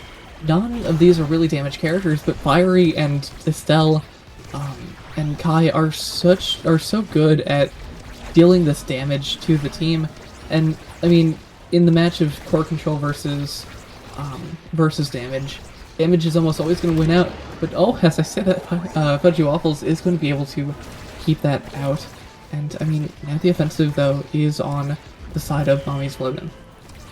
Drop Leto stalled a lot of time, but it will not be enough. The roll will not be enough to get past the open primary of Fiery, and Mommy's Lumen looking quite dominant here. They're continuing to go on this winning streak of points. Not really a streak, really, but generally just taking these points, getting enough damage down so that Fudgy Waffles and Drop Leto can't play very comfortably, but that Monumentalist Nato is perfect. The core just rides along the Nato, takes out Maddie as well, but can they get the second barrier? No, defended away by Lumen Fiery. And Maddie's back up. Fiery is able to take out the barrier as well as use the core flip from Forgot. And I mean, now if they can waste another core flip from Fudgy Waffles, they might be in a really good position to maybe lose this point. Oh, they did! Fudgy Waffles is going to use that core flip. And I mean, now they're sitting really good for a potential next point. Yeah, well, and they might not even need to go to the next point, of course. As you said, if they go to the next point, they're still looking very, very good. But it is still possible for them to get this barrier, for them to score. Drop Leto to the top side will not get the goal for now. Fiery has meter available. Maddie elusives preemptively for the pendulum swing, and Bloom sends it around for God. The barrier taken. Fiery with the flip available, waits out the log, but Forgot covers with the strike and log. Maddie now has to defend in this net. Bloom drops back to help. NATO comes out. Maddie just sent it around the NATO again and again. Fiery with the core speed though. It is close primary Kazan in overtime. They got to be so careful. Yeah, and I mean, nobody really has too much energy on the side of Bozo Bunch. And so, I mean, Bloom has that core flip up. They could be in a really good spot here. That's Fudgy Waffles down and out. Drop Leto. Oh my gosh, what a play. Going to ping pass at his teammates as he pulls the core back to himself with that hook and just pushes it straight through with that primary. What an ego play by Drop Leto, but stalls a lot of the time, gets the goal, and takes the barrier. This is why the Bozo Bunch are in the North American Strikers League. They have performed for quite a few tournaments, and they are trying to make this one another. They get the barrier. They're not looking to drop this. They're looking to even it all up, despite how good Mommy's Lumen looked in these past 2 points and past 2 sets. Drop Leto now pushing forward, has the flip available in front of the net, and that will be the game completely tied. Yeah, I mean, it was looking really, really good for Mommy's Lumen, but I mean, Drop Leto just pulled up and said no, and I mean, used all of their abilities, and now Air is going to deny Kazan Specialized, which is pretty big here, as Kazan isn't going to get that BestieInSlot. Whereas, I mean, if Mommy's Lumen had won, Fiery would have gotten that Specialized training, which would have been so good. But now Air is going to be able to keep it out, keep it away, and I mean, this is a really interesting draft we see here. Yeah, and importantly, Maddie, while not being at the very front of the draft order, does pick up that team player. And that is just an incredibly powerful awakening, especially despite losing that set, and could really turn things around because it makes it so that Maddie can just get the core to Fiery so much more efficiently, especially when they're in a power play and Drop Leto is the only threat on the field. Yeah, and I mean, they are in a power play here, but Drop Leto is not agreeing with it. Fudgy has been out for a good bit of this game, but Drop Leto and Forgot are just holding it down, able to take these barriers in a situation where they should just be happy to not lose a barrier. And, I mean, Forgot, and oh my gosh, Fiery going to use that hook, pull it backwards, Forgot able to keep it away with the log, and, oh, Drop Leto, great offense. Bloom sending it forward to Fiery, oh, Fiery gets the hook, gets the strike, pushes it straight past Forgot secondary, and can put it in. Yeah, and Forgot, unfortunately, roll not in time. The Denver ping had a little to do with that one, I would like to think, but it's another point, it's another chance, especially with that Monumentalist NATO, and with Drop Leto performing. Misses the flip, but one barrier is taken regardless, and Fudgy Waffles continues to keep the core up for the Bozo Bunch, with Fudgy taking so much damage. Miraculously does not get KO'd there, and both barriers are down on the other side. Yeah, Fudgy Waffles able to stay alive enough to help Drop Leto and Forgot keep the core on the side of Mommy's Lumen. And now Forgot going to try and just keep it away, keep it forward.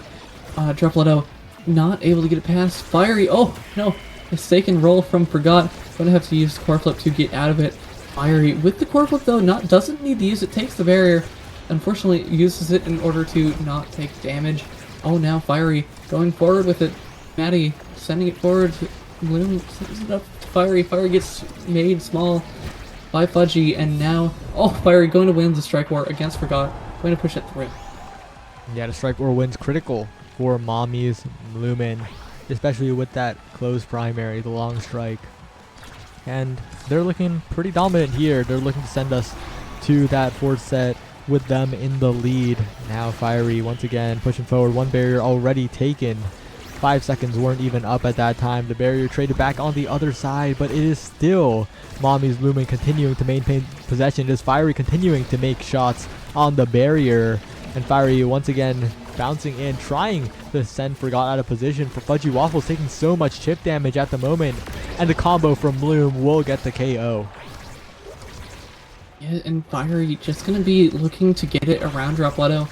Maybe use the core flip here, and Maddie and Bloom have that core flip, have no real need to put it in right now. But Dropletto looks to take the barrier. Oh my gosh, crazy bounce, gets it past Forgot, and now Dropletto's about to get taken out. Gets taken out by Fiery.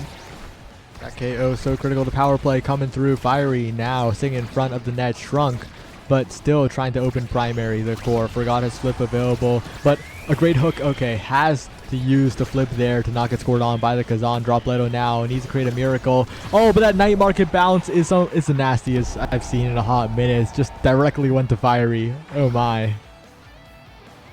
Now sends it straight to Fiery, and at some point you got a core coming at you. As Forgot, you have to strike perfectly if you want to keep it out, and Fiery was there. Fiery was able to just knock that core straight in, put it in, and now they're up 2-1 in sets. They're in a really good position to take this match. Yeah, and now it's a little bit concerning.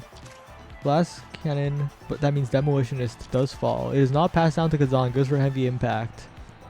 Forgot is trying to defend as well as possible, trying to pick up that Glass Cannon, but this draft in general just doesn't really have a saving grace for the side of those a bunch if they were good.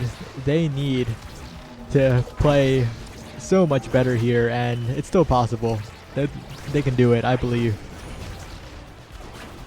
Yeah, I mean, they don't have any, they didn't really get anything. Oh my gosh, but oh my gosh, I don't know what to say here, as both Forgot and Dropletto get taken out by Fiery and Bloom on that forward, and now Fiery just gonna use that special, gets to pass Fudgy Waffles, and oh my gosh, I mean, both a bunch can definitely come back from this, but Mommy's Bloom looks so powerful right now. It could be really dangerous here. Definitely could. Tornado coming out, but to little effect as Fiery continues pushing forward. Fudgy Waffles almost getting KO'd by the Estelle of Bloom, and the core being pushed forward yet again. Forgot taking so much chip damage, will be KO'd in the next interaction if he is not careful. Staggered, combo, taken out. Fudgy stalling the core for as long as possible, strike warring Fiery's hook, but eventually will go to Fiery. Dropletto forced to make the strike wars happen. Maddie pushing it forward. Dropletto can't cover both sides at once. 1 point stands between Mommy's Bloomin' and moving on. Yeah, I mean, such good team play is coming out right here. Fiery is just taking out Forgot, providing so much damage on the other side, and Forgot isn't really able to do anything about it. Bloom is also working to just take these other players out, and now, Forgot is looking to be about half health, and Maddie, bit of an overextension, gonna lose that barrier. Fudgy Waffles sending it into the tornado, not quite able to get anything off of it. Fiery there. Forgot is currently down for another 2 seconds. Opens up one barrier. Bloom going to try and keep this in midfield, send it up to Fiery, but isn't quite able to get anything over just yet. Yeah, and for the Tobu Fortress, that's a chance with the tornado bearing down, but it is only Dropletto who is found on the edge of the map. Fudgy trying to get an offensive strike or trying to send the core forward. It manages to do so, forces Maddie to jump back. Fudgy continuing to stall it in the midfield, 2 seconds until Dropletto comes back. Forgot, though, cannot save the barrier, and that's an open net for the side of Mommy's Blooming to score on. They're continuing to push forward. The Giga Blast is good. Fiery gets the pull, and that will be enough for Mommy's Blooming to move on. Yeah, and I mean, once Fiery kind of locked in, once Fiery started doing a lot more of that damage, I think the match got a lot less even. It seems that Forgot has Alt F4 out of the match, but I mean, oh my gosh, Fiery and Bloom just work so well together in that match. Just Fiery dealing so much damage, and then Bloom helping to kind of convert off of those, as we see on the scoreboard. Fiery got 11 goals, and every single one was assisted by one of his teammates. Wait, this is the coolest scoreline I've seen in a while. 11 goals, 1 save, 11 KOs, and 111 redirects. That's a lot of ones. Really, there are a lot of ones right there. And, I mean, Irie didn't really touch the core a whole lot, but, I mean, he didn't really need to when you have Bloom and Maddie for that. Alright, well, we're hopping lobbies yet again to see the sequel to Mommy's Bloomin'. They are facing off against Oshi no core flip. It looks like we are in the top 4 now, with our current top 4 being Platinum Exclusive, the Off-Rollers, Oshi no core flip, and Mommy's Bloomin'. The match we're about to watch is playing for 4th and top 3. So whoever loses ends up going down to 4th, and whoever wins is going to be facing the Off-Rollers in Losers Finals. So I'm really looking forward to this. We saw Oshi no core flip 2 matches ago. We saw Mommy's Bloomin' in the last match. I mean, both of these teams are so good. They've made it this far. Guaranteed 4th out of 35 teams. I mean, there's only up from here for one of these teams. Yep. It's time for yet another lobby. It's time to go through the paces yet again. And time to invite you once more as we're heading to another round. Wow. That's a lot of the Mega Strikers, and there'll be even more tomorrow, and even more the day after, and even more the day after. I mean, but at least it's fun. Yeah. Alright. Looks... oh. Wait, is Mary Meg sleeping? Is there... They were playing not too long ago. I mean, that would be funny if they ended up having to lose in a 2v3, or... I mean, they could win in a 2v3, I don't know. But if Mirrormeg is sleeping, that is not too good. Mm-hmm.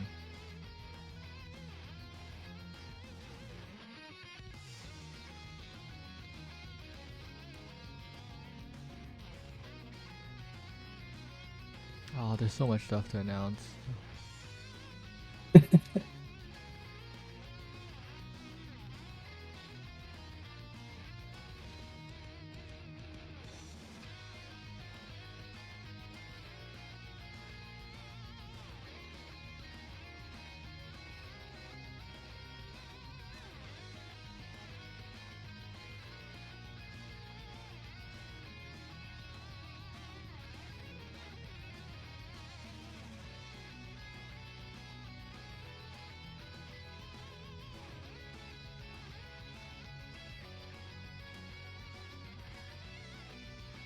Alright, while we are waiting, I might go ahead and say and describe the runs that each of these teams have made so far. Because I don't really know what else to talk about. But, so, the first team, Oshi no core flip, beat their first team in last minute, which consists of Twisty, Doxy, and Everlasting Taco and Bookmarker. And then they beat Five Guys, who consists of Josh, Alphamy, Dran, and Calamity Queen 3. And then they proceeded to upset the team in Last Call, take a win over Borg, Hook Resets, and Fully Fresh with Kainu in the sub role, which I don't believe he's played at all. And then, unfortunately for them, they, Oshi no core flip lost to the Off-Rollers in winners semifinals. Upon losing to that team, they were sent down to losers quarterfinals, where they had to fight against Oshi no core flip, where Oshi no core flip had to fight against Fun Bum Bonanza, and won, and are now here. On the other side of bracket, we have Mommy's Bloomin', who also did really well, beating Molecular Jackhammer, who consists of Swaghammer, Water Fury, and Nubsta, then performing an upset by beating Luna's Kitten Club, which consists of these Era's Kitten Club roster in Inex, ZD, Katsuna, and with a sub in Rebirth. And then after that, they beat they beat Chikara's Chatting, Alphabug, Evil Drew Danger, and Japanese Box before finally falling down to Platinum Exclusive in a match. And then after that, they were sent down to losers, beating Bozo Bunch if they were good, which is the Bozo Bunch roster, but with Fudgy Waffles swapped out for I, and now they are here. So both teams have done really well so far, currently 4-1 for each of them. And, I mean, I'm looking forward to seeing how this goes. Yeah, it's definitely going to be an interesting game. These two teams have not matched up so far, right? Yeah, they have not matched up in the bracket yet. Not a winner side, so it'll definitely be an interesting one. Both of them falling to different opponents in the winner side as well, as you said. Miri Meg is awake. Okay. Oh, we're so chill. Okay, we're gonna have a good game. And I mean, they both had pretty much the same bracket path. They won 3 matches, and then they lost their 4th match, and then they won their 5th matches to go 4-1. And so, I mean, now their scores are gonna have to go down. Either Oshino Core Flip goes 4-2, or Mommy's Women goes 4-2, and I mean, whoever wins this determines that. Yeah, and whoever wins this matches up with the off rollers next. Gonna be a pretty interesting game. But predictions so far. I think Oshino Core Flip are favored in my opinion. I think Oshino Core Flip have performed today. They are really, really good on the day, but Mommy's Women also has quite a lot of wins today as well. Both teams are performing. Yeah, definitely. I mean, up in the winners bracket, Oshino Core Flip did upset Last Call to get to their winners semifinal match against the Off Rollers, and then Mommy's Women also performed an upset in Luna's Kitten Club, and then didn't upset Chikara Chatting, but Chikara Chatting had upset Sundubu. And so, I mean, it's complicated, but I mean, both teams have had some pretty good upsets here. And so, I mean, they're looking to win. Not much else to say. Yep, they are looking to take the victory as the bans are coming in slowly but surely. We are almost at the map being selected. We are so close. What are the bands looking like so far? Let's see. Inkies is gone, Atlas Chlorine is gone, Night Market Tycho is gone, which means Oni is available, and what's the other one? I believe Aime is. Oh yeah, you're so right. It's Oni and Aimes left.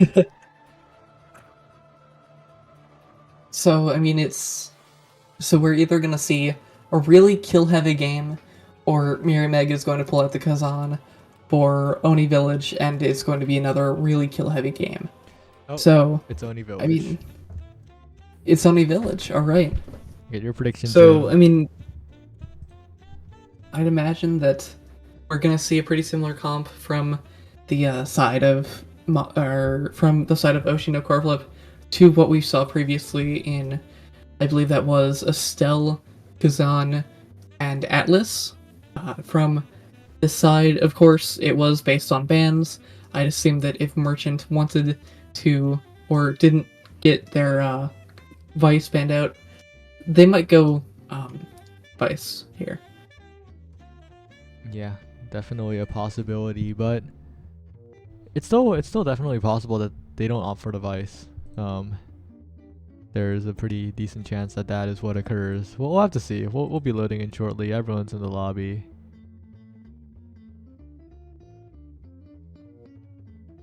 I believe we're waiting for 2 players already up, and then, yeah, we can get started. I haven't seen the side of Mommy's Women play on this map, but, I mean, we just saw them play. They're looking really powerful. I mean, both teams are. I think we're gonna... my prediction is we're gonna see a Kazan from both sides, unless it gets banned out. But I mean, honestly, if I had to give it to one team, I'd say Oshino Coreflip has this. I haven't seen Mommy's Limit on Oni's Village yet, and I mean, Oshino Coreflip just looks so powerful when they played on it earlier. So, I mean, it could go either way, but I think I'm gonna be looking at maybe an Oshino Coreflip win here. Bro. Oh, this isn't the right map. Yo. Oh no. This Maddie guy. Okay, well. You know, good thing I gave Maddie lobby owner, so he can cancel the lobby. We're chilling. Now we're ready. Now we're going into the real game.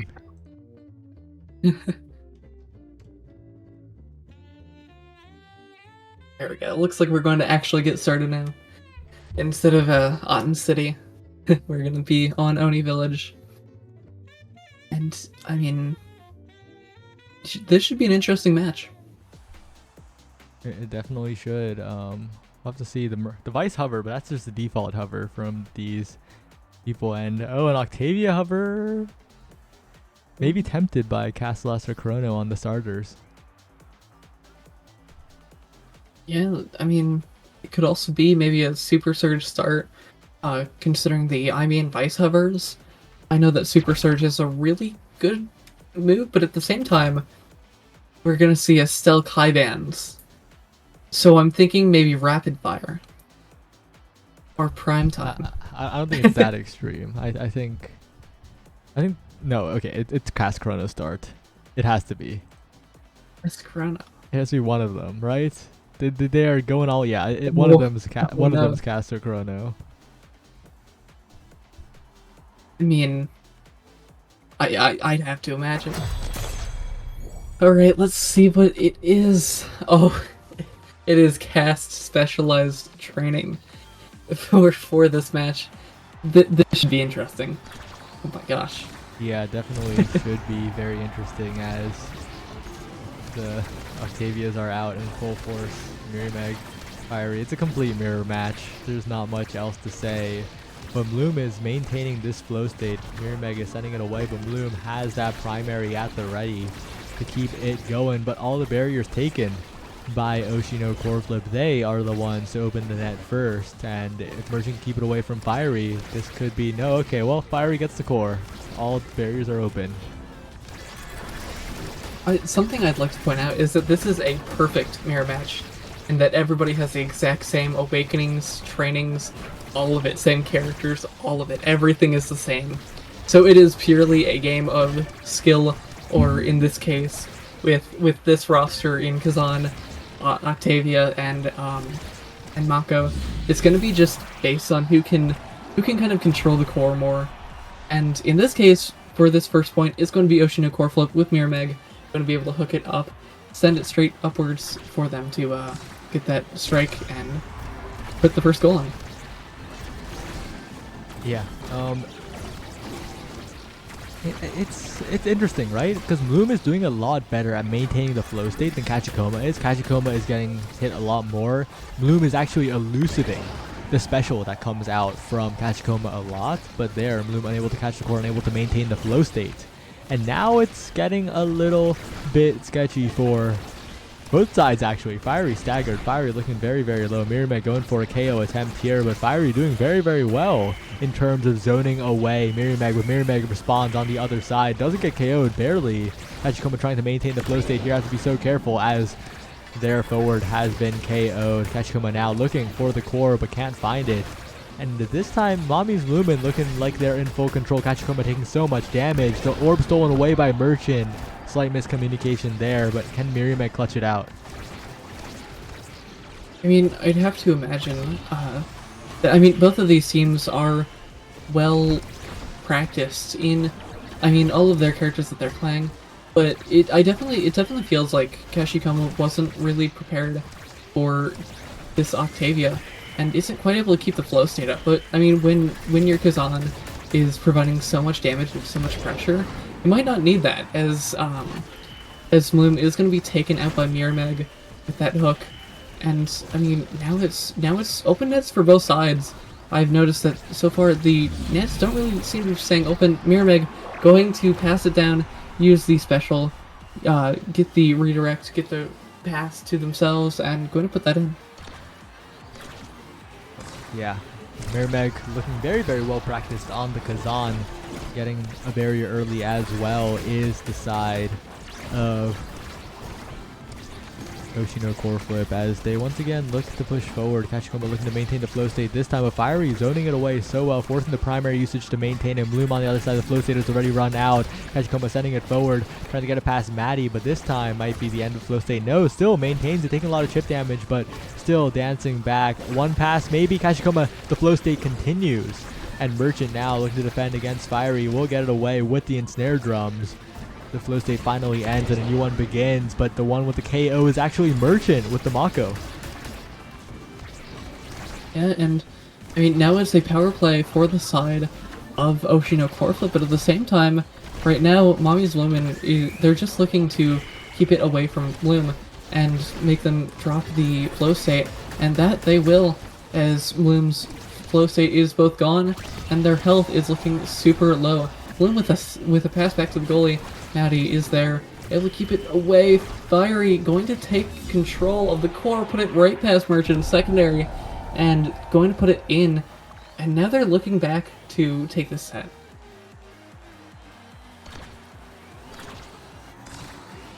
Yeah, and now that that's gone through, maybe new life for Mommy's Lumen. One barrier taken by Maddie, his own unfortunately, but the other will be taken on the other side as well. Bloom continuing to dribble the core around absolutely everybody. So many cooldowns burned by Oshino core flip. The flow state trying to be maintained by Bloom, but Maddie will actually keep it away from his own Octavia. Unfortunately, flip expended by Bloom to prevent the goal from going in, but Mirrormeg, although staggered, still looking to try and make a passing play happen. Kachikoma stagger bar looking dangerously low, being chipped down by the second. Picks up a little bit of regen from the orb, but might not be enough. Kachikoma has to be so careful here. And I mean, Bloom is able to keep the flow state up right now. Kachikoma is taken out by Fiery's primary, and now Mirrormeg going to just look to keep it away from Bloom. Bloom loses that flow state, but they do have a player in Vantage and 2 core flips up. Fiery going to not quite be able to get it as Merchant's special is going to be able to keep it away. Kachikoma loses the flow state to Fiery's core flip, and now Fiery looking low though. Going to be able to push it in though as it goes up from the wall. Bloom is able to get it up to Fiery, and Fiery just pushes it in, and unfortunately for Merchant, they aren't quite there. Yeah, and now with the set all evened up, it's anyone's game, and this first set could just this set could define the entire game. Let's be real.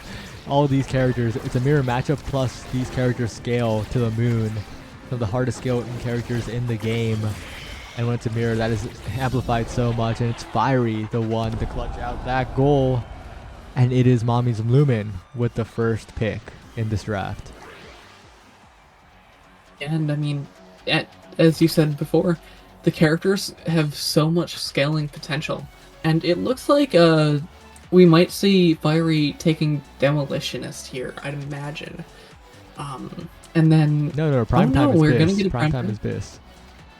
Makes sense as well. I'm very biased in terms of size, but that is going to be Octavia getting Demolitionist. We're going to see a larger Mako for the side of Oshino core flip, and it looks like a pretty even draft. I'd imagine neither team really got to anything crazy, so it should be a pretty even match. Let's be real. Mommy's Lumen got a lot better stuff that draft. Like, legit, Mommy's Lumen are in a commanding lead right now. I mean, potentially. I'm kind of a primetime hater right now. Whoa! It just doesn't. Okay, well, let's do some quick math, okay? So, Fiery has Siphoning Wand, right? Real. And even if you don't consider Siphoning Wand, 2 times 90% is more than 100%. And also cooldown efficiency. Correct. So... I can... and also Kazan has 2 primaries. You know, and Fiery is just out of control right now. And a snipe by Maddie sends the goal in. I mean, yes, true. But hear me out. Also, great pressure from Fiery. It has nothing to do with that primetime pick, honestly. But I mean, for every other character, I can agree with Gazan, but for every other character, it just doesn't feel great. And I mean, as I say that, yeah, Fiery is going to pull pull the court in and open up both the barrier and the net. And yeah, I think I might have to agree with you right now, considering Fiery has just completely taken the set and match into his hands for this set. And I mean, it's looking so powerful for the side of Mommy's Women as they've already taken one of the barriers. They've already taken 2 goals, and I mean, they're just looking to make this lead get larger. Yeah, and now Fiery can just jump in. Kashikoma's stagger bar is so low, and there it is, another KO by Fiery. Merchant now left to defend.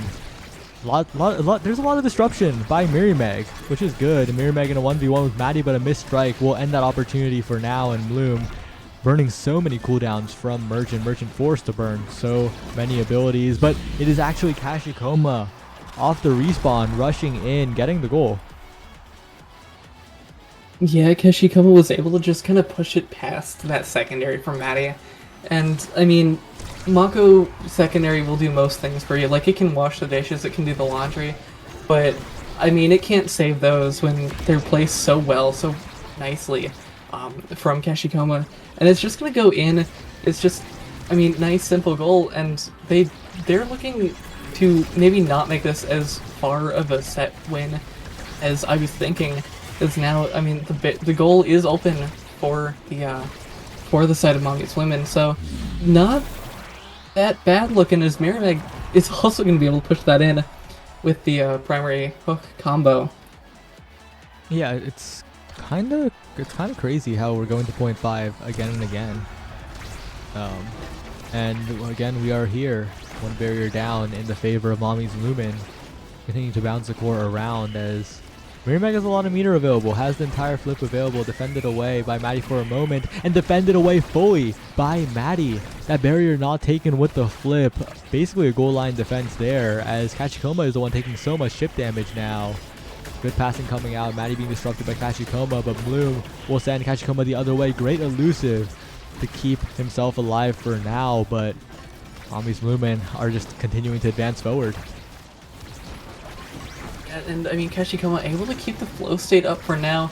Going to open up the barrier as well. Mirimeg, oh no, that's an open net! And just going to be able to push that in. I mean, you can have all of the primaries you want, but if Mirimeg's just going to push that in, it's just going to go in. And I mean, that was such a good understanding. And now there's going to have to be a Chrono Boost block right here. Or something, a block of something, I'm not entirely sure.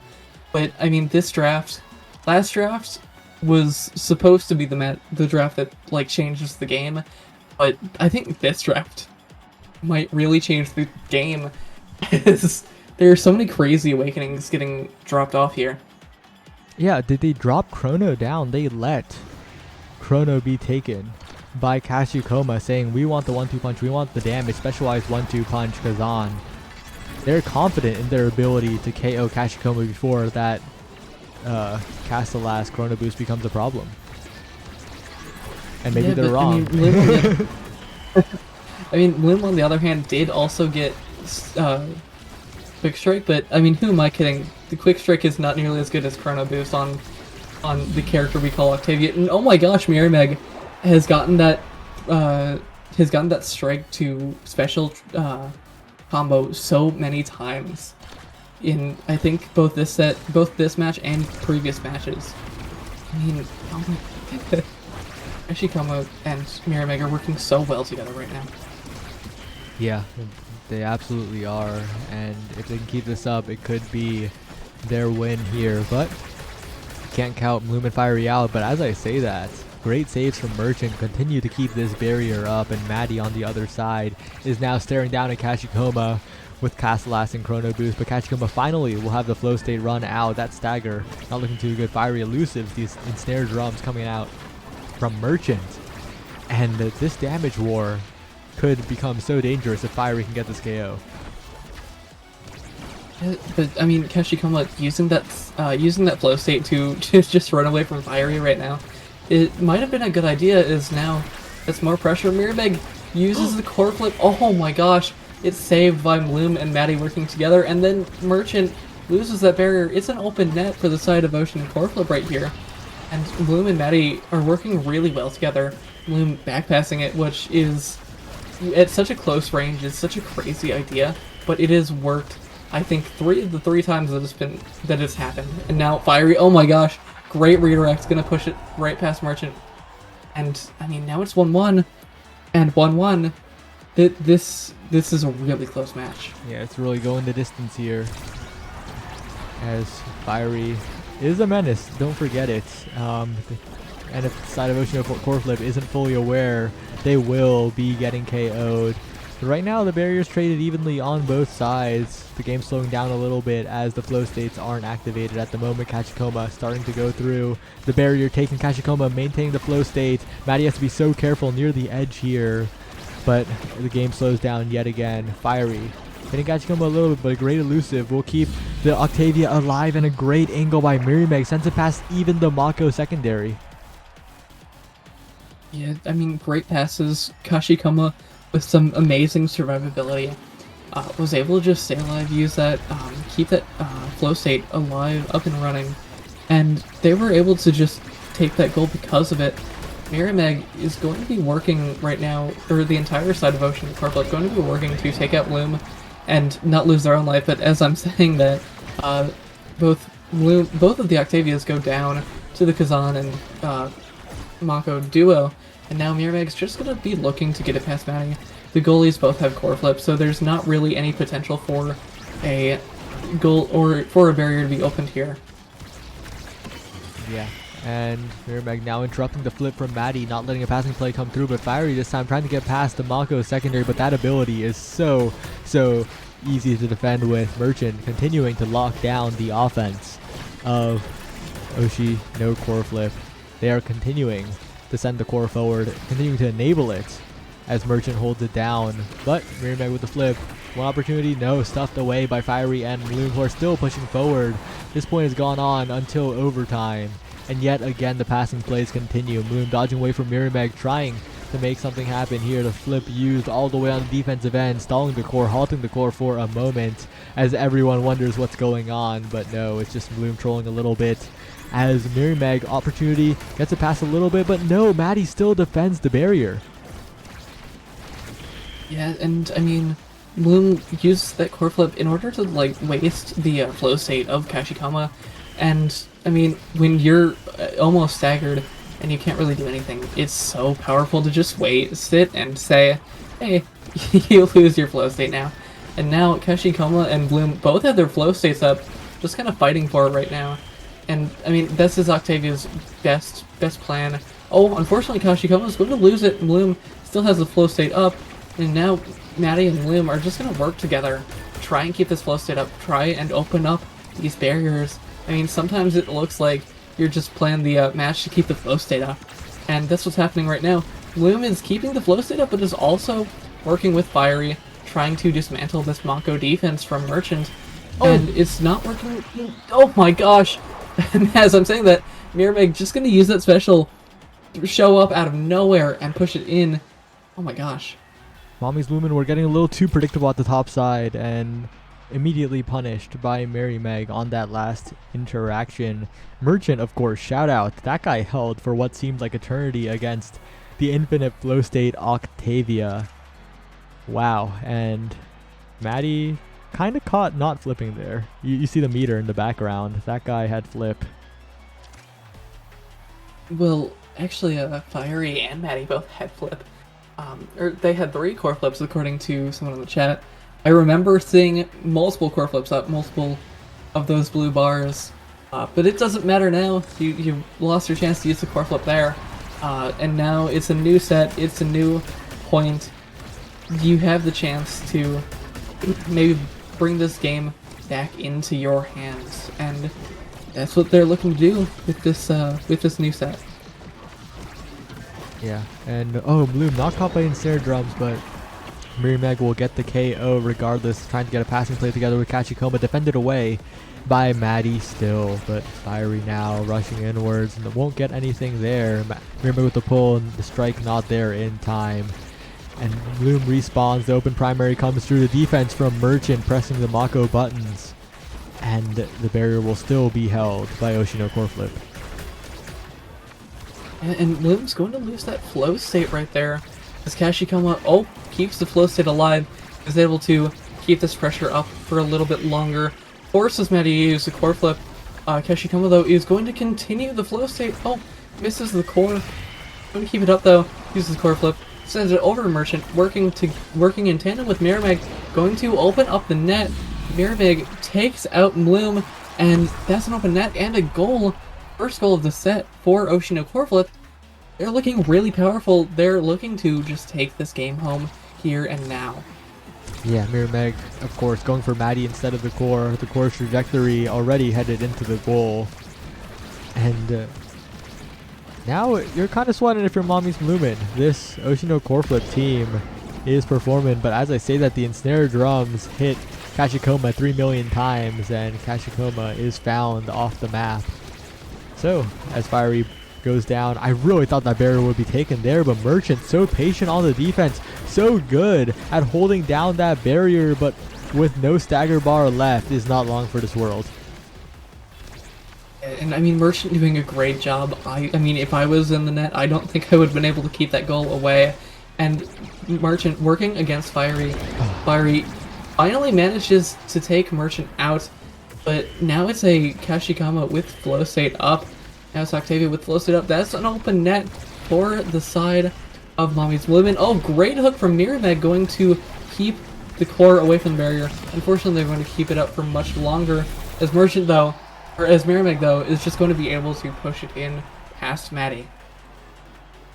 Also, this Mirimeg guy has triple prize fighter and team player. The closed form strike is going to send the core at ridiculous speeds. Like, that is a legitimate win con. Not just the damage, but just the striking.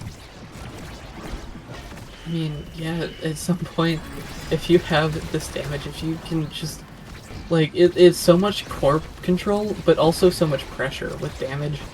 And, I mean, with the three prize fighters and team player, I mean, you just have so much more potential, but oh my gosh, Fiery is just going to push it past Merchant and past Kashikoma and put the first point for Mommy's Blooming in here. And now, potentially, they could bring it back. It's not over until you see that game screen, and if Mommy's Blooming has anything to say about it, they're going to take this game back into their hands. They absolutely are. Mirimeg now down to Kashikoma, looking to make something happen here. Kashikoma's flow stayed running out, though. Bloom maintaining it still. Merchant now has a strike, but strikes a little too early, and Mommy's Bloomin' capitalized. Fiery low, but has the flip available. You gotta be so careful if you're Oshino Core Flip, because that can happen, and we're all tied up in this set. An incredible angle going to put it past the fully expanded snare drums from Mako and Merchant. And I mean, that was 2-2. They were definitely down, but they're certainly not out. And they're looking to show that right here and now. But Mirimeg is going to be able to push it past and get the first barrier open. Merchant defending. Kashikoma has this core flip up, and so does Maddie. This could be a really offensive time. Oh my gosh, but Merchant gets taken out right on the verge of core flip. And now Mirimeg and Kashikoma are going to have to work together, keep this core out, keep this game alive, keep this set alive, because they don't really want to go to another set. They're perfectly content with their awakenings right here. But now, Bloom is out, Mirimeg and Kashikoma are up, and now they're gonna just look to get it past Maddie, get it, and Yeah, and Really, it all depends on if Merchant can get a good passing line here, because Kashikoma is being chipped away. Maddie's defending quite well, and Bloom is always there to help out. But Mirimeg wins a strike war against 2. A very long-range strike war. The core finds its way on the other side. Maddie is so low, has to find a clear, and Bloom is there to help recover the core, and Kashikoma is staggered, has to be careful. Fiery looking for the KO onto the Octavia. The flow state runs out. Fiery now in a 1v1 with Merchant. Fiery will take the win there, but Mirimeg now has a chance. The ensnare drum stalled the core for a moment. Fiery in front of the net, defended away by Merchant. 50-50, Merchant guesses right again. Merchant is defending for so much, but the flip's available, and Fiery will send to the bottom side. We're heading to a set 5. Oh my gosh, that was some amazing defense from Merchant, guessing right twice in a row. Prepared for Fiery's Fiery shenanigans on those shots, but no, unfortunately, with that core flip, Fiery was able to push it in past below the primary of Merchant, and I mean, now they're going to a set 5. This draft could mean everything, as Maddie is going to be able to get aerials here, and I mean, we're gonna see some. Oh my gosh, we are seeing some crazy Awakening drafts right here. Yeah, rapid fire on the Kazan is so scary. Of course, Twin Drive as well, and it kind of feels like Oshino Corflip, despite losing, did pick up some great power picks. There's just a lot of power left at the end of the draft there, and that rapid fire on Mirimeg might just be enough to send the game into their favor. Yeah, and I mean, with with all these awakenings, we're in the final set. There's no more changes. It's whoever wins this makes it to the top 3, makes it past this, makes it past 4th place. And so they're both, I'd imagine both teams are looking forward, looking to win this. And now Fiery, Oki, and Kashikoma looking to take him out right now, make one fewer player appear on the field. And now, oh my gosh, Kashikoma almost taken out. Oh, gets it past Fiery. Oh, Kashikoma gets taken out though. As Bloom starting to look a bit low. Fiery has the core flip, uses the core flip, and gets it past Merchant, who uses the ability and the strike to keep it away. Oh, Fiery, great pressure, uses primary, knocks Merchant backwards, and is able to just win the strike or get it in.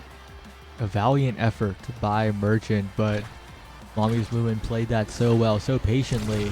The layered offense really came through there, and Merchant forced to burn the primary early to try and save the barrier, but it goes down anyway. Now it's Kashikoma on the other side, pushing forward, looking for the barrier. Mirimeg getting the better of his counterpart on the other side. Fiery is down for the next 7 seconds as Mirimeg is flip available, but Maddie does too on the defense. Bloom has flow state available. It's being maintained constantly.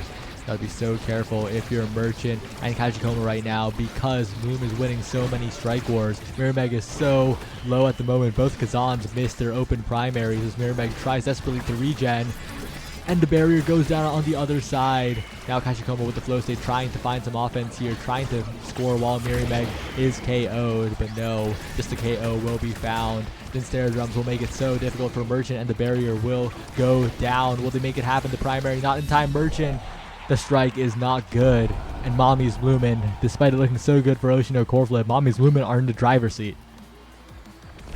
Yeah, and I mean, Mirimeg got taken out, and Kashikoma was looking so low.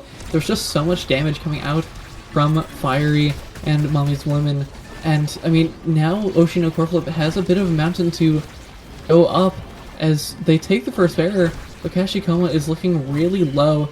No evades or anything to their name. Mirimeg going to kind of hook it back, try and keep the flow state up of Kashikoma as well. Is able to keep it up for now. Merchant going to just keep it forward, worrying more about keeping the barrier up, keeping the barrier alive, than keeping that flow state up, but it doesn't matter right now. Oh my gosh, that's Mirimeg down. Mirimeg goes down, another power play for Mommy's Lumen. But Kashikoma is keeping possession so well. Merchant's defending so well, but finally the barrier goes down. It's so scary because Merchant could be hit stun by anything on the other side of the map. Maddie defending that barrier with his life to the top side. The flip is good to save it, but a snipe by Bloom will seal it. Mommy's Lumen advance to the top 3. Yeah, I mean, great team plays from Mommy's Lumen. They won that set, and they knew what their win condition was. They were able to win the previous set and just barely take it over Ocean no core flip, and that gave them so much momentum going into the 5th and final set of the match. And at some point, they were prepared, they were ready to just take that game, take that win. They made it happen. They sealed their victory, and most importantly, they clutched it out when it mattered in those critical .5s. Fiery was in front of the net when it all depended on that flip, when Merchant was holding for what seemed like an eternity. Mommy's Lumen made it happen. Yeah, definitely. I mean, the team plays were so good from both of these teams, and they showed that, I mean, they're top teams, top players for a reason. And, I mean, yeah, it was such good team play coming out, such great kills, it was amazing. Yeah, and as the replays end, before we get into our next game, I think we'll be heading to a bit of a break and have a little bit of a caster swap, and maybe I'll get breakfast. Maybe that too. I mean, sometimes breakfast is at 11 p.m. Sometimes breakfast is in the next day. True. Time zones.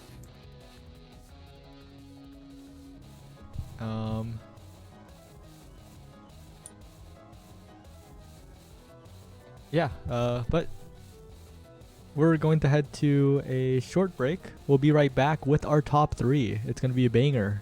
The off-rollers, and more importantly, Platinum exclusive, are waiting in the grand final. So, Potato Player, any last words you want to say? I don't think I have anything. No. All right, see ya.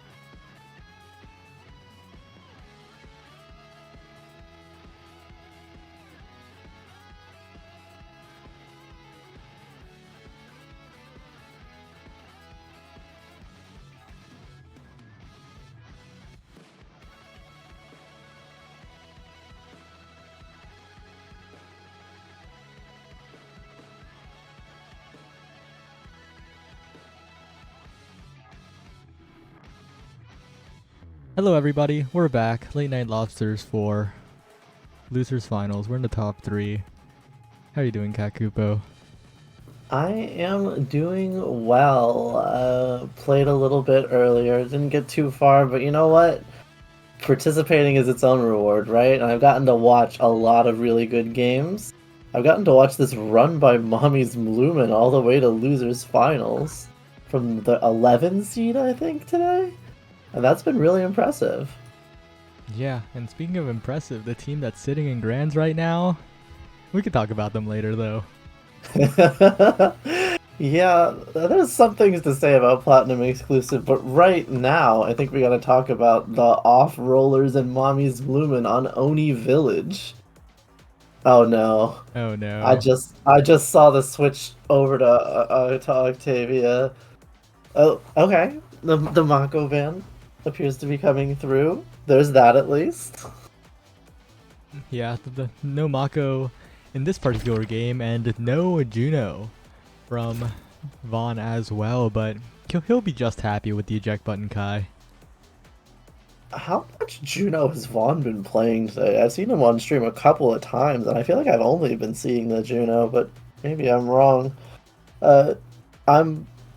Wow. Those comps look really, really similar to each other, don't they? Yeah, I wonder why. I wonder if some things are strong right now, like perhaps Ariel's Estelle.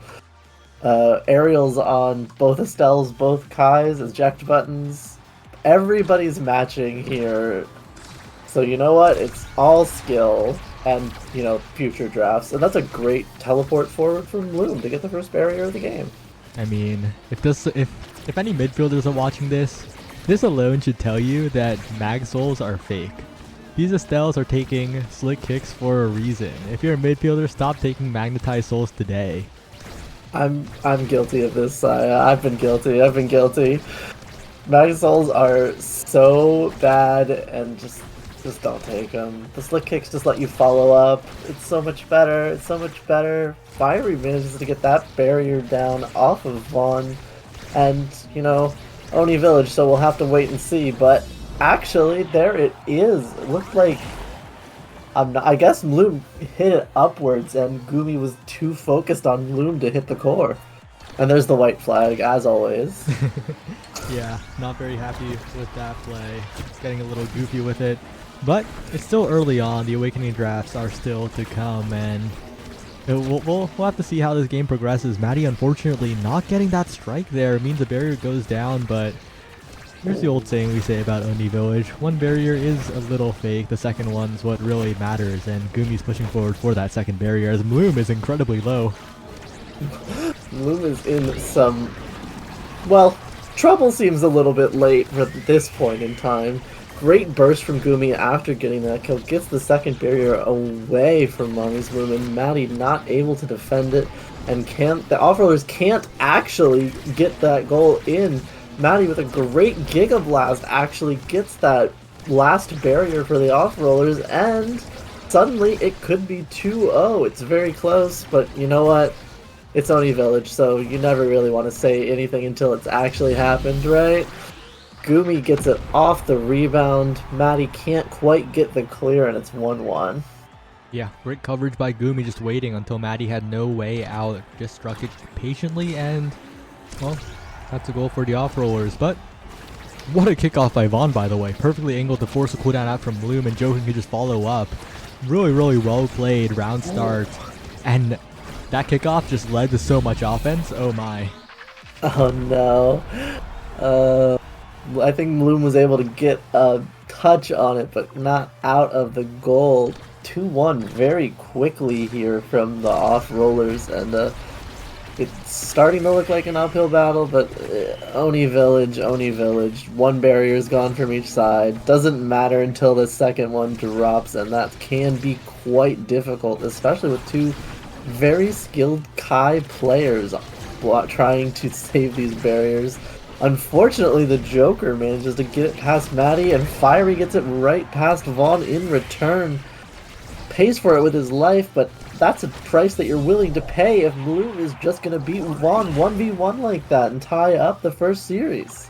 Yeah, bit of a missed opportunity from Gumi. You saw it in the top right corner. Tried to get a corner bounce, tried to get a good bounce into the goal or whatever, but just ended up rebounding it into Bloom's waiting hands, and that's just unfortunate whenever it happens.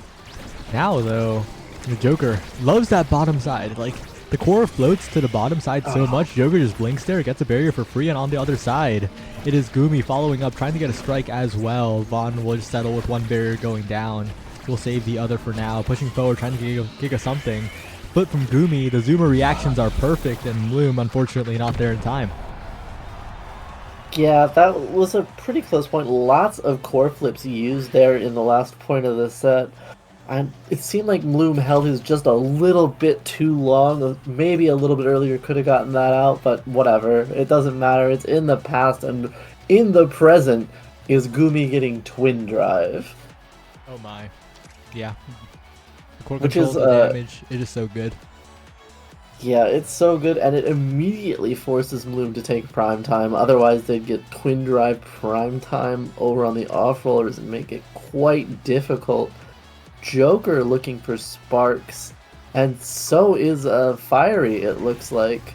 Both of them pick up agility and strength off of this drop. Fight or flight for Maddie could come in handy, but a little less useful on the goalie in general.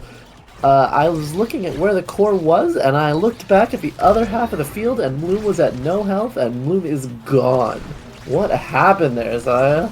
I mean, that's part of the power of that twin drive, but that wasn't even twin drive. That was just that was just KOing, and a great pass will get the second barrier. Gumi now pushing forward, but Bloom will send it at an awkward angle. Vaughn has to play a little cautiously here.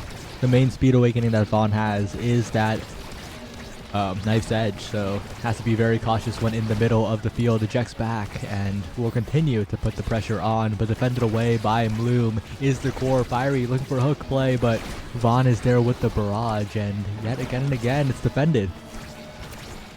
Excellent defense here from both teams until I start talking. Gigablast can't quite get it away from Gumi, and Gumi manages to find the shot off the bottom corner. First point of the set goes to the off-rollers. Gumi waving the white flag yet again, but don't listen to him. He's not going to stop. Don't listen. Yeah, trying to distract with the emotes, and you know, if you play with or against Gumi, there are a non-zero number of times where the emotes actually obscure your vision, whether it's counterproductive or it's like Gumi obscures the vision of the goalie and it's productive. You know, it's a legitimate advantage sometimes. Every time I play against Gumi, I just spam emotes right back. Every time he presses one, I press one too. And great kill there from Fiery onto Gumi as we're talking about him.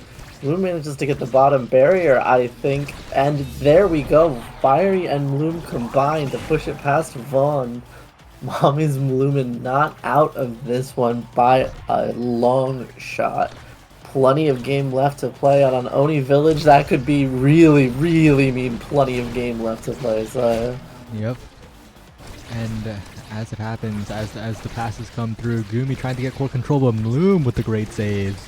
Not letting that bottom barrier be taken too easily, but it does go down eventually. And Gumi with the possession yet again, but no, it's actually Fiery who finds a way out of that situation. The possession in the hands of the off-rollers, they managed to pass it all the way out, and yet again, both barriers stand for the off-rollers. There's an interesting formation here in the front for the off-rollers. The way that they're standing, Maddie can't get clears out most of the time, has to get them into the bottom corner, and that just creates another chance, and another, and another. Eventually, sometimes it gets out, and it gets out right now. But if you look at it, they're all hanging around half health. Fiery has healed back up, but Maddie has to deal with Gumi in his face. Uses the core flip, now has no evade, immediately dies. Gumi gets core flip, both barriers are down, and there's the core flip from Gumi into the top corner. It's such a tough position to be in as a goalie at low health against a Kazan like that. Especially when you have so much burst. Eventually you have to use that energy or they're just going to kill you. But if you burn that burst early, you might not get anything out of it. Bloom and Maddie's shots there saved the bottom barrier for a second. Not that long, but those shots were still impressive. Yeah, and as you were saying, that situation on the top side, it's like checkmate for Maddie the moment he presses flip because Gumi knows the interaction just open primaries. And then Maddie's caught between having to give up the barrier or having to give up his life, and there as well, Gumi. So good on the scoring attempts, Vaughn there to follow up just in case. Another set going to the off-rollers. Core flips are so hard to play around in this game sometimes. You, especially in those situations, sometimes you really want to use it early, not even necessarily because you want to burst there, because it's a great opportunity, but you have to use it to get that evade and to keep your health up and to keep yourself out of a bad position. And the bad position that they've found themselves in is that Gumi now has specialized training. Wait, no, that's heavy Fiery, inside. actually. This draft that's is really Fiery. interesting because despite being first pick, Vaughn has to take the Rapid Fire because Rapid Fire is incredibly good on Kazan anyway. So goes for what's better for him, but I mean Specialized, Fiery, and Demolitionist Bloom. You know, Mommy's Bloom and not out of it just yet. They're not out of it just yet, especially with this Among Titans here on Maddie.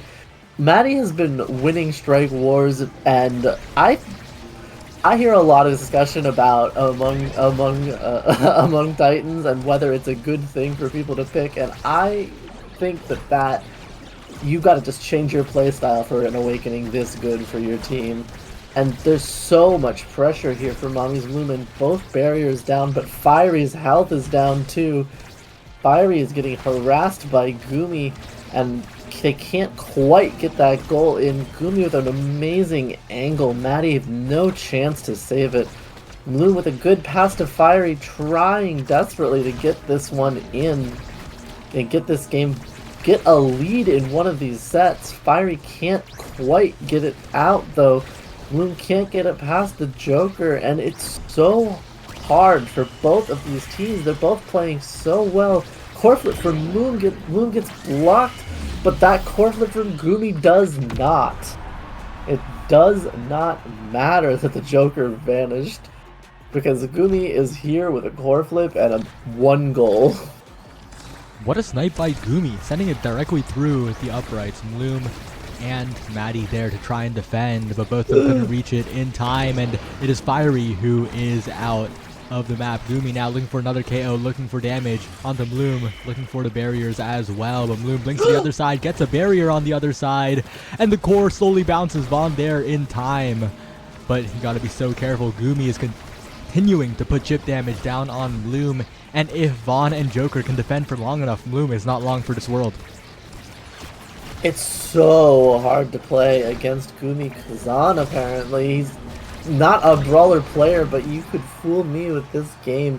Takes them out again. Bloom is gone. Maddie's barrier is gone. Gumi is up in their face, and so is Vaughn. Vaughn, no, you're playing goalie today. At least that's what I heard. But that's a great forward moment. 2-0, and it's match point for the off-rollers. Mommy's Bloom's run could come to an end right here, this point. I mean, if you're playing Jack Button Kai, you're basically playing midfield and forward a lot of the time. A great combo KO means that Bloom is off the map. Maddie trying to be an offensive presence now to try and stem the bleeding, but if both barriers will be taken, flip available for Vaughn down to Joker. Fiery will interrupt it for now, but look at the stagger bar of Maddie. Maddie is not long for this world, trying to find an opportunity, but Vaughn is the one who's taken out. Gumi has a flip available though. I got no words for that one. I think the word is checkmate again. I don't know how Gumi's so good at creating these situations that you just don't have an escape route out of, but there simply was not an escape route there for Maddie. It was so much pressure. Gumi did so much. Gumi did 23,000 damage in this 3-set game. Almost 10k more than anyone else. 9k more than Fiery did.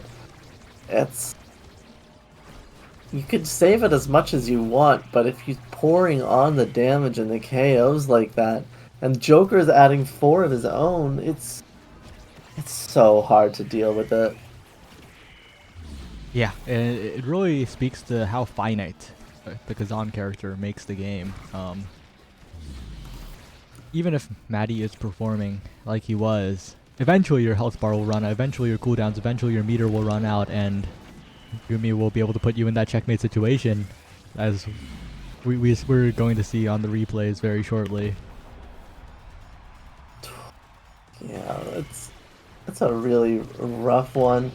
Still, Mommy's Blooming did really, really well today. That's a really strong third place finish. And the only teams left are the off-rollers, our perennial favorites, though they're, off-roll today.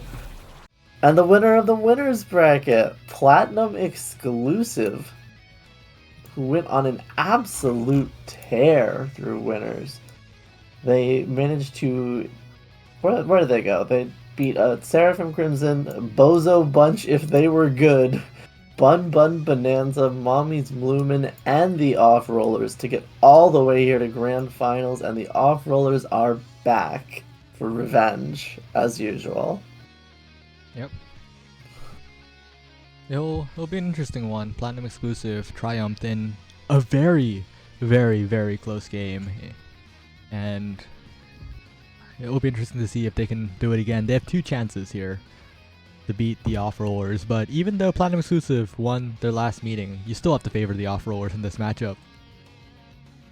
Yeah, I mean, you have to favor them in every matchup, basically, don't you?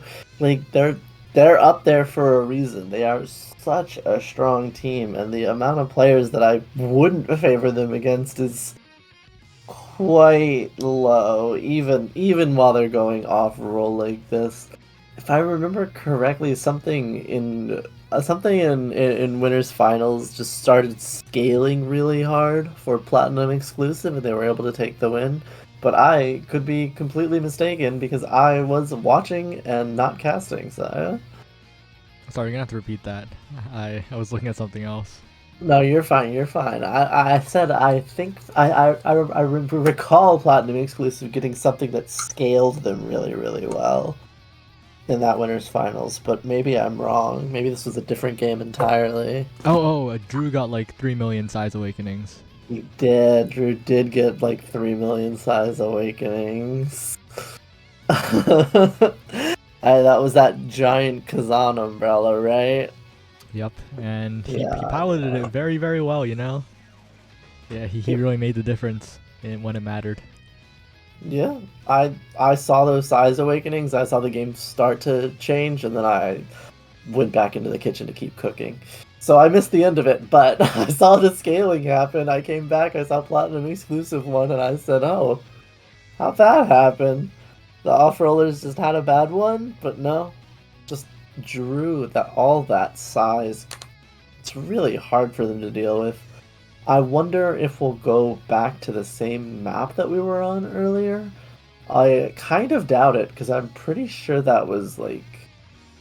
It was Inkies, right? Yeah, I thought it was Inkies. And, yeah, I just don't see Inky Grand Finals. But you know what? If they want to prove me wrong and let me cast an Inky's Grand Final, I'll be so happy. I'll be so happy, Saya. I mean, there's a decent chance to go back to Inkies. It is good for both teams, so...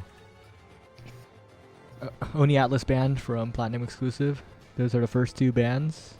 Taking away 2 out of 3 of the quote-unquote normal maps. The first 2, is this a best of 1 or a best of 3? Best of 1 with reset. Best of 1 with a reset. So those are their 2 bans. What was the ban before it then? Because it's 1-2-2-1, right?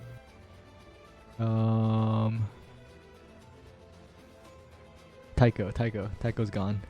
Tycho's gone. Oh, my brain is that of a fly, and I've already forgotten the other 2 maps that you said. Atlas and Oni. Tycho, Atlas, Oni gone. Could see. So that leaves Knight, Clarion, Inkies, and Amy's.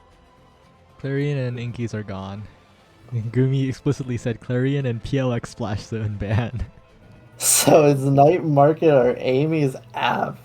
I want to see that. I want to see the Amy's app. That's way more fun for me to cast, I think.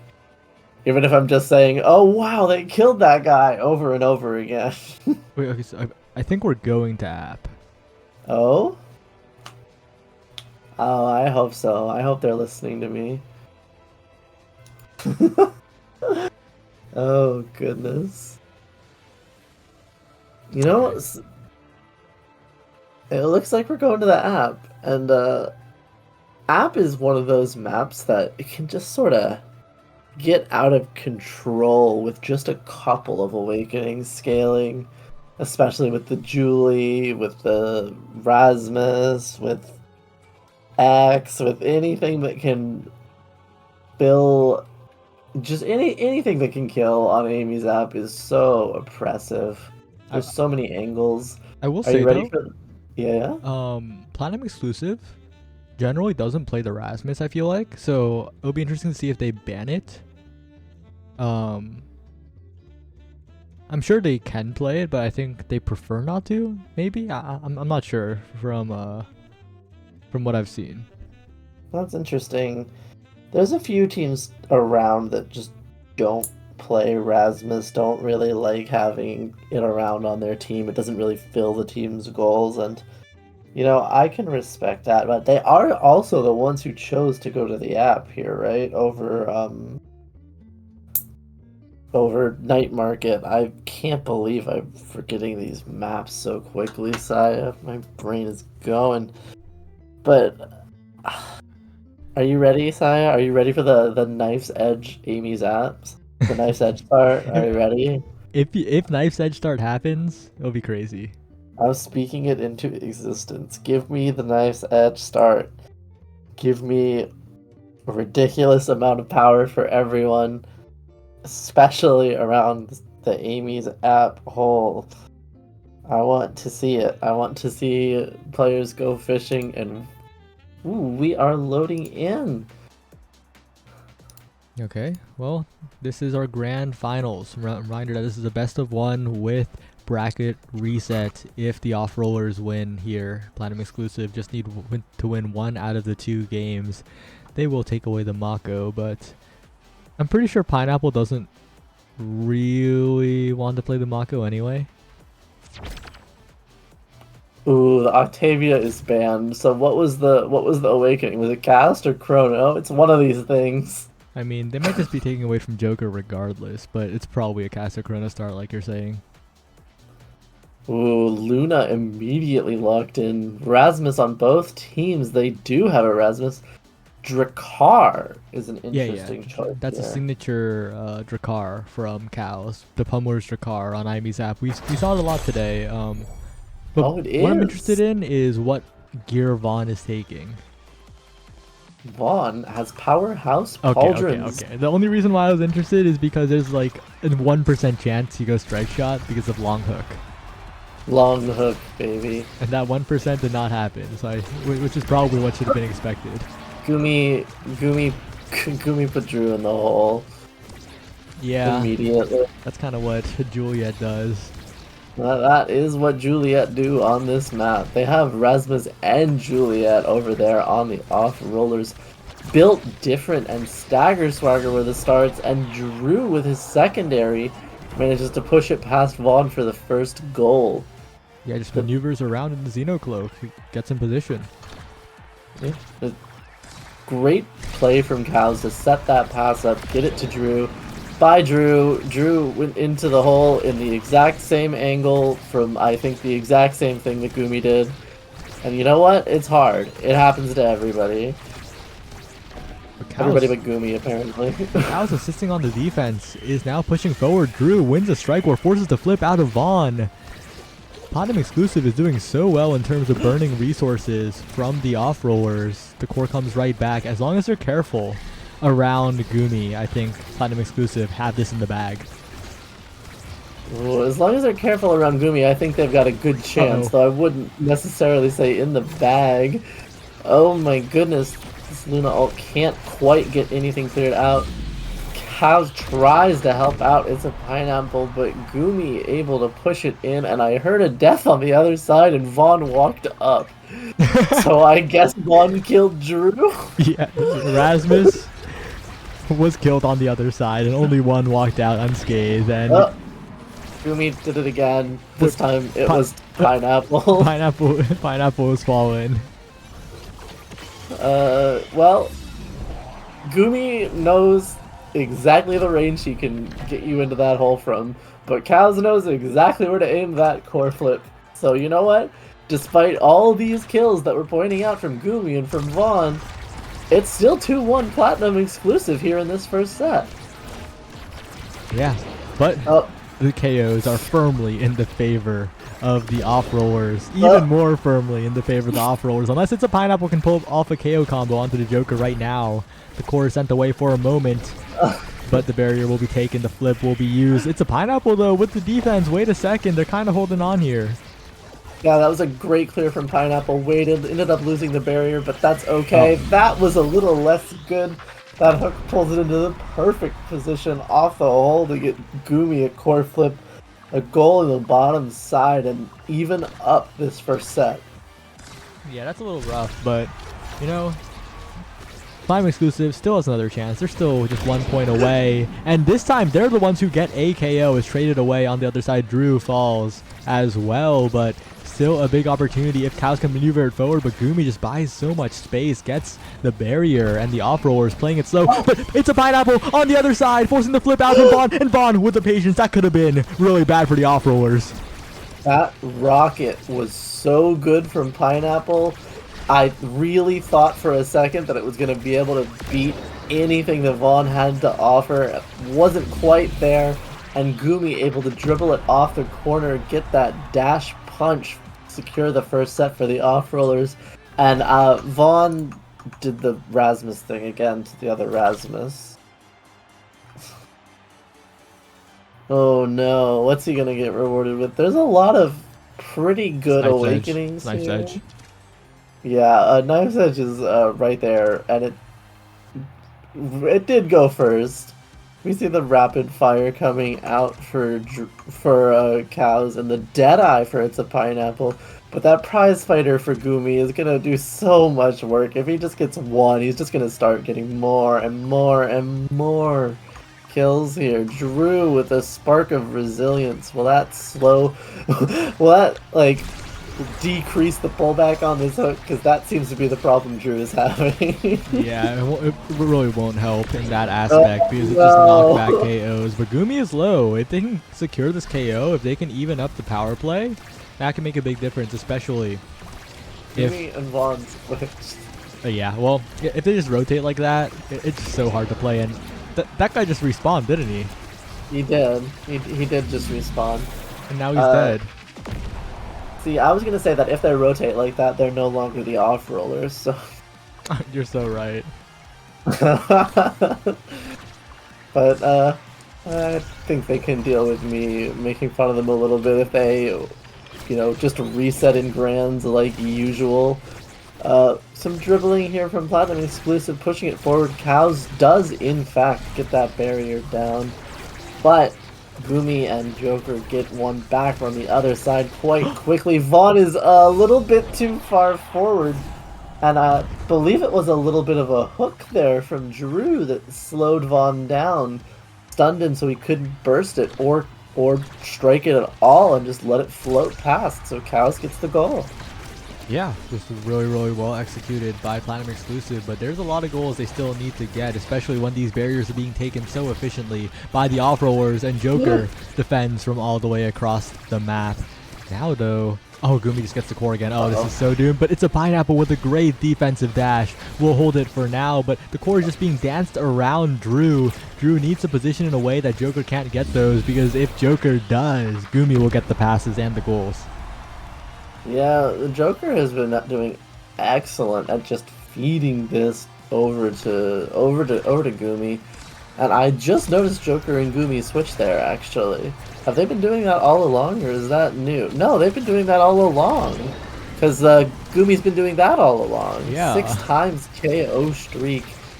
Poor Drew. Drew is kind of getting eaten up out there. Cows with a great shotgun blast saves Vaughn's core flip. Gumi has burst and is lurking behind them, though. Pineapple manages to clear to Drew, but Gumi lurking with burst is quite dangerous. Vaughn is too far up again, and he used his hook on cows, so he can't use it to save the core. 2-2.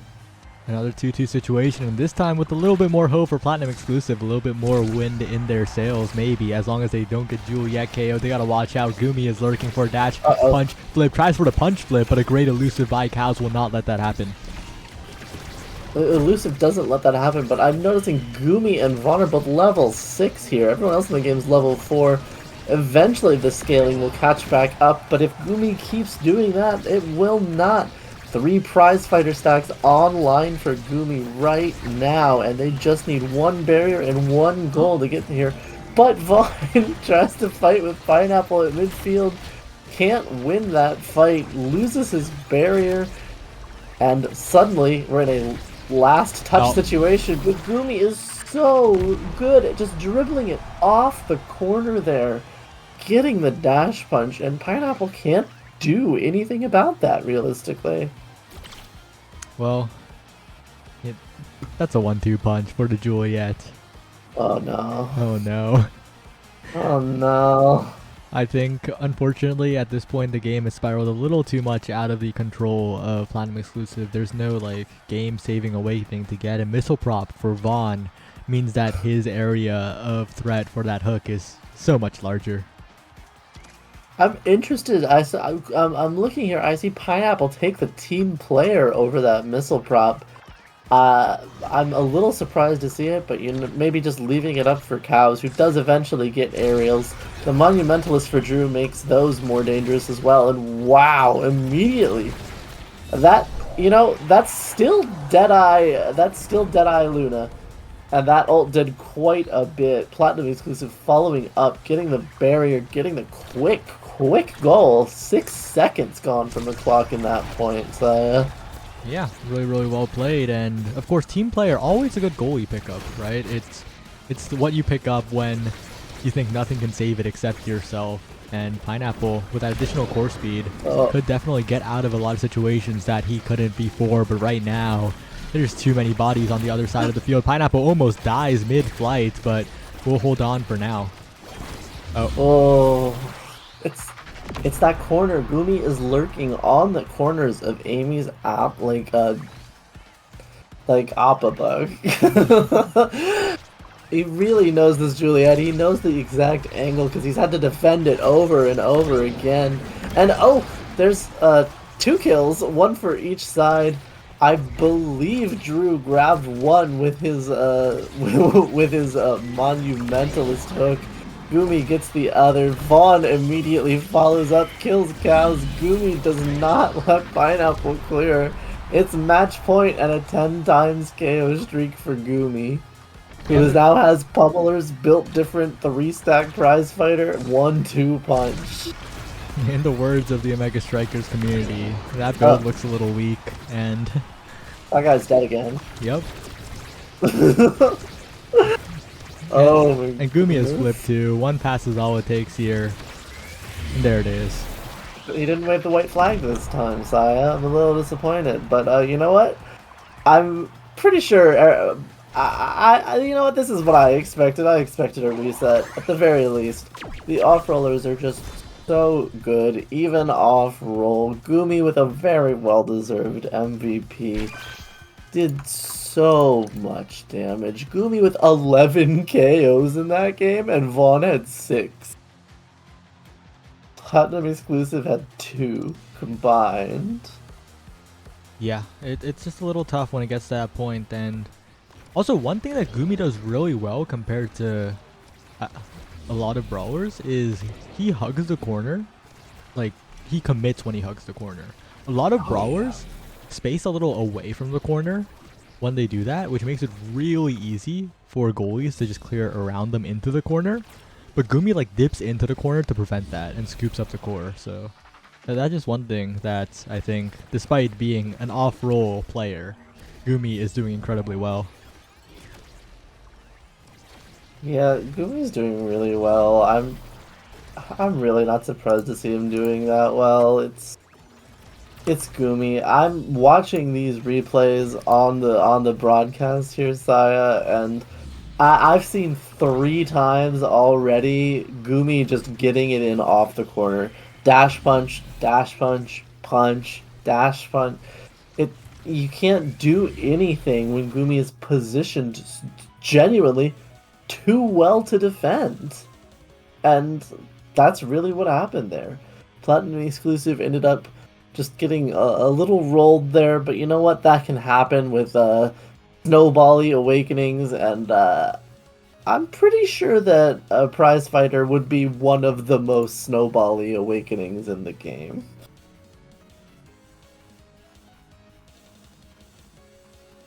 All right. Well, we'll see how the map picks and bans go for this next one. Yeah. Probably not gonna see Inky's back. Not sure we're gonna see Amy's app again. That seems a little bit stressful. There we go. Stressful when Gumi is lurking around the corners like that.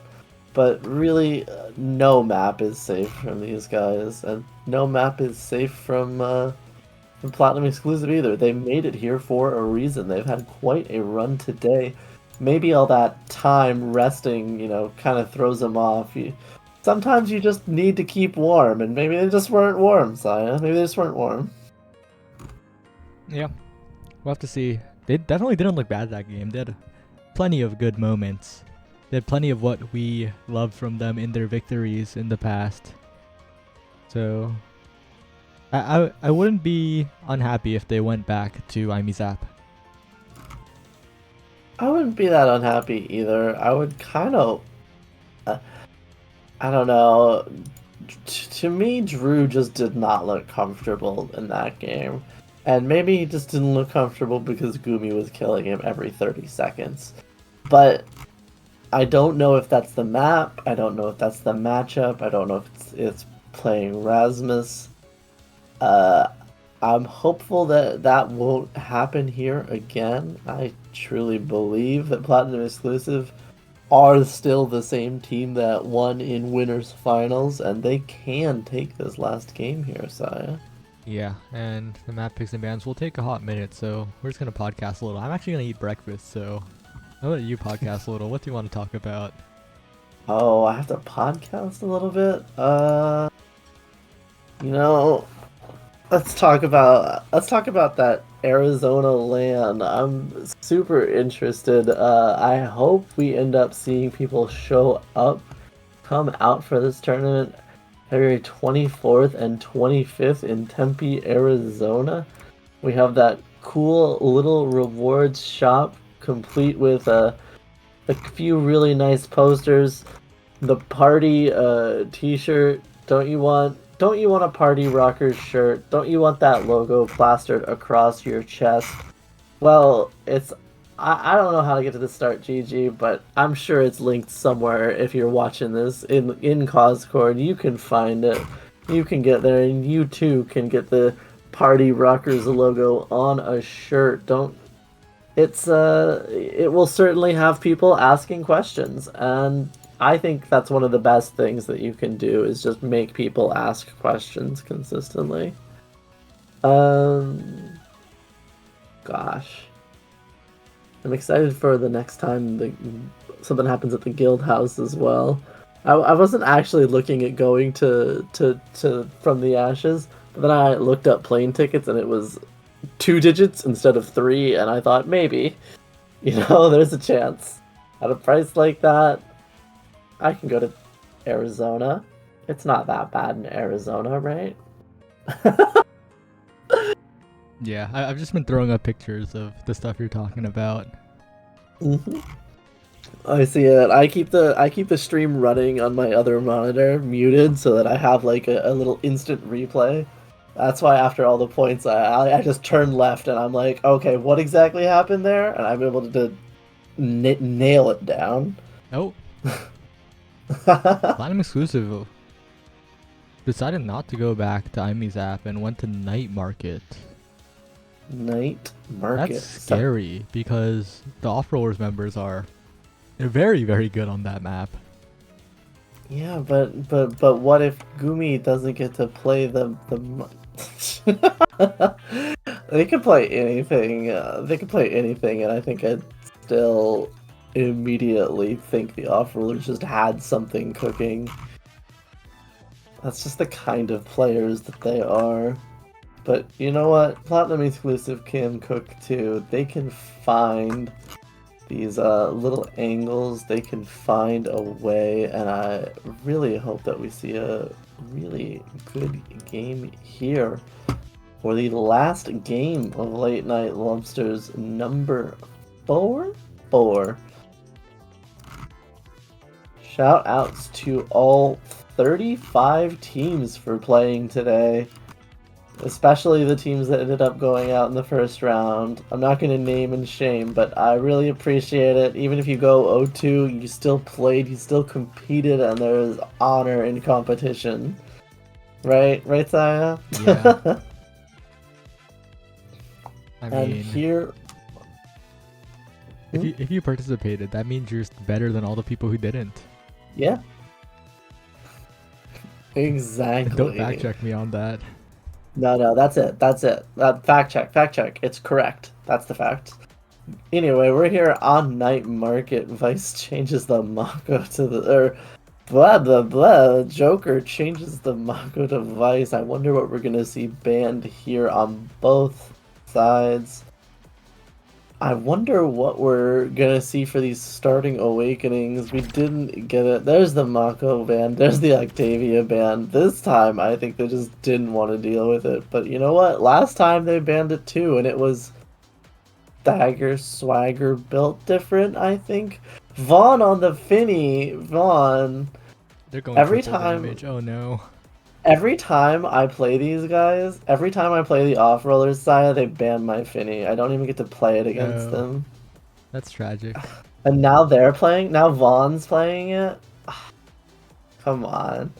Anyway, we see Kazans on both teams. Dubu over there for Platinum exclusive, and Era as their midfielder. Joker on Vice here, supporting their own Kazan. Starting awakenings. Oh, it's specialized training. Oh no. Everyone in the game has specialized training except for It's a Pineapple, who has Spark of Resilience. That Dubu will die. That Dubu, I think, needed the sparks. Drew is about to die, and no one even has a special yet.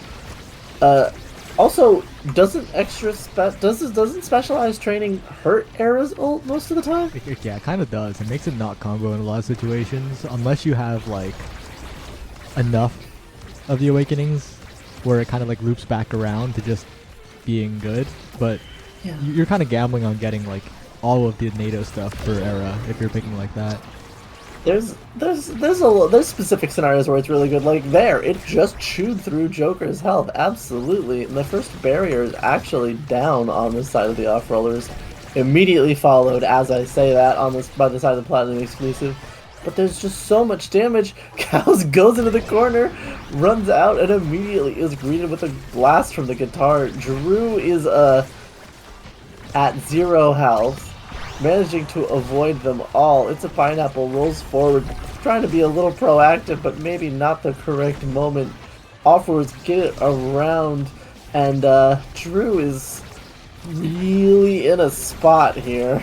Yeah, Drew, not long for this world as Cows darting back and forth, trying to find a place where he can control the core. Drew surviving somehow, still almost getting killed by the strike shot of Vaughn, but still staying alive, finally taken out. Wait, Pineapple, oh, the flip is blocked by Joker. Still manages to make the save though, as the flip links in, and that's the first goal to the off-rollers.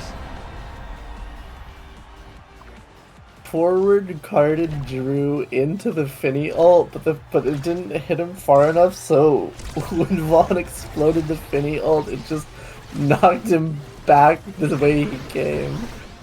It was quite a play, but you know what? That Finny ult does a lot of work just putting the puck right back in. Drew is level 1 and running away from Gumi still. Drew is still level 1. Drew needs to find a way to strike the core, maybe even get KO'd for it, because not being level 2 as Kazan is Really He's half a bad. character. He's half a character right now. Oh, There we go. Drew's level 2. Drew's level 2. There, immediately the barrier goes down. Cows is lurking with core flip, although lurking is more means hiding in this case. But Vaughn decides to throw the card at the era instead of the core, misses out, and Platinum Exclusive get another goal. Great shot by Drew. Wait, the game's even. The game is even. It did not feel even, but now it is even. No, just wait until Cows dies. Yeah, there it is. That's tough. And the NATO expires a little bit before it can get a barrier, which feels really, really bad. Pineapple, so tanky at the moment, but has to burn so many cooldowns to try and get the core out of there, and Gumi will win one of the strike wars eventually. Now Drew, so incredibly low, has to burn meter, and without meter, has to burn the special, and without the special, gets comboed by the hook into the closed form dash special. But Cows gets ahead of everybody, gets a strike through everybody. If Pineapple can defend, this could be good for Platinum Exclusive. Oh. No, I think that was just Pineapple. I don't know if Gumi hit that. I don't think Gumi hit that after the flip, but maybe I'm wrong. I hope I'm wrong. I hope Gumi hit that. Yeah, I think Gumi hit that, which, if so, good on Gumi. And Drew, in front of the net, has been so successful, but taking so much damage here. Drew is not being allowed to play the video game. Oh! Drew lives! Drew lives! Gumi almost dies, but it doesn't matter. Oh. Joker gets a shot off the bottom that just hits a really severe angle. And, you know, that's the first set here, and Vaughn gets an undeserved MVP. No, Vaughn gets an MVP here. Gets quite a lot of options. Twin Drive, absolutely a great option here. I don't like the strike shot personally, but you know what, Vaughn? Go for it. Do whatever you want. Another spark. No contest on the sparks here means Pineapple actually does have resilience agility. And Cows gets Chrono Boost, which is pretty good. It's not that bad here in the draft. Definitely not the end of the world for Platinum Exclusive, yeah. There's some highlights there. And then Drew's also dead. Getting absolutely popped. Like, it's so impossible for him to do anything because the off-rollers are... It doesn't matter what role they're in, if they're just coordinating that well, you can coordinate from anywhere on the map with some of these characters. Vice is just going to drop her zap down. Vice is going to throw things forward. Finny cards reach everywhere, especially with that strike shot. Wait, Drew, though, doesn't care about any of that. Gets the barrier, hooks it right back, and Vaughn is out of position, unable to defend. And I keep talking about the off-rollers, but Platinum Exclusive do keep scoring. Yeah, and Drew so clutch in the moment, and Cows getting these barriers pretty sneakily, while Drew is the one being focused. So Cow is actually the unsung hero, I think, but it'll take a lot more heroes to save them from this one. I'm not even watching the core sometimes. Drew's just here, playing Saya. dodgeball. I'm just watching Drew. Just watching Drew try desperately to survive, try to avoid them in Gumi. Adds insult to injury by burst killing Drew and getting the orb to boot. Cows is hurt now in the Finny ult, manages to not die to it. Pineapple with a great clear, but Joker has specialized training. You can't do that against specialized training Vice. You'll die. Yeah, and that feels extra bad because Pineapple was just staying alive forever before that point. Has respawned. It's not the end of the world yet. Oh, they're still managing to defend. Log forces out the flip. I'm pretty sure Drew revived and got killed again quite fast. Yeah, seems to be a pretty common theme in this game where the opposing side has 3 damage characters and your team did not pick now. Oh boy, it's tough. It's tough. Drew, look at his health. It's gone. He's just he can't get to burst. He can't even get to a second elusive. Gumi's killed him 8 times. I shouldn't say that. Gumi's killed 8 people. I don't know if it's all Drew, but It's mostly Drew. it's mostly Drew for sure. But Drew is back, okay? He's revived. He took 20% of his health. He took another 25% of his health. He took another 25% of his health. He's dead. It's a pineapple versus the world, and unfortunately, I think the world wins this one. So rude. That was so unnecessary. Didn't have to do that to him. Oh my goodness. That was Ugh. I will say though, Platinum Exclusive did beat them in winners, so yeah, they did. if they get a That's good real. draft, if they It get a happens. good draft, if they play out of their minds, if they KO Gumi somehow, it's possible. But How much experience do you think Drew will get if he kills Gumi? I think Drew will jump to like level 5. Oh, Pineapple burst. Vaughn burst in return. Drew is trying to not die as usual. Manages it for a little while longer than usual this time. An elusive from Joker means Kaz's ult will not take it, and there Drew finally goes, while Gumi owned barriers immediately after. Oh, but Pineapple still managing to defend, not sitting too near to the walls. If Pineapple doesn't sit near the walls, that's double Spark, Pauldron's, Dubu. He should be able to survive for basically forever and manage to defend, but even double Spark, Pauldron's, Dubu is taking a lot of damage here. Oh, uh-oh. Wait, this guy's dead. Gumi has found another target. Oh! Pineapple! Vaughn has it! How good is Vaughn has Pineapple? it! What a shot! Pineapple with a crazy angle. Gets that in. It's 2-2, and despite the... Oh my god, Vaughn is level 8 and Drew is level 3. Despite that, it's still 2-2. The points are close. The game is close, even if the levels are not. Drew is alive, technically. Cow's pushing in with this Oh, Drew what a with play! a great pushback. Here it is. Platinum Exclusive pushing forward, looking to take this set, looking to make this a little bit more competitive. Dribbles off the wall with the secondary. Can't quite get it. Drew also dribbles. Cows passes it back to Drew. Gumi. Gets it in. A little bit of redemption. Opens the umbrella, puts the core in the net, and it's 1-1. Despite everything. Gumi with a little bit of an assist there, but great plays from Platinum Exclusive all around, and that's another spark at the very least. Continue sparking, come on, let's go. Oh, triple sparks here for Pineapple, and the game is gonna go at least 2 more sets here, Saya. It's possible. Well, yeah, it's possible. It's very possible for another one to come out here. But the Deadeye on the Deadeye on Vaughn, the rapid fire on Gumi. You know what? The fight or flight on Drew is an amazing pick. I like that a lot. I don't know why Stagger Swagger got to Cows instead of Drew, but maybe I just don't remember the order already. Drew gets the first barrier, gets immediately 80% of his health taken out by Joker's ultimate. Cows is being pursued by Gumi now. Gumi has locked onto a new target. But while that's happening, Drew is dancing around Joker, and Vaughn gets the barrier. Cows is pushing forward here, not letting them get a good clear, buying a lot of time for Drew to respawn, and Pineapple holds it down too. Cows and Drew suddenly pushing forward. That log is helpful, but not quite enough. And wow, they're really, really close here. This last barrier from Platinum Exclusive still up, and there, down goes Joker.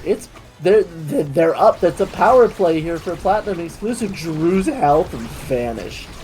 I mean, that guy's dead yet again. But you know what they say: if there's a KO combo on the other side, just score faster than they can KO you, and that's what Platinum Exclusive needs to do. But that's another barrier down. That's a flip available for Gumi, and that point is over. Yeah. It's Pineapple is fighting for his life here.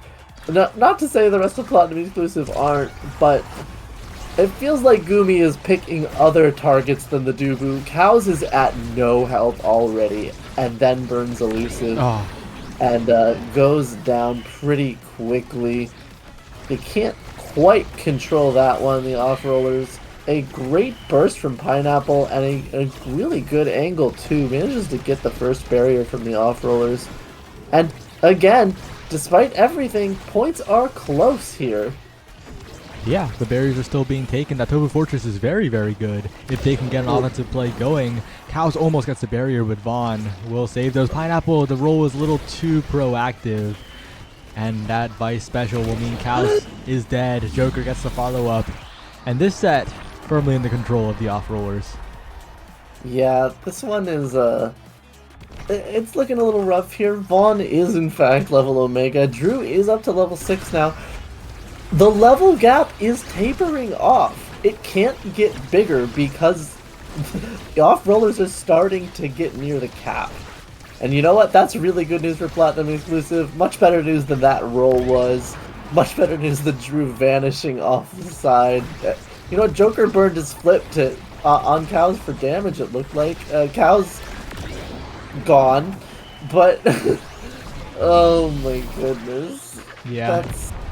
How do you deal with it? You can't. You can't deal with it if you're just dying on cooldown. And Gumi is, in fact, killing them on cooldown. And unfortunately, I don't see a spark here. And even if there was, Pineapple is last pick. Yeah, it's looking a little bit difficult here. Oh. Extra special on the Vice will be... that extra special, I think, spells doom. At least you get Monumentalist. No! Why'd you go for team player here? Well, maybe Dubu wants it. No! Monumentalist is literally a downgrade on Dubu. Yeah, It's actively bad. I don't know why. I'm gonna shrug. Vaughn got Glass Cannon on Finny, which is really, really good for that character, and Gumi got Demolitionist while we weren't talking about it, by the way. Oh no. With Demo, Gumi might even be able to chew through Pineapple. 14 KO streak here for Gumi.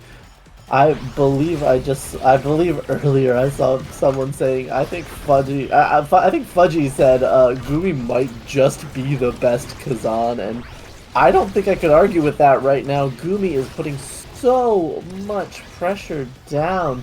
Not that the other off-rollers aren't joining in, but it just feels so... Look, there's another one. Gumi is just doing a huge chunk of damage, finishing these kills. It's so oppressive. And Cows is gone. 16 KOs for Gumi. And a little pull down. I mean, Gumi could score on Pineapple. Gumi could also score on Vaughn. There's only one Kazan scoring on both goalies in this game, and that's Gumi. Of course, he's the best Kazan, you know? Oh gosh. Pineapple has burst. Looking for something. Drew, looking not to die. Gumi is broken suddenly. Almost dies. Drew and Gumi going at it here. Although, Drew unable to get the better of him. Oh, never mind. Drew killed Gumi. Drew's level 8 now, and the first barrier went down for the side of the off-rollers. Vaughn here has core flip. It's a Pineapple pushing up here to try and create something, but unfortunate angle from Cows, and then double kill from Gumi. Both Gumi and Joker. I think Joker got credited with one of those. Vaughn forces his own core flip, and it's a Pineapple. It's finally staggered! That massive health bar is staggered! But the barrier's taken on the other side. The barrier is gone. Great tornado there from Cows, but it's not enough. It just bounces a secondary from the Joker, manages to push it all the way, bouncing to Gumi. And, this could be the last point of the tournament here, Saya. Yep. The chip damage going down onto Drew. Joker almost getting the KO outright. Gumi, one ability is all that is necessary to KO the staggered Drew. Cows now looking to try and find anything on the core, but Gumi sitting in front of the barriers. Doesn't go for a double barrier. So focused on getting the KO onto Cows. Will not even get a single barrier with that flip, but the KO will come through. Drew now walking out of the open primary, getting one barrier at the very least, but is not long for this world. Joker now sending the core forward. Gumi as well. One barrier goes down. The passing plays come through. Respawn for Cows. Can the era do enough to keep this game alive is the question. Gumi to the top side. Both barriers taken. The special available. Toby Fortress will stop it for now, but Joker is in position trying to get a passing play. Gumi chasing Cows all the way to the edges of the world, but Cows will evade, not with meter, but with his own footsteps. The KO will still come through. Gumi in a 1v1 with Pineapple. Pineapple against the entire world, stunned up against Gumi, wins the strike war once, has another opportunity, walks down for it, gets a strike, but is taking so much damage in the process, has to use meter. Pineapple is dead. The goalie has fallen. All 2,882 stagger is expended. Cows is also next on the chopping block. And they're just going for the KO, aren't they? They really want an ace. Do they want to finish? Gumi hit it back. Gumi could have scored the game-winning goal, but he hit it back. You know, I saw that, Gumi. that's how it ends. It got caught up in Vaughn's big finish, and the Joker's secondary pushed it home. That missile prop heavy impact doing quite a lot, and that is it. The off rollers are the winners of this tournament. Platinum exclusive ended up finishing second to Gumi's 20k. Gumi killed them 20 times. Joker killed them 10. Vaughn killed them 6. That was 36 KOs. Well, GG's. That was 36 KOs in 15 points. What an incredible scoreline, but you know, sometimes that's just how it is. Congratulations to Platinum Exclusive, by the way. Despite falling in Grands, they beat a lot of top teams today. They performed so well today. They beat the team that they were facing here in the finals. So, like, lots of credit to them. But, oh my goodness. They scored 11 times and killed 36. Like, what can you do? What can you do? They're playing with their food at some points. Gumi refusing to finish the game, notably, but you know what? They ended up cleaning it up. They won. It's over, and it was a great tournament here today, Saya. There were a lot of really close games and a lot of upsets, as far as I remember. Yeah. Platinum Exclusive went on a tear to make it to this point, and there was Naga Strikers beating Orbits was incredible. Luna's Kitten Club facing Sundubu Strikers with the loser getting 13th is not something I expected out of this tournament either, but just goes to show you how many good teams were here tonight and how much good Omega Strikers was played. Yeah, well, any last words? No, I don't have anything tonight. All right, well. How about you? Well, I gotta finish breakfast. I gotta go to sleep and wake up tomorrow for Nassel Season 3 opening day, so see ya. Oh boy. Goodbye. We're ending stream.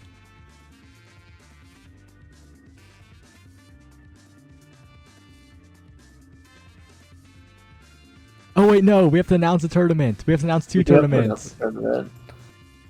I reminded Saya that we have to announce something. I was trying to gently prompt, but you know, it's okay. It's okay. Okay, don't leave yet.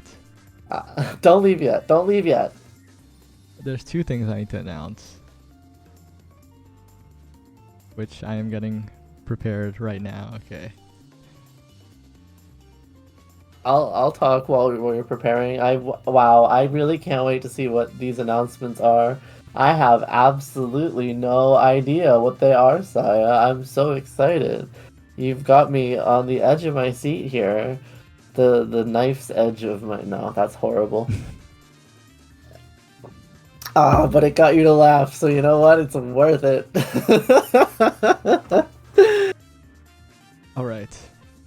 So, two things. Team Player Tuesday. Star.gg/team player. It's like Late Night Lobsters, but different. But not. But it's on a Tuesday. Yeah, it's on a Tuesday. This Tuesday, in fact. This Tuesday. How crazy is that? Whoa. And also, if you're a fan of Blue Lock, if you're a fan of solo entry tournaments, if you're a fan of 1v1ing a little bit, maybe even 2v2ing and, of course, 3v3ing, there's Lock Off, the Blue Lock tournament, on January 11th, which is Thursday. It is Thursday. Can't believe I almost forgot to announce these. I'm super excited for these. Team Player Tuesday gonna be a blast. I probably won't be in that one because I can't do that many in a row, but Lock Off on Thursday is another solo entry tournament, and that's gonna be such an interesting thing. I really like those ones. This one's got a format where you're not eliminated if you end up not being picked in the 2v2, so if you've ever been interested in those build up a team through the tournaments, Lock Off is your chance to give it a shot, and I certainly will be trying to be there for that. Alright, well, with that note, see you tomorrow. Goodbye. Bye.